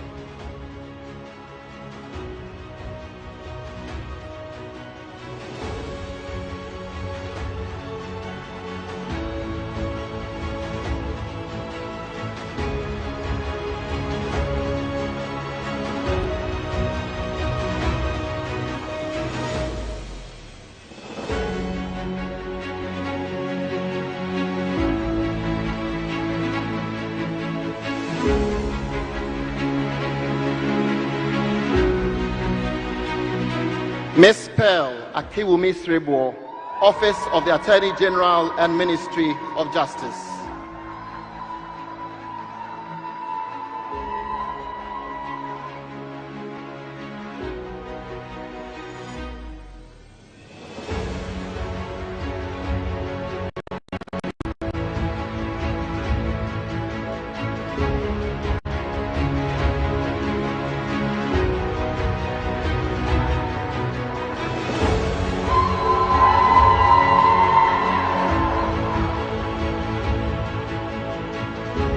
From the Ministry of Petroleum, Ms. Vivienne Gateku.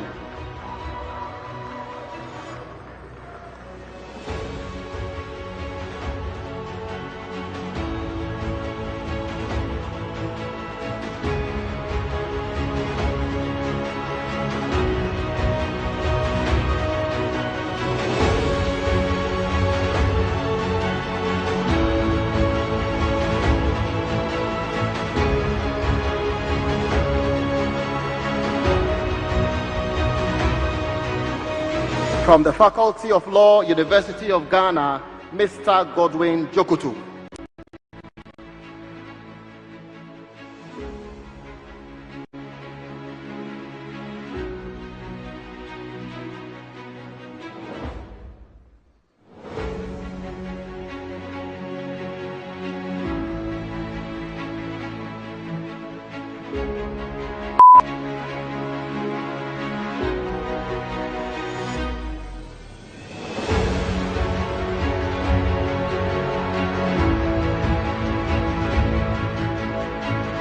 And finally, Mr. President, for this session is the leader of the ITLOS technical team, Mr. Lawrence Apalsi, Chief Director at the Ministry of Energy.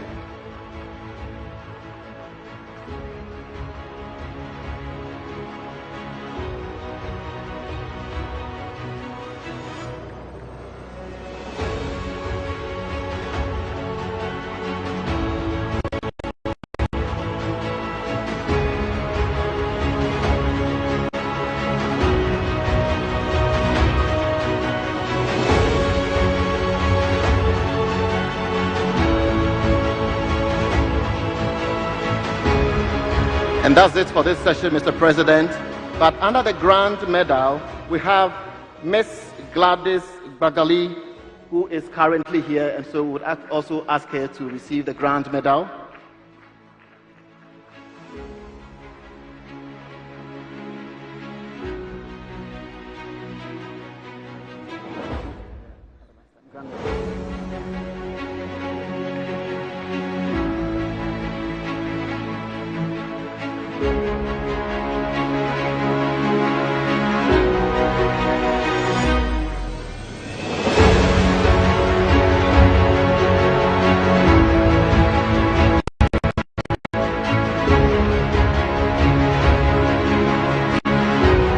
Thank you very much, Mr. President. And for the final set of awards, I call on Ambassador Samuel Kuma to take over.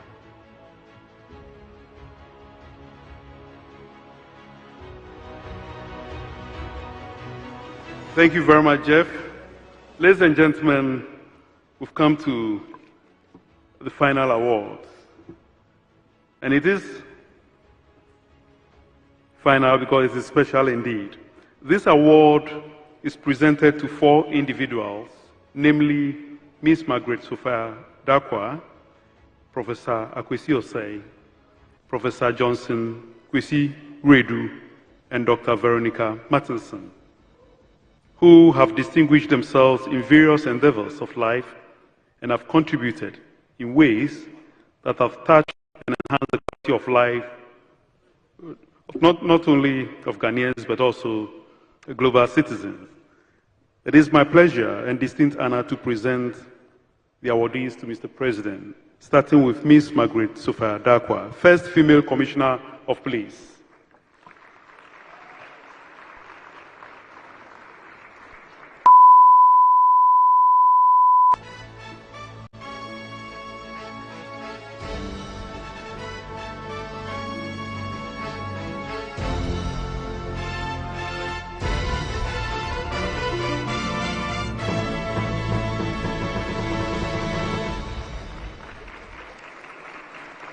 Congratulations, Madam.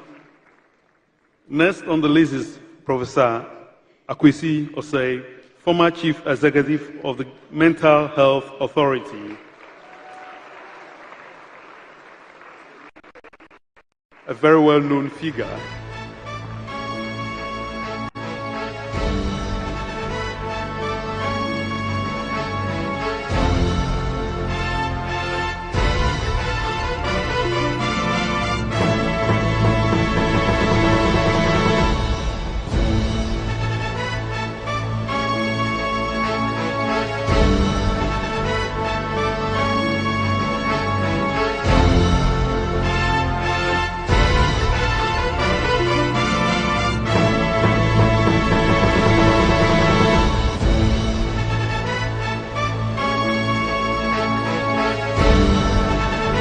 Congratulations, Prof, for your sterling work.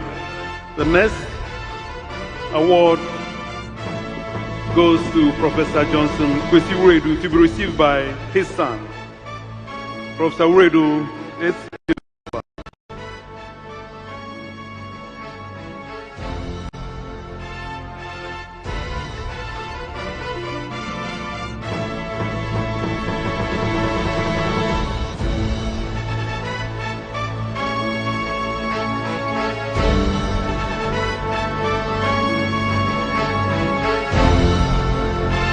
Congratulations.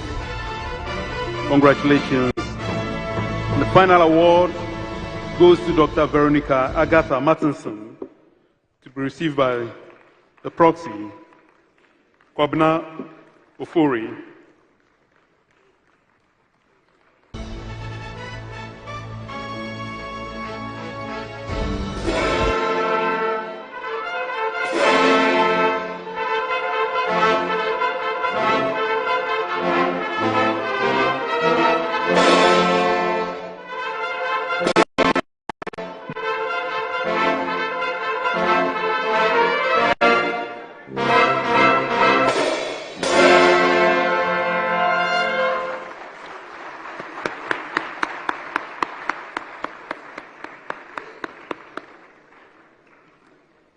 Ladies and gentlemen, as the award ceremony was progressing,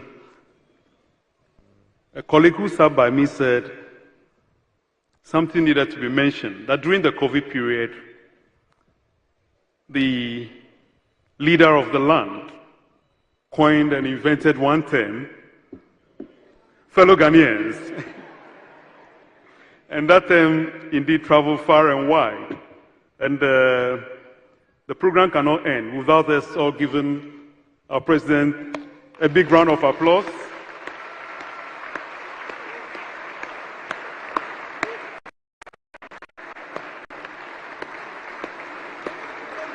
I believe at the right time his award will come. Thank you so very much. Thank you. You may resume your seat.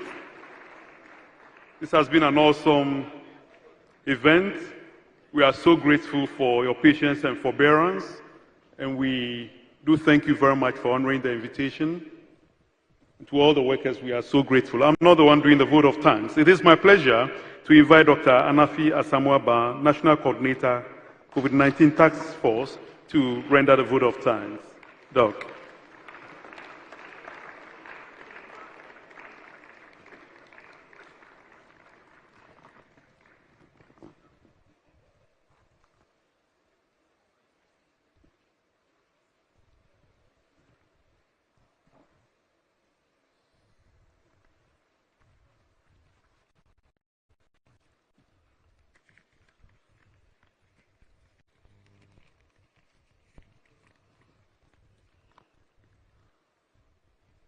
Your Excellency, Mr. President, Your Excellencies, all protocols observed, distinguished ladies and gentlemen, I speak for all awardees when I say we feel very honored, touched, and humbled by this wonderful gesture of recognition.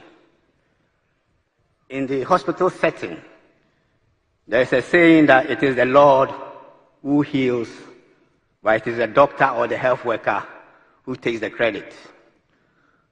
We will be the first to admit that what we've accomplished, whether in our COVID response, in dealing and prosecuting maritime disputes, and in our personal endeavors, has been through the grace and mercies of Allah, the most gracious and the most merciful. We're really grateful that our modest contributions have been recognized and rewarded with awards. We see ourselves as a symbolic representation of a bigger group of Ghanaians and non-Ghanaians who deserve to be recognized, acknowledged, and appreciated. We're grateful for those who conceived the idea of this award ceremony and all who've been working towards it. Speaking specifically about the COVID response, I wish to re-echo what the moderator just said. If there is one person who deserves an award for our COVID response, it is the President.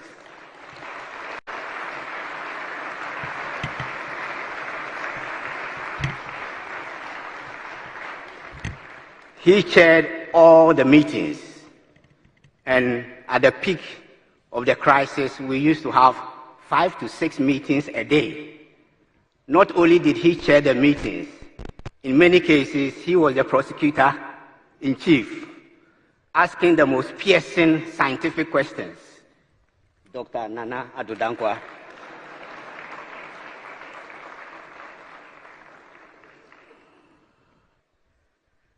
I have no doubt that when the history of the international response to COVID is written, the Fellow Ghanaian series will be recognized as an excellent example of best practice in pandemic communication.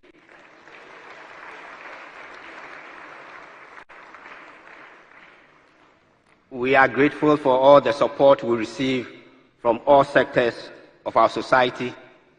We have a long list. Time will not permit us to go through the list, but we cannot forget the tremendous support we receive from the Vice President,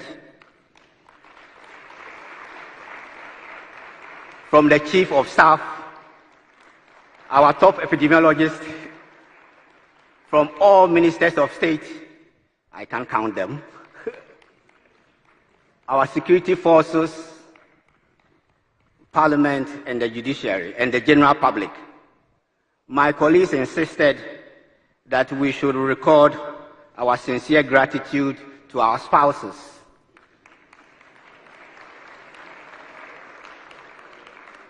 our partners, boyfriends and girlfriends. I'm not talking for myself, I'm talking for my colleagues. Our families and friends, for your support, your prayers, your words of encouragement, and occasional insults. Finally, permit me to do the Ghanaian thing A typical Ghanaian, when he's given an opportunity, a privilege to talk for a group, he or she hijacks it and talk for himself. I will follow the tradition.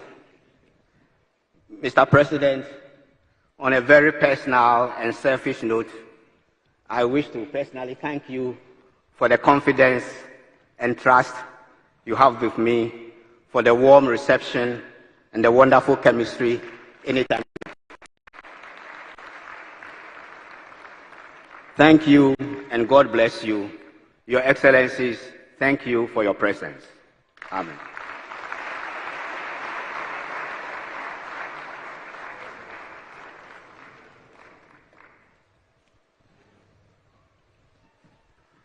Thank you very much, Doc, for the word of gratitude on behalf of your colleague award recipients. I echo to all of you. Ladies and gentlemen, the awardees have taken individual photographs. We want to do a very quick group photographs, and it's going to be snappy. So we'll just mention the groups, and then you come forward, take the photo with the president, and then exit through here. So, shall we please start with the frontline, the 46, coming from across all the regions in the country and representing the 19,557 health workers nationwide. The rest of your colleagues, as indicated in Mr. President's speech, will receive their awards at the regional levels. Congratulations to all of you.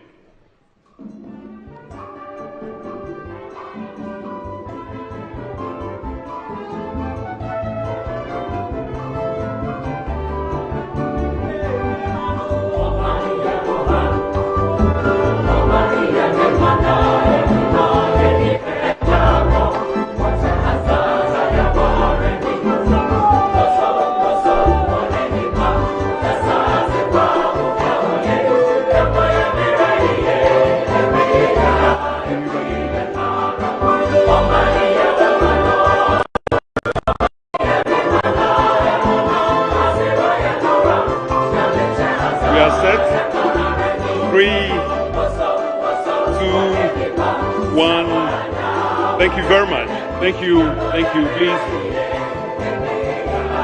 Where is it?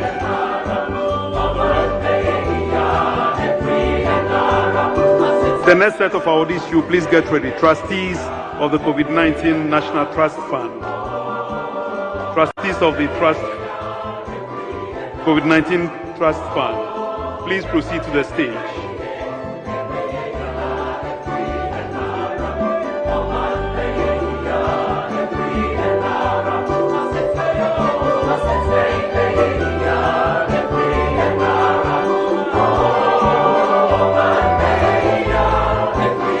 And the private sector support team will follow thereafter.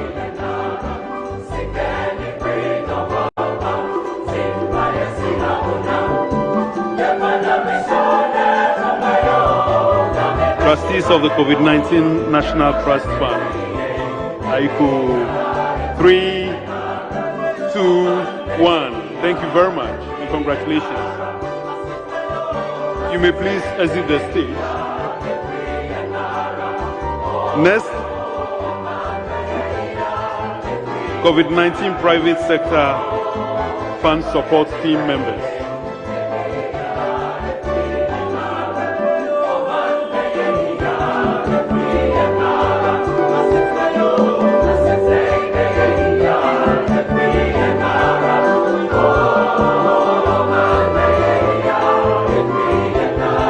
Set?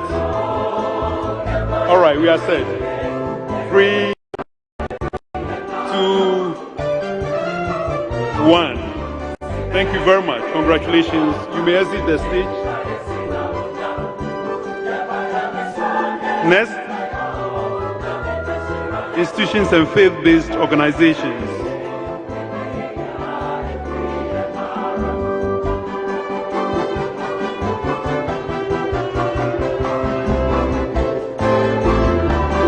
institutions and faith-based organizations. Indeed, they played a critical role in our collective fight against the pandemic. Institutions and faith-based organizations.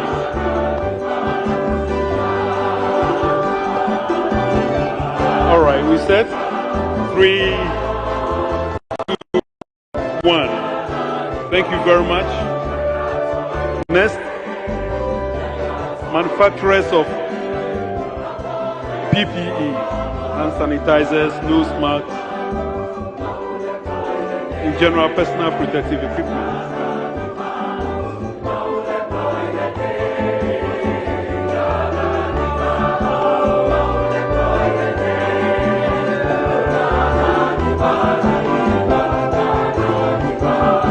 We are set.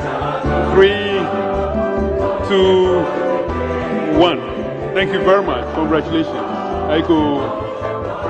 Next, local donors to COVID-19 National Trust Fund. The local donors. Are the local donors here? Can we combine them with the international partners? International partners. If you are here, please join us. Come up stage.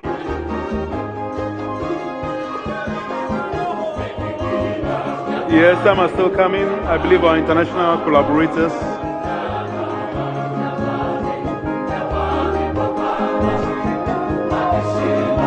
No, the equation is not right. The lady should drift to.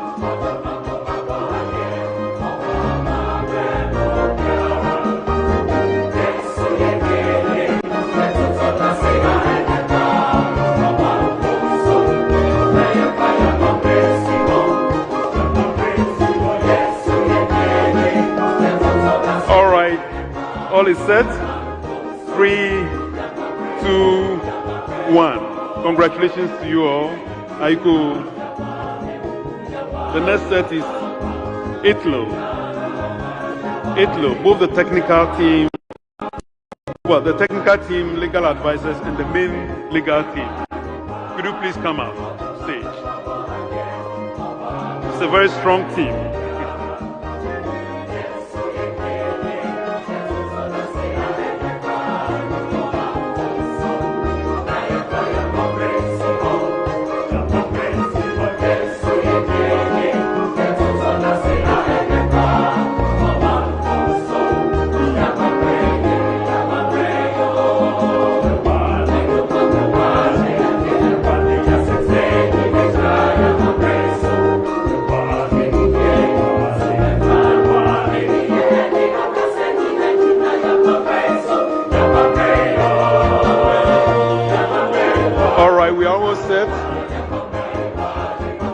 We're almost set for the pictures. Counting begins. 3, 2, and 1. Thank you very much. Aiko,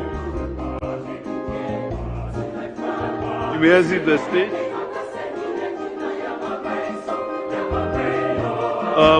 I think Madam, Veronica Bucket has done it all. So, have I left any group out? Please step forward, please.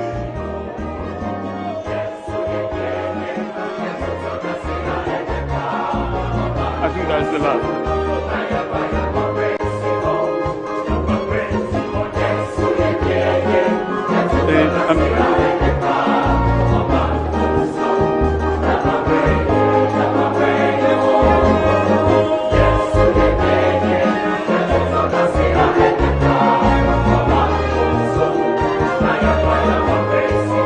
Recipients of Grand Medal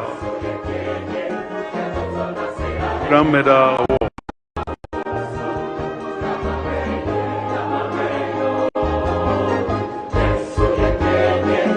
The counting begins.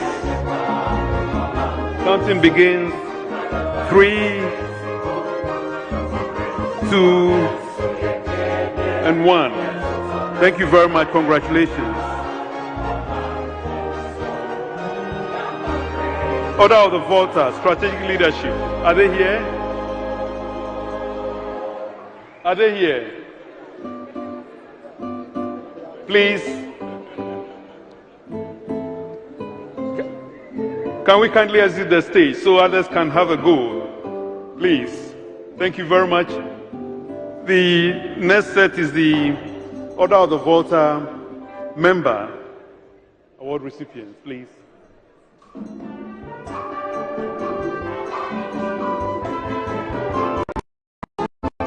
Strategic leadership.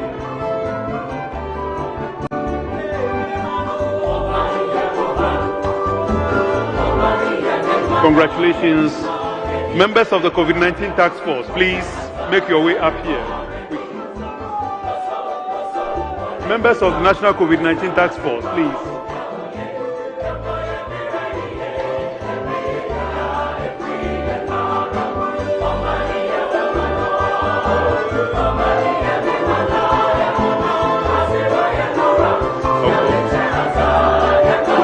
Members of the COVID-19 task force are proceeding upstage.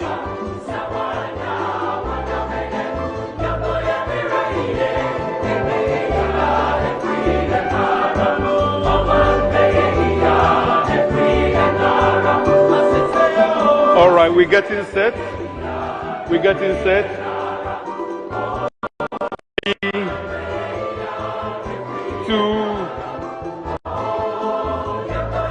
3, 2, 1. Thank you very much. Congratulations.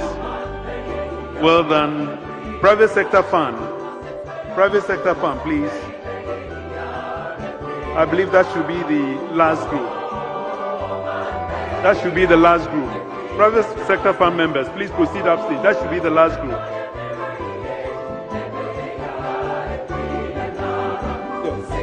The private sector fund group members.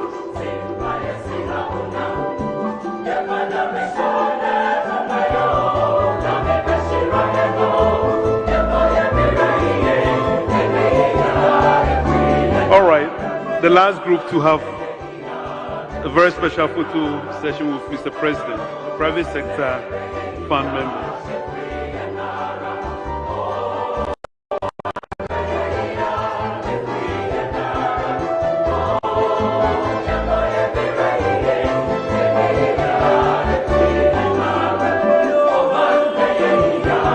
Are we all set? So the counting starts. 3, 2,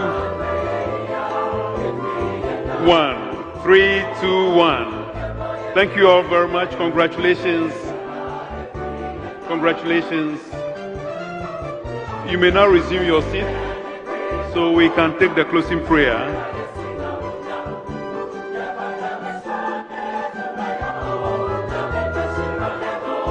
Thank you all very much. May I now invite the Chief Imam of the Ghana Armed Forces to please proceed to the stage and lead us in the closing prayer. Closing prayer, please.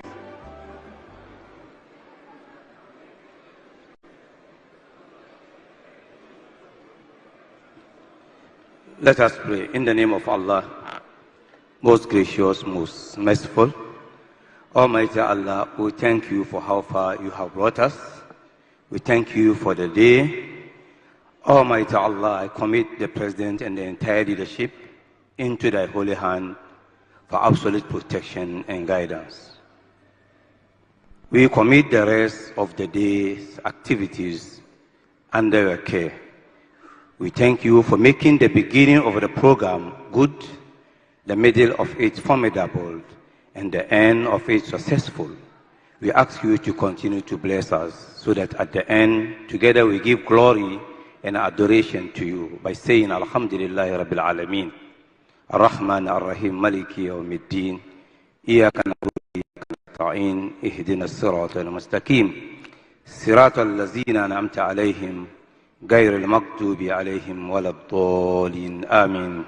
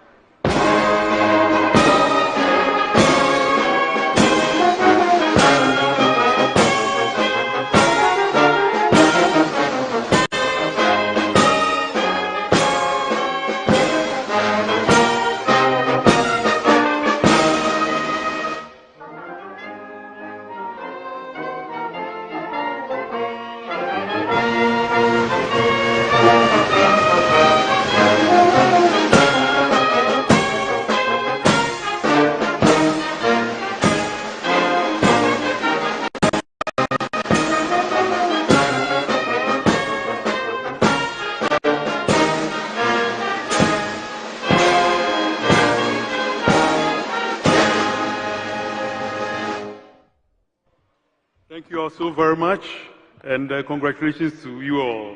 This activity, we believe, will spur us on to continue to give of our best to Mother Ghana. Reception follows at the foyer immediately after here, so we may proceed there, please. Thank you very much indeed, and God bless you all.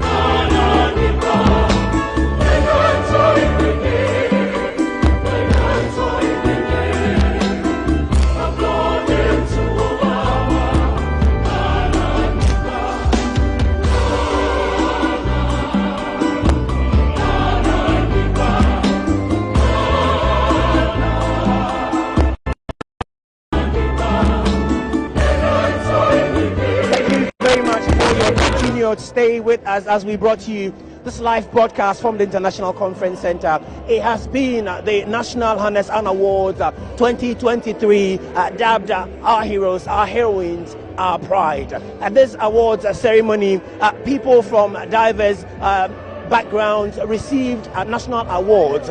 Among them is one gentleman standing next.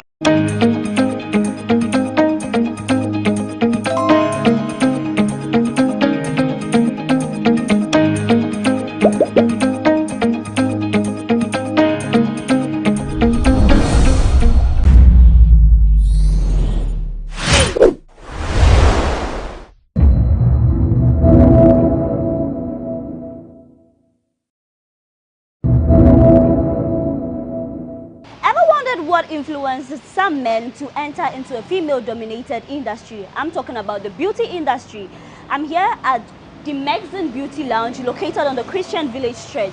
I'm here to speak to a male hairstylist. Yes, he's called Dennis, a Nigerian who has moved to Ghana and is making it big in a female-dominated area. We're going to find out what influenced him, how business is here in Ghana, and some of the challenges in a female-dominated sector. This is a GhanaWeb special with me, Paula Amabruni. Let's get talking. Ta-da.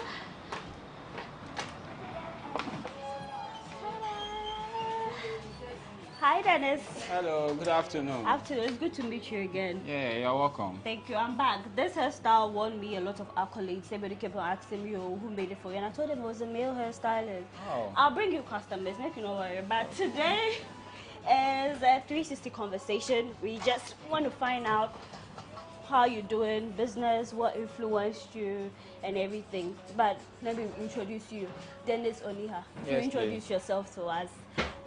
What you do and what influenced you to be in the beauty industry, which is, you know, female dominated. Actually, I've been inspired by my auntie. So she does this work, hairdressing. Okay. She has a lot of experience. So I really liked it, very long time. So actually, I've been in the work for like 8 years now. 8 years. Yeah. I've been in Ghana for 6 years. Okay. So I've been working the work, and it's really a long journey, you see. I can imagine, I can imagine. Buddy, I'm here to get a new look. I don't know what you recommend since I've done the Bantu. What can you recommend today? Okay, I prefer you go for Rasta, you see, or cornrow, or what do you prefer? I like Rasta, maybe something bigger this time. Okay. I've done the knotless, the tiny ones, so maybe a new look. So I'll go for Rasta, but bigger and longer. Okay, okay, sure. Yeah. But if you have a picture, it will be better. Make I show you. But do clients show you picture, you know, you get issues like, oh, this is not what I want, or you really love to see it? I don't have a problem with any type of picture you have of bread you okay, want. okay. All right, so like something like this, which I'll show you, like, so something like that is fine. Okay, yeah, it's cool. Let's go. Great. So we get this one off. It's okay. How has business been in Ghana? You said you moved here, it's been 6 years, right? Yes, please. How has the journey been so far? The journey is some way. Some way? I don't usually work the work always. Like the whole of 6 years, I've not been doing the work. It's like off and on, you see. Was it, okay, let's take it maybe the era, COVID era. I know we're all home and all that. So in that period, you were just not working, right? I'm working. Home service? Yes, please. But weren't you scared? Scared of what? Contracting the virus? No. I'm a very hygienic boy, so I'm not. I see that in Yes, please. Great. But then there are a lot of Nigerians here in Ghana, and business is good. I don't know what would you say, but what would you say influences your brothers, your sisters to move into Ghana to start business? That is what they came to do. If it's more favorable to the society or favorable to themselves, you see. When someone is traveling to a different country and going to do some work, you have to focus on customer service and all that. Yeah. Personality and characteristics, you see. You're in someone else's country. There are a lot of things to learn from them, their culture and their environment with the, let me just say, their food and all that, you see. Yeah, it's very important. Yeah. But you made mention of customer service. I would testify. When it comes to Nigerians working here in Ghana, business owners, traders, wherever you find them, you guys are very accommodating, nice, and your customer service is excellent. Do you say that is the main thing that makes you stand out? Exactly. You see, when you are at home, there is some freedom you have, like it's different from when you are in someone's house, you see. Yeah.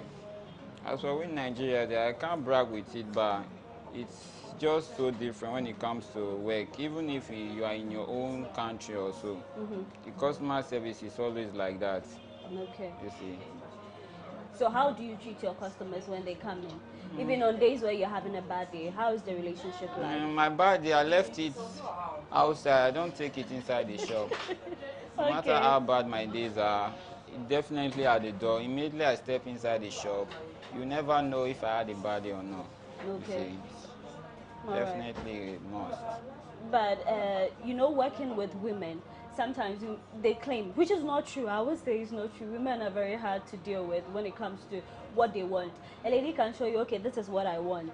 But the moment maybe something goes wrong, you are good at what you do. Like, you don't miss it. But you have an instance where she says, this is what she ordered, and maybe this is not what she's getting. Maybe it might be their extension. Maybe it might be the weave is not quality and all that. In such situations, how do you handle it? Yeah, that is what they call customer service. They are always right, no matter even if they are wrong or not. So you have to do what exactly they say you have to do. So as a professional, if a week will not be enough and she requested for something that exceeds the limit of the week, you have to go and get some, even if you add it to the base of the total air. You see, when the work is done professionally, it's looking nice. Yeah. You actually told the client that this is the amount you wanted to take from the service. And immediately you are done with those work and it's really looking nice the way she wanted it. She can add it to that bill, you see. Yeah. So that is the problem most people are having, you see. Okay, great. When they are trying, they'll think of managing weeks and so on and so forth. So it affects the service a lot. So with me, I like to do consultation. When I go, you see, when I came in, you gave me options. Yeah. There are days where I'm inspired by a star. I work and I'm like, this is exactly what I want. But then I want to talk to the person who's doing the hair. How important is it to do consultation? Maybe your head, even your head shape is not suitable for that cornrow that you so want. And should you be always honest? And even if you give the advice, the consultation, and the person is still not given into you, should you just go ahead and do what they want? But at the end of the day, if it's not nice, they will say your work is not nice. That one there is true. So when it comes to a professional stylist, you see, you have to know the types of hair you're handling, the type of style, and your customer service. Sometimes clients will bring some pictures that won't fit them, you see, or some style that won't be able to do on their hair. So you have to convince them, not like tell them that it won't. You have to bring option, Okay. in order for you to divide, or you have to bring different options for them. So they should go ahead with that. At the end of the day, if it doesn't fit, they will prefer, like I told you, you would have done this style requested for you. You went ahead and doing something else, and look at what you have done. It's not looking nice on me. So you have to undo it and do what they requested for. If that doesn't suit them, so what are you going to do now? Who do you blame? Who do you blame? Yeah. That one there, you blame no one. The client definitely will send it like that. Oh, I get it. Yeah. But one reason that makes you stand out, the first time I came here, remember when we were doing this hair, it got to this part and I told you I was feeling pain. We were kind of done with the back, right? But then when you saw the pain I was going through, you were like, no, let's take it off. And you did take it off, even though you had completed this section. That's what they call customer service. Although you told me it was okay, but I can really see the pain you are going through, so I have to undo it and redo it again, because me, I'm not feeling comfortable. It's not nice. But women have really suffered when it comes to braiding. You meet some hairstylists, they claim that some people, they say, it's too tight. It looks like it's not their fault. Anybody that comes in, they're like, oh, when you braid, I feel the pain. Your hand is heavy on the head. For such a situation, sometimes when you talk to the hairstylists, they are not accommodating. They don't want to accept or even take it easy with you. They say a customer is always right, and it's my hair, it's my scalp and all that. But sometimes you meet some braiders and they don't even want to take your word or put your feelings. It's a lot of pain, especially for people who have natural hair, because my hair is natural, so I don't want someone who doesn't know how to care for natural hair to handle my hair. So what would your advice be to your fellow hairstylists who are not so okay with the feedbacks that customers give them? And they should go and look for a different work to be doing. Okay. Yeah, I don't have time to. When it comes to customer service, you have to treat your clients very nicely, including, it doesn't matter how much they are paying you. Someone might get hair done and go and bring someone else that will give you a lot of money. Exactly, referrals. Yeah, that is the problem most people are having. They feel like this service, this client, they doesn't have money, let me do it for her. Any abasa, then take your money and go. It's not really nice. You don't have to underrate anyone when it comes to your work. Okay. And you have to give it your all. Exactly. No matter what client is telling you, you have to abide to what they are saying. When it's hurting, you have to adjust your hand and focus on your clients, you see. Exactly. They are the one paying you, so you have to give them your time, everything. Okay. Yeah. So Dennis, with all your years in the beauty industry, what would you say is your specialty? What do you specialize in? Is it braiding? Is it the weave on? Which one would you say is your best? That when anytime you touch it, like, this is my signature. This is a go-to when you want this kind of hairstyle. The way you put it there, actually, when it comes to this service of it, I really don't know which is my signature. Yeah. But I've seen your braids, the braids that you do.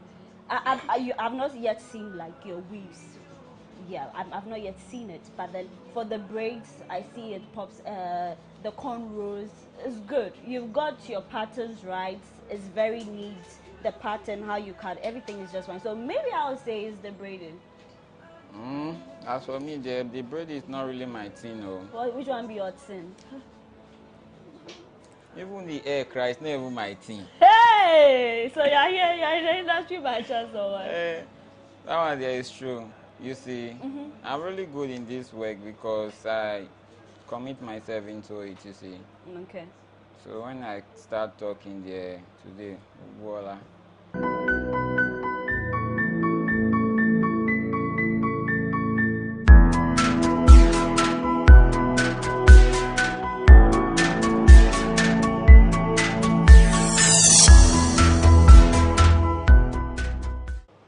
So the conversation continues. We're done on braiding, we washed the hair, we've stretched it, and now Dennis is in full action. He's braiding. Dennis, so this one is the name of the style that we are doing. It's knotless. Yeah, it's knotless. But then there's the braids are bigger. Yeah, big size. Big size. Okay, great. But do you know that a lot of hairstylists don't love to work on natural hair? Personally, I have natural hair. I don't know, it's true. And sometimes when I go to the salon, they look at you, okay, natural hair, especially when you have to wash before they start working on your hair. Some hairstylists will reject you. But you are not being fair to us now. Why is it so? Is it so difficult to work with our hair? No, as for natural hair, natural hair is being done by professionals. When someone saw your natural hair, they start complaining, making some. You know that they are not professional enough to handle your hair. Okay. Yeah, it's only few people that are professional enough to handle natural hair. As for me, to be frank, I really prefer natural hair than perm hair. Really? Yeah, true. Well, why is it so? And like it has a lot of style to be done naturally without wig or extension, you see. Yeah, like twist out. Even when you do rasta, you can also undo it before. There are different styles with curls, finger curls. There are a lot of style you can do with natural hair when it comes to style. Yeah. But my ladies who are watching, they will testify that if you have natural hair and you go to a salon, sometimes the way they handle it, they are so rough on the hair, not knowing that it's not like the perm where maybe if you are separating it, you are parting it, it hurts. And when you try to complain, they are like, Madam, that's how it happens. So some ladies love to wash their hair at home before bringing it to the salon because not anyone will be so gentle with it.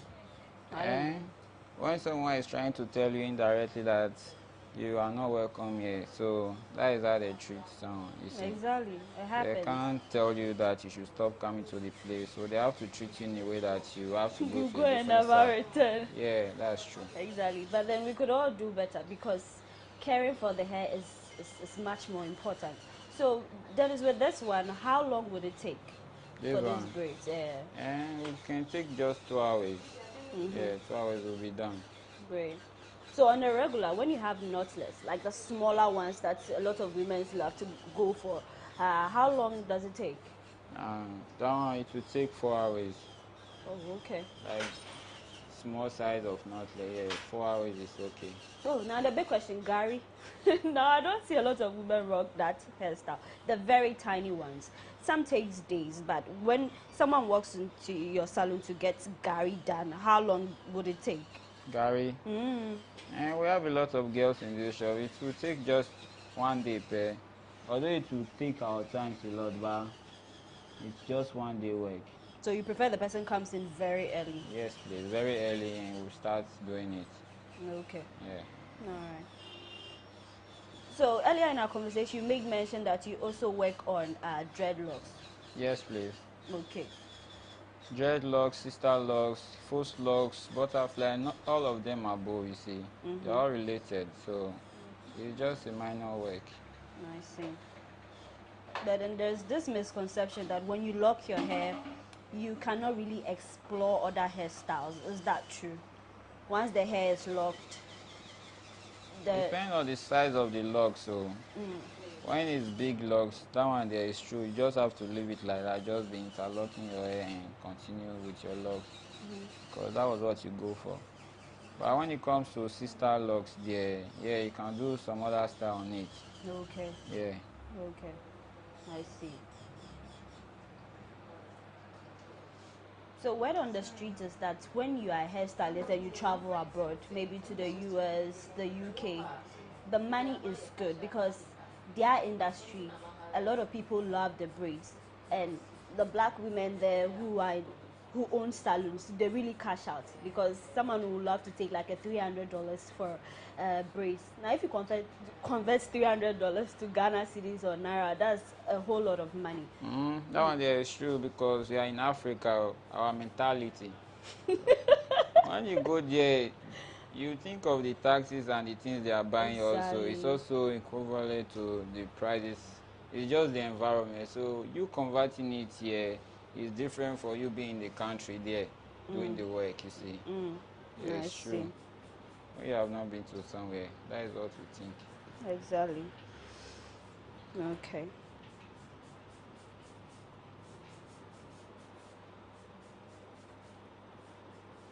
But so if someone wants to come for you to train them how to braid hair, are you open for that? And usually the course, how long does it take? How long? A year and 3 months is okay. A year and 3 months. Yeah. So with that, you master the braids, the cornrow, the wig weave-on. caps and everything. Yes. I see. But then do you have courses for like maybe women working class, or maybe someone who is traveling outside and wants to maybe just learn how to braid? If you go there, you can use it as a side job. Are there short courses? Especially when I come for what I want specific. Maybe I want to learn how to do weave-ons. Maybe I want to learn how to do actually, it's open. It's open. Yeah, it's open. Okay. But there's this other question too. I don't know if it's just superstition, but some women claim that you go to a salon, they'll work on your hair. All of a sudden, your hair starts breaking. There are some instances you visit a salon, the moment the person works on your hair, then miraculously the hair starts growing faster and all that. That is why some women love to stick with a particular hairstylist. How true is that? Do you have magical fingers? No, that is what they call professionals. Hey, this professional, dear. As for that one, yeah, it's true. Yeah. When it comes to professional job and you know what you are doing, you see, when you take good care of something, you see, without any miracle or something, it's normal. Yeah, you definitely take good care of something very carefully and it will be growing well. But when you are doing it, the thing basa, so definitely you end up having something basa. It's Basa natural. like that. Yeah, I it's get true. it. But do you speak any Ghanaian language? Are you fluent in any? And I am catchy. I will met it you. As for my talk, I mean. What did you do, kakra? No, as for me and tree there. Me, they don't want to teach me tree. I'm always busy. Yeah, only brofu pay. That is what I say. But you haven't made Ghanaian friends who are willing to, or you are too busy to sit down for them to take you through the tree I'm thing? too busy. I'm always at work doing one or two. As for that Ghana language, it will be very difficult for me. I see. So which part of Nigeria do you come from? I'm from Edo State. Edo State. Yes, please. So what's your official language? That one is also the Edo language. Edo language. Yeah, I'm from East and West, you see. We have different range in that Edo State. East and West is Ekpoma, that side. Oh, okay. That's where I come from. I see.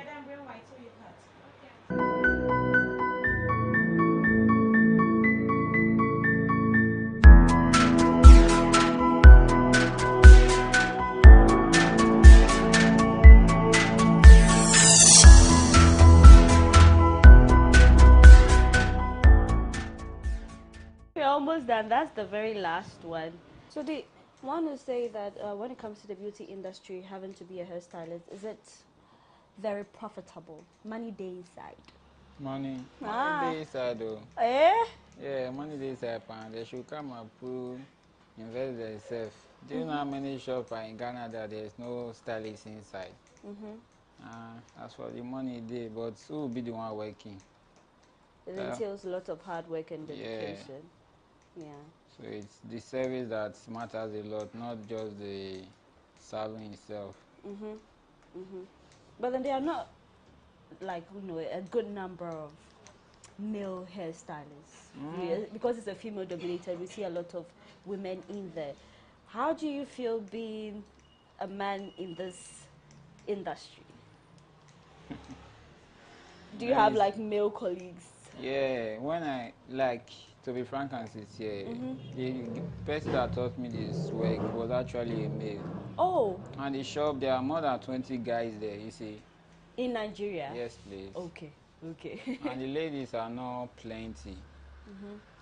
Yeah, so I'm cool. So is it normal on a regular to see a lot of male braiders in Nigeria compared to Ghana? That one there is true. A lot of guys that are braiders, mostly even in Ghana here, it's only few of them that based on braids. There are no pedicure, manicure, nails. That's what they do on barbering. You see.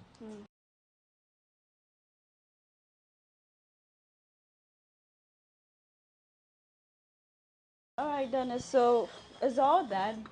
I love my braids. I must say, it's looking good. How long did it take us? How long? I didn't check the time. I think it's 3 hours. 2 hours. Yeah.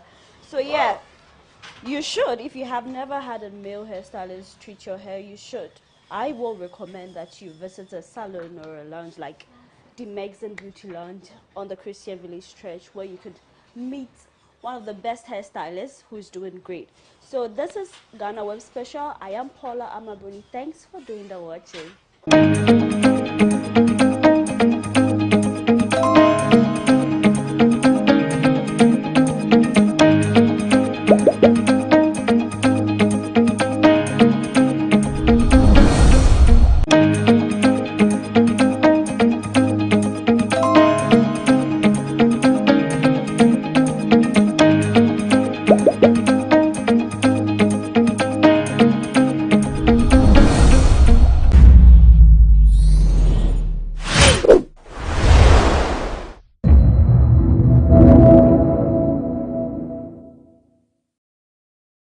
Just like I said earlier, Tinubu never win election and APC will never win election in Nigeria in any day. Nobody will vote. They will never get a voting majority in Nigeria because the government have been bad since last 8 years.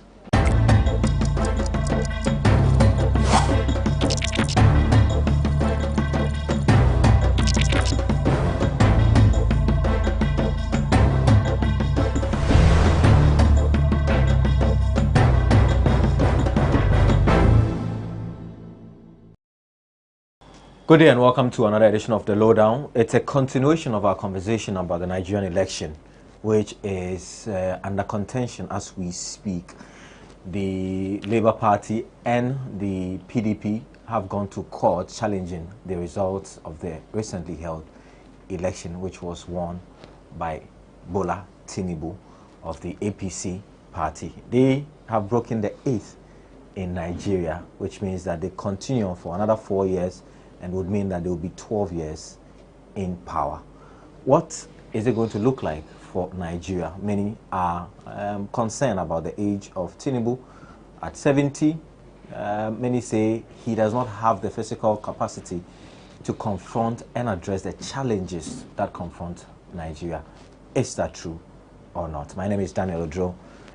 And as you already know, I'm here with Otumba, who is with the APC party. Babatunde Adiola is with mynigeria.com, and Chukwuemeka is an obedient. Gentlemen, a lot to discuss, so part 2 of our conversation. Let me start with you, Otumba. What do you make of those who say Tinubu does not have the physical strength to address the challenges? Yes, he may have done a lot in his much younger years, but now the challenges that confront Nigeria need a younger, fresher brain to address it, because they are very daunting, they are very enormous and big, and need a lot of energy to address. What do you say to such people? I give glory to God that they said he has achieved so much at his younger age as a governor in his 40s.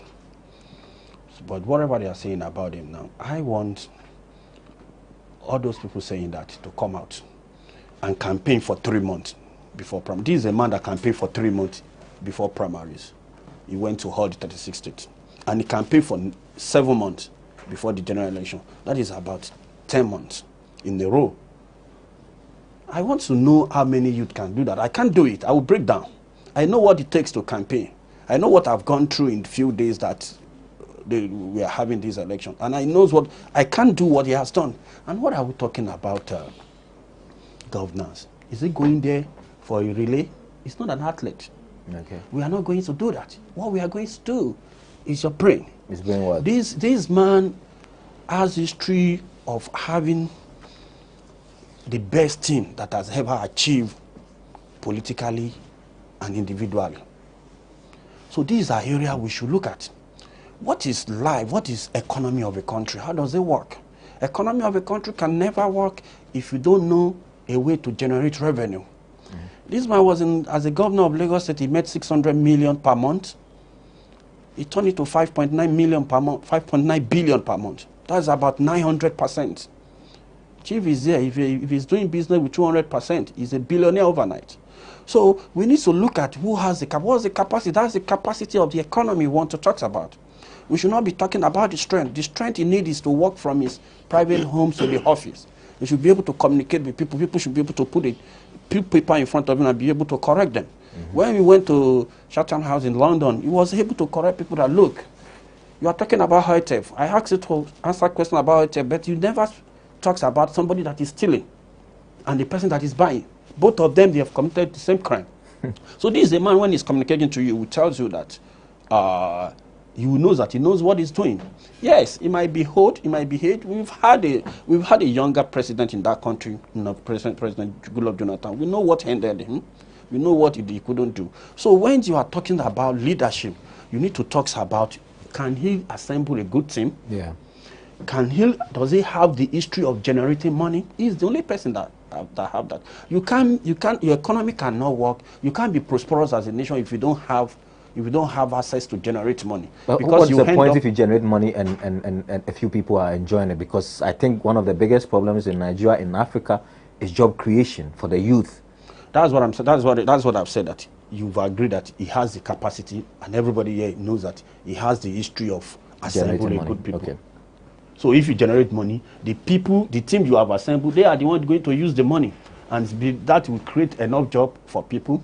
That will create enough revenue for the country. It will create job for people, and we'll be able to. He has said that he's going into mechanized farming, which is what we have missed in many years. In the 70s and 80s, early 80s, in the 70s and the early 80s, our naira was more bigger than dollar. 80 kobo was 1 naira. People are spending naira in New York stores, in UK store. What were we doing then? We were only doing farming, cocoa in the southwest, palm oil in the southeast, pyramid granite in the northern Nigeria. And we are producing a little car, the 504, the 505, we drive in Nigeria, we assemble them in Nigeria. We are not doing it. Even then, we are not having enough oil. We are not having enough oil then. But look at today. He has said, I'm going to develop, I'm ready to compete with Russia. If they are going to fight me, I'm ready to fight them. This is a man, he wants to compete with them with the gas. He's coming to develop the gas. And he has told the student that, look, hold me responsible. Your 4 years course will be your 4 years course. No more strike. These are what people should hold him responsible, that you have said this. Okay. If it happens, we have to hold you responsible. And he's saying that when you look at mechanized farming, these are the areas that can consume millions of youths. And they will be, Nigeria as well will be making money. We have just Borno and Niger is enough for us to make over $120 billion yearly in farming.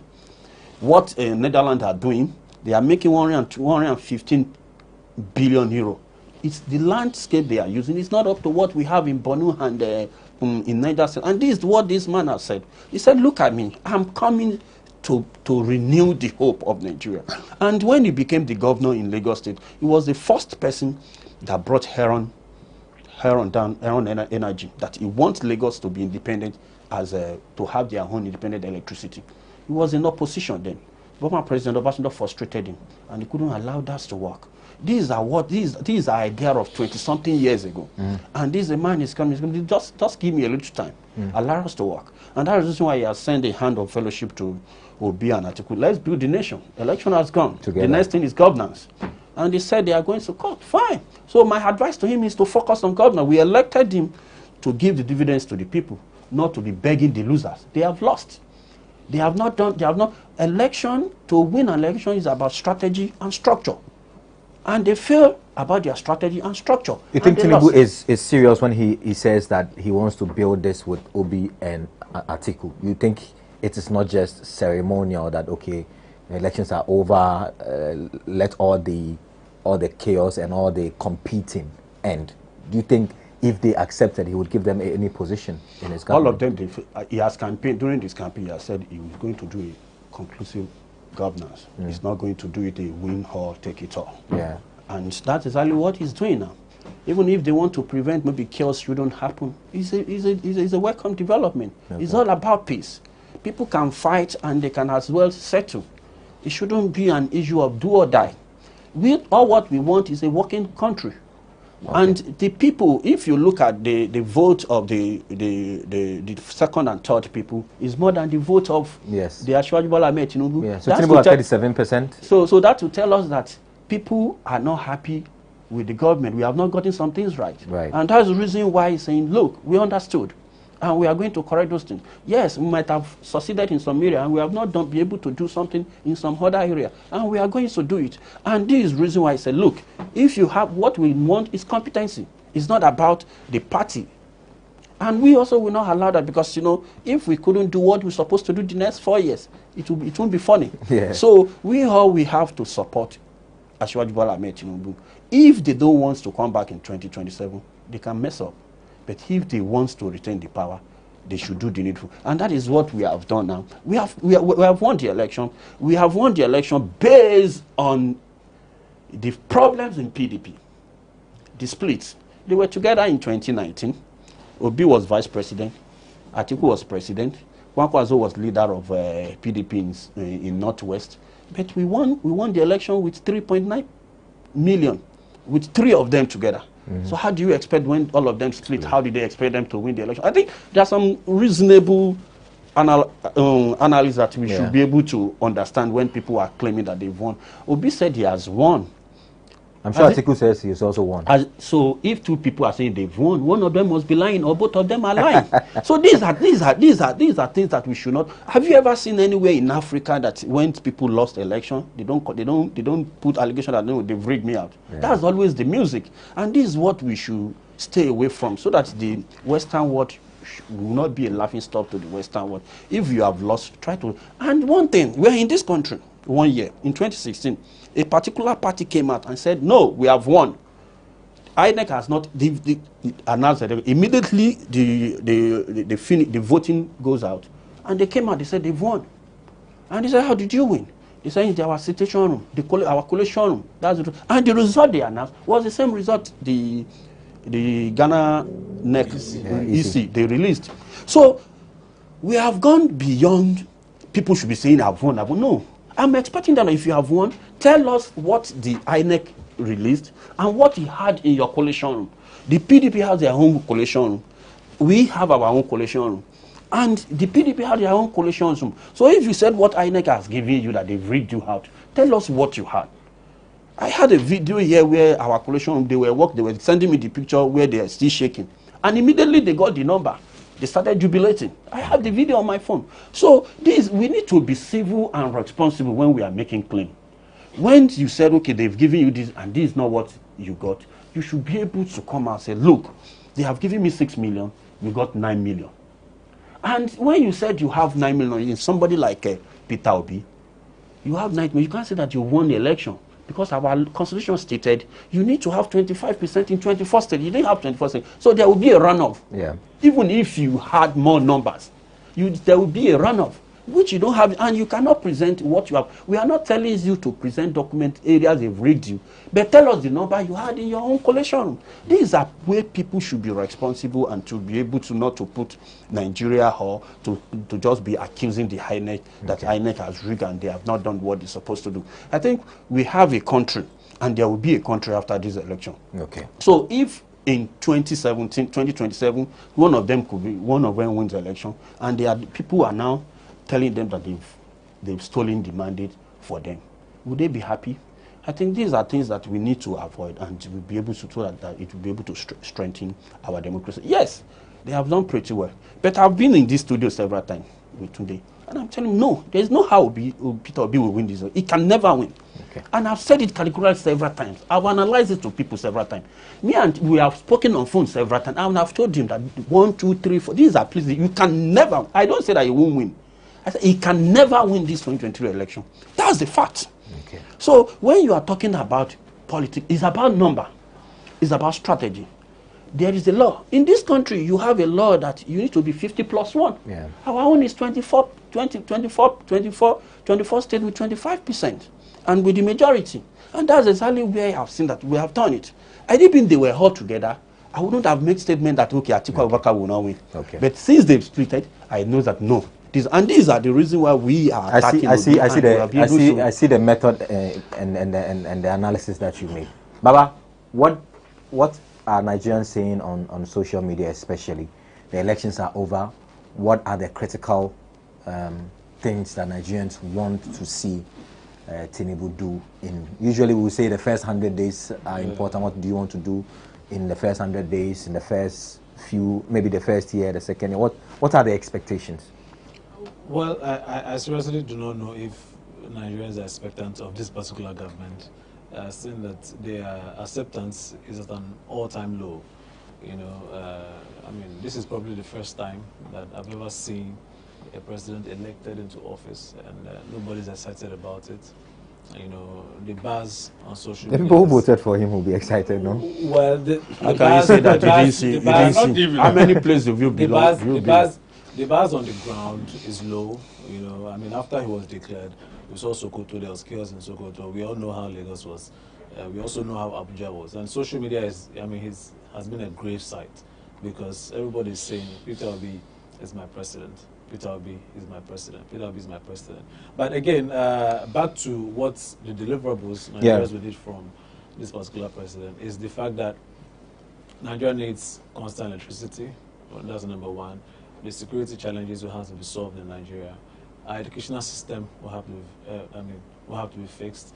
The enabling environment for traders and businessmen like Chukwuemeka to more or less succeed in their business enterprise. And you know how young Nigerians think. They are more enterprising. Yeah. You know, so they will need that environment to succeed. I mean, even in this very, very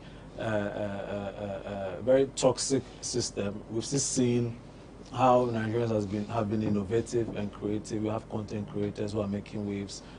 In the entertainment space, they're also making waves. In sports, they're also making waves. So I expect that this new government coming into the fold will see how ambitious our young people are and just ensure that they lay the foundation for them. But the key foundation to any prosperous country is electricity and security. If you can guarantee the lives of your citizen, where a citizen knows that when he goes out, he's going to come back safely, most definitely you failed. And again, social media is the celebrities and the influencers. They've been divided. You know, Eniola Badmus, Joke Silva has been on the part of the APC, while we have the Peace Squares and Co. You know, Mr. Macaroni and Co. On the side of the Labour Party. So that has been another battlefield, because they started. I mean, they began hitting themselves and jabbing themselves. Why are you doing this? Why are you voting for Tinubu? Why are you voting for the Labour Party? So the conversation is still stretching. Of course, 10 days from now, 20 days from now, or a month from now, I'm sure. Yeah, everything will calm down. The work must be done. Nigeria must continue. I mean, the work must be done. The youth must move. Government must move, and basically we'll be preparing for the inauguration of Bola Ahmed Tinubu as the next president. When is the inauguration? May 29th. May 29th. So he has some time. We have some time. So Buhari still has some time to be president and make some new changes. Anyway, we'll go for our last break on the lowdown here on GhanaWeb TV. When we return, we'll have about 15 minutes to wrap up. And so we'll delve and continue our conversation about the future of Nigeria, which is a very big boy on the African continent. We're back after this break. Stay with us.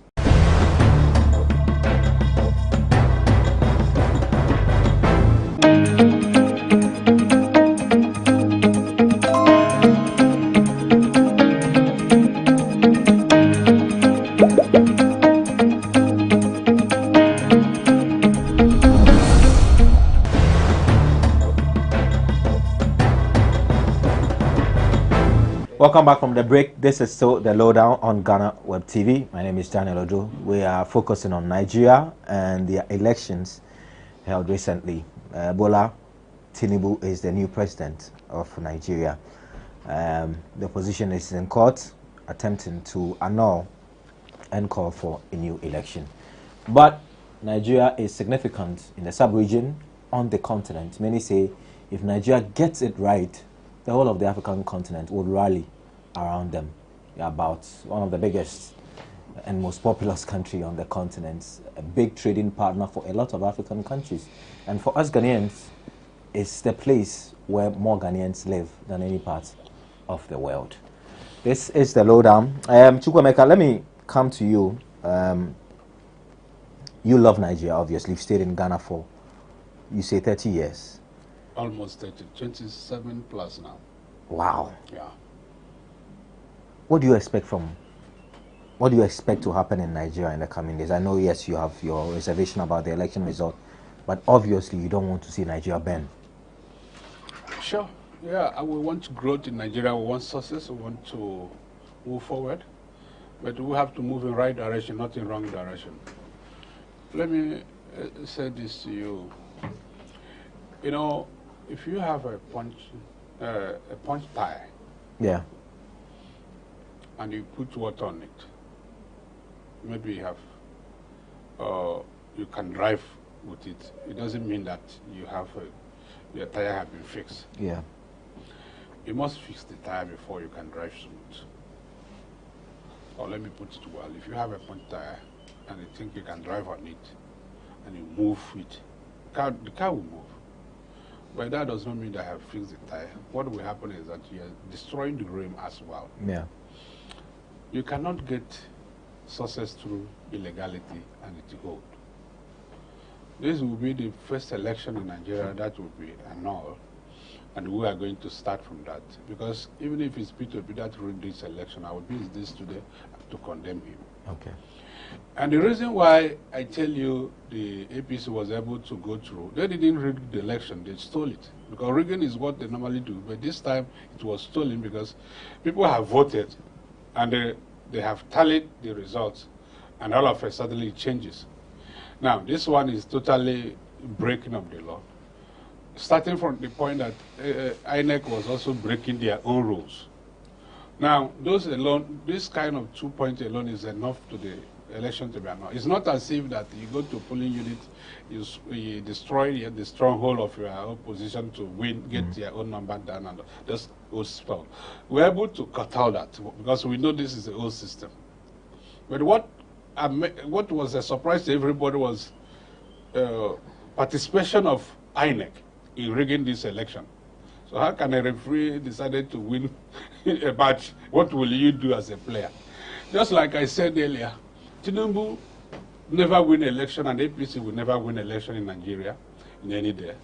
Nobody will vote. They will never get a voting majority in Nigeria because the government have been bad since last 8 years. His Excellency or Senator Ahmed Tinubu, what new did he have? Fiscally is already down. You see, we have a lot of great personalities, but they are no more. Our father, Kwame Nkrumah, he can't be president of Ghana now. He's no more. He's a great guy. Kwame Nkrumah did something that we still enjoy. But he can't be president of Ghana now. It's just almost like Tinubu. Tinubu is almost half out. His age is old. It's not, we shouldn't be sentimental on this matter. The Americans have a president who's over 70 years though. Tinubu is not 70 years. How old Tinubu is he? is not 80 years. Listen, go and take machine and check his age. How old is he? Now, if Tinubu is 70 years, maybe he's very sick. You see, I'm not sure of what I'm saying because I didn't give birth to him. But if Tinubu is actually 70 as he claimed, then he's very sick. So you think he's doctored his age? Did I think that? The way he looks. Because at least if you look at me, okay, I say, I'm 25. Will you agree with me? Can I tell you that I'm at 25 now, you agree with me? Now let us forget about that Kulabalu. Yeah. The point we are making, we are serious in this business. His Excellency Senator Ahmed Tinubu has been a great man. Are you deliberately refusing to call him president-elect or president? Oh, listen, I can never support illegality in my life. I have grown past that. I came to Ghana as a young boy who have no future. Ghana environment have provided future for me. And if I support illegality, it will go against my life. What I have to do to pay this country back and my community where I came from is to promote goodness and quality lifestyle. He has not won majority of vote, even the one that was counted and the one that was thrown away. People voted for different persons. INEC announced different results. And that has been where I told you that Nigerians are the bridge of collapsing. If things are not done well at the Supreme Court, Nigeria is going to be no more. Because that country will be evaporated. Nobody will have anything to do with you. No international. In fact, the international community have also pronounced that the INEC did not live up to expectations. They are very low. So, for us to start talking about what will happen, what does not need to happen? The same group of guys who is going round, let me tell you what you should know now. The governor of Kaduna, which is one of the hitmen of President Buhari, and the dump because he is Ajib, all government in power. They always betray you before you leave power and join the other person. He was able to lose and lose very well. Gandola, Kano State Governor, he was also partner of El-Rufai. He lost, and he lost very well. The son lost I think he wanted to go to House of Rep, and the son lost. In fact, the APC lost that state. And the reason I'm telling you, these are the people who you hear their voice talking. Now, there's no APC state that are doing well in Nigeria, as we're talking to you now. And there's no reason they should have won the election. And there's no reason people should vote for them. So we did not vote for them. Most of the results they presented are old results. So what I'm saying, in essence, is that even if Tinubu became the president, he's already old. His mental capacity cannot carry anything. So Nigeria is going to be like an orphan for another 4 years. Because, for instance, my brother, 90 years old man, 80 years old man, he is in the seat. What time will he come to office? Even you come here because sometimes they push you. It's going to be overload, right? Yes. He will tell you that he come by 12. By 1 he call tell you tomorrow. And people will come and leave office, and there's no serious business person who will come. But Otumba said that what he needs to do is to put Forget together. What Otumba have said. He's a marketing manager of APC. You know the marketing managers, they always add figures and reduce figures. Whatever they want is what they write. It doesn't mean they tell you this product, if you eat it, your stomach will go flat. You eat it, the thing is coming up. So for him, he just wants to collect his money and go. Let me tell you the truth. Nobody will like to do business. I will give you example of myself. Now, I used to be a very good marketer. I have the sense of discernment that if you come and you say you need this phone, and the explanation of what they want to do doesn't match this phone, I can know the one I'll give to you. Yeah. Even though you may take it reluctantly, but when you go home, you keep on referring people to me. That's how I make my money.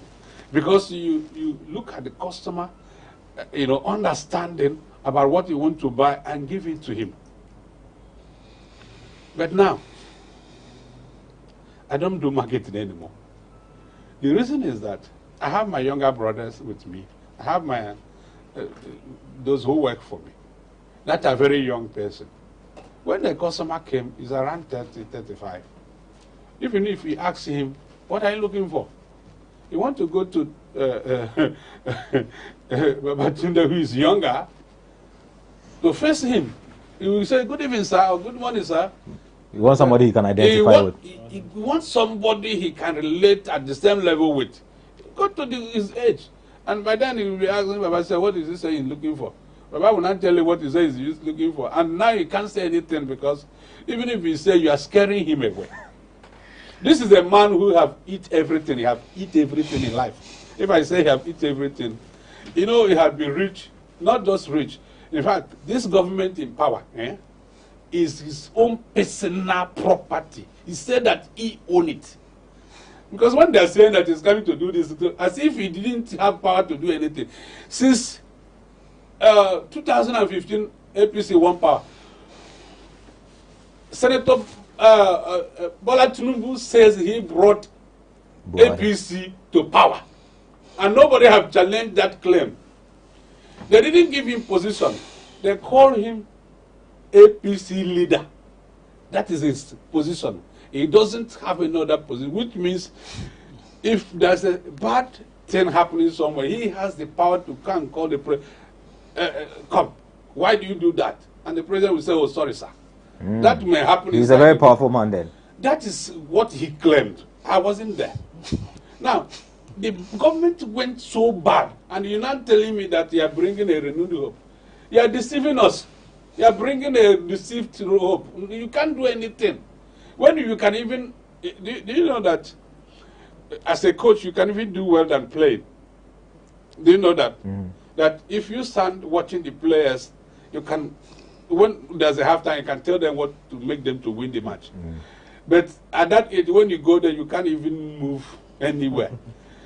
He could not do that. Now that he's going to sleep in Asorok, that is what is. I'm not expecting anything.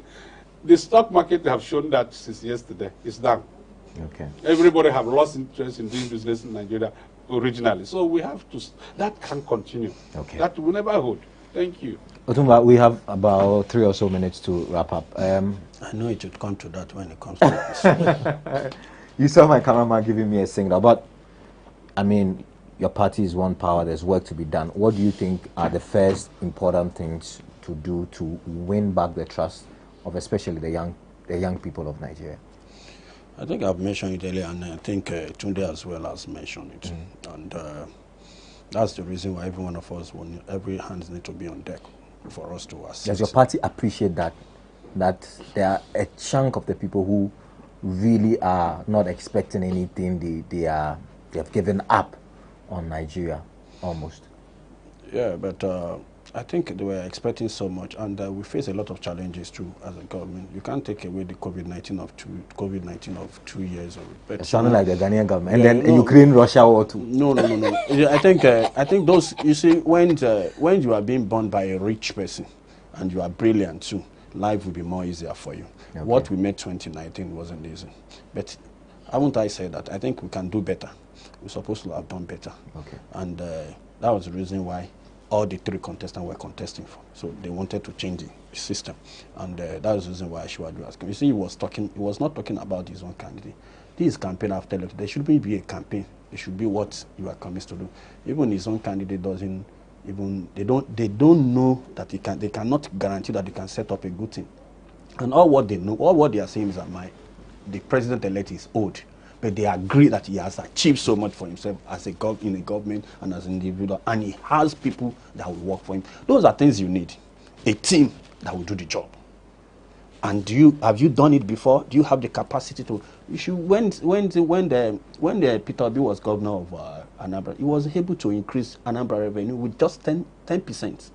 And we are talking about somebody that has increased it in the same 8 years with 800%. So the difference are huge, and. We will continue to pray for him, for the president-elect Akufo-Addo Bola Ahmed Tinubu, and we'll be able to support him with the policy. He is a brilliant person, no doubt about that. And I'm sure he will surprise a lot of Africa. And from there, Africans will be looking for a old man to be their president. And that is when we'll be able to know that it's not about age, it's about what you have in your head. I know Tinubu will surprise people. Okay. And the whole Africa will say, no, it will be a shock. What will happen in government of Tinubu, it will be like a shock of what obedience did. That no, many of us never expected them to perform like this. And that's the same thing that will happen with Tinubu. Tinubu is going to do a lot and it's going to change a lot. I don't know the market is looking at. The market was up since over 3-4 days ago and it's improved. But that's what it is that, this is a man that really understands what this coming to do. It's not about you are looking at what people are saying. It's about what you have for yourself, what you can do.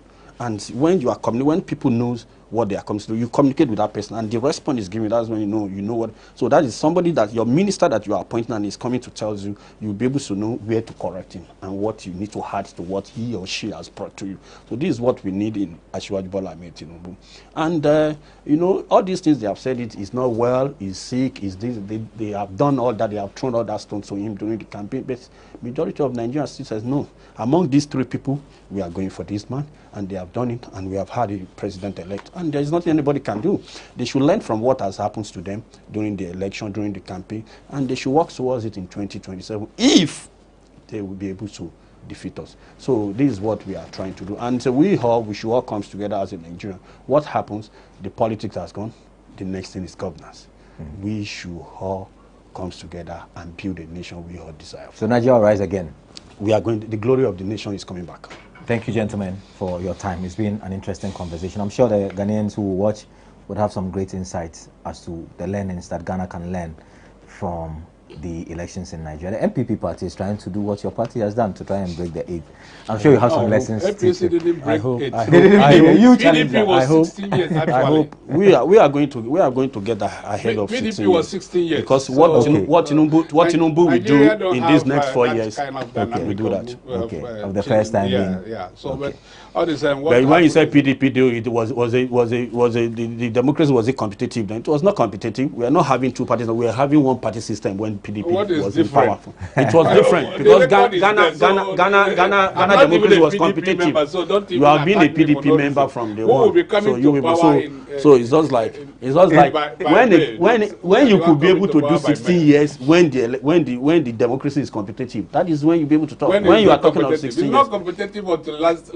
What are you talking about? Anyway, gentlemen, thank you very much for your time. So I've been in the studio with Otumba Lukman Taiwo Bakari. He's the APC West Africa Public Affairs Director.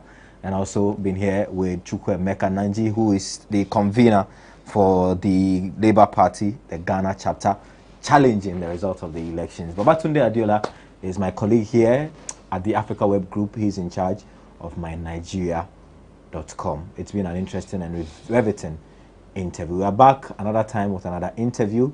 You've got to stick and stay and still watch GhanaWeb TV on our YouTube channels and read more about Nigeria on www.ghanaweb.com and mynigeria.com. My name is Daniel Ojo. We're back another time. Bye for now.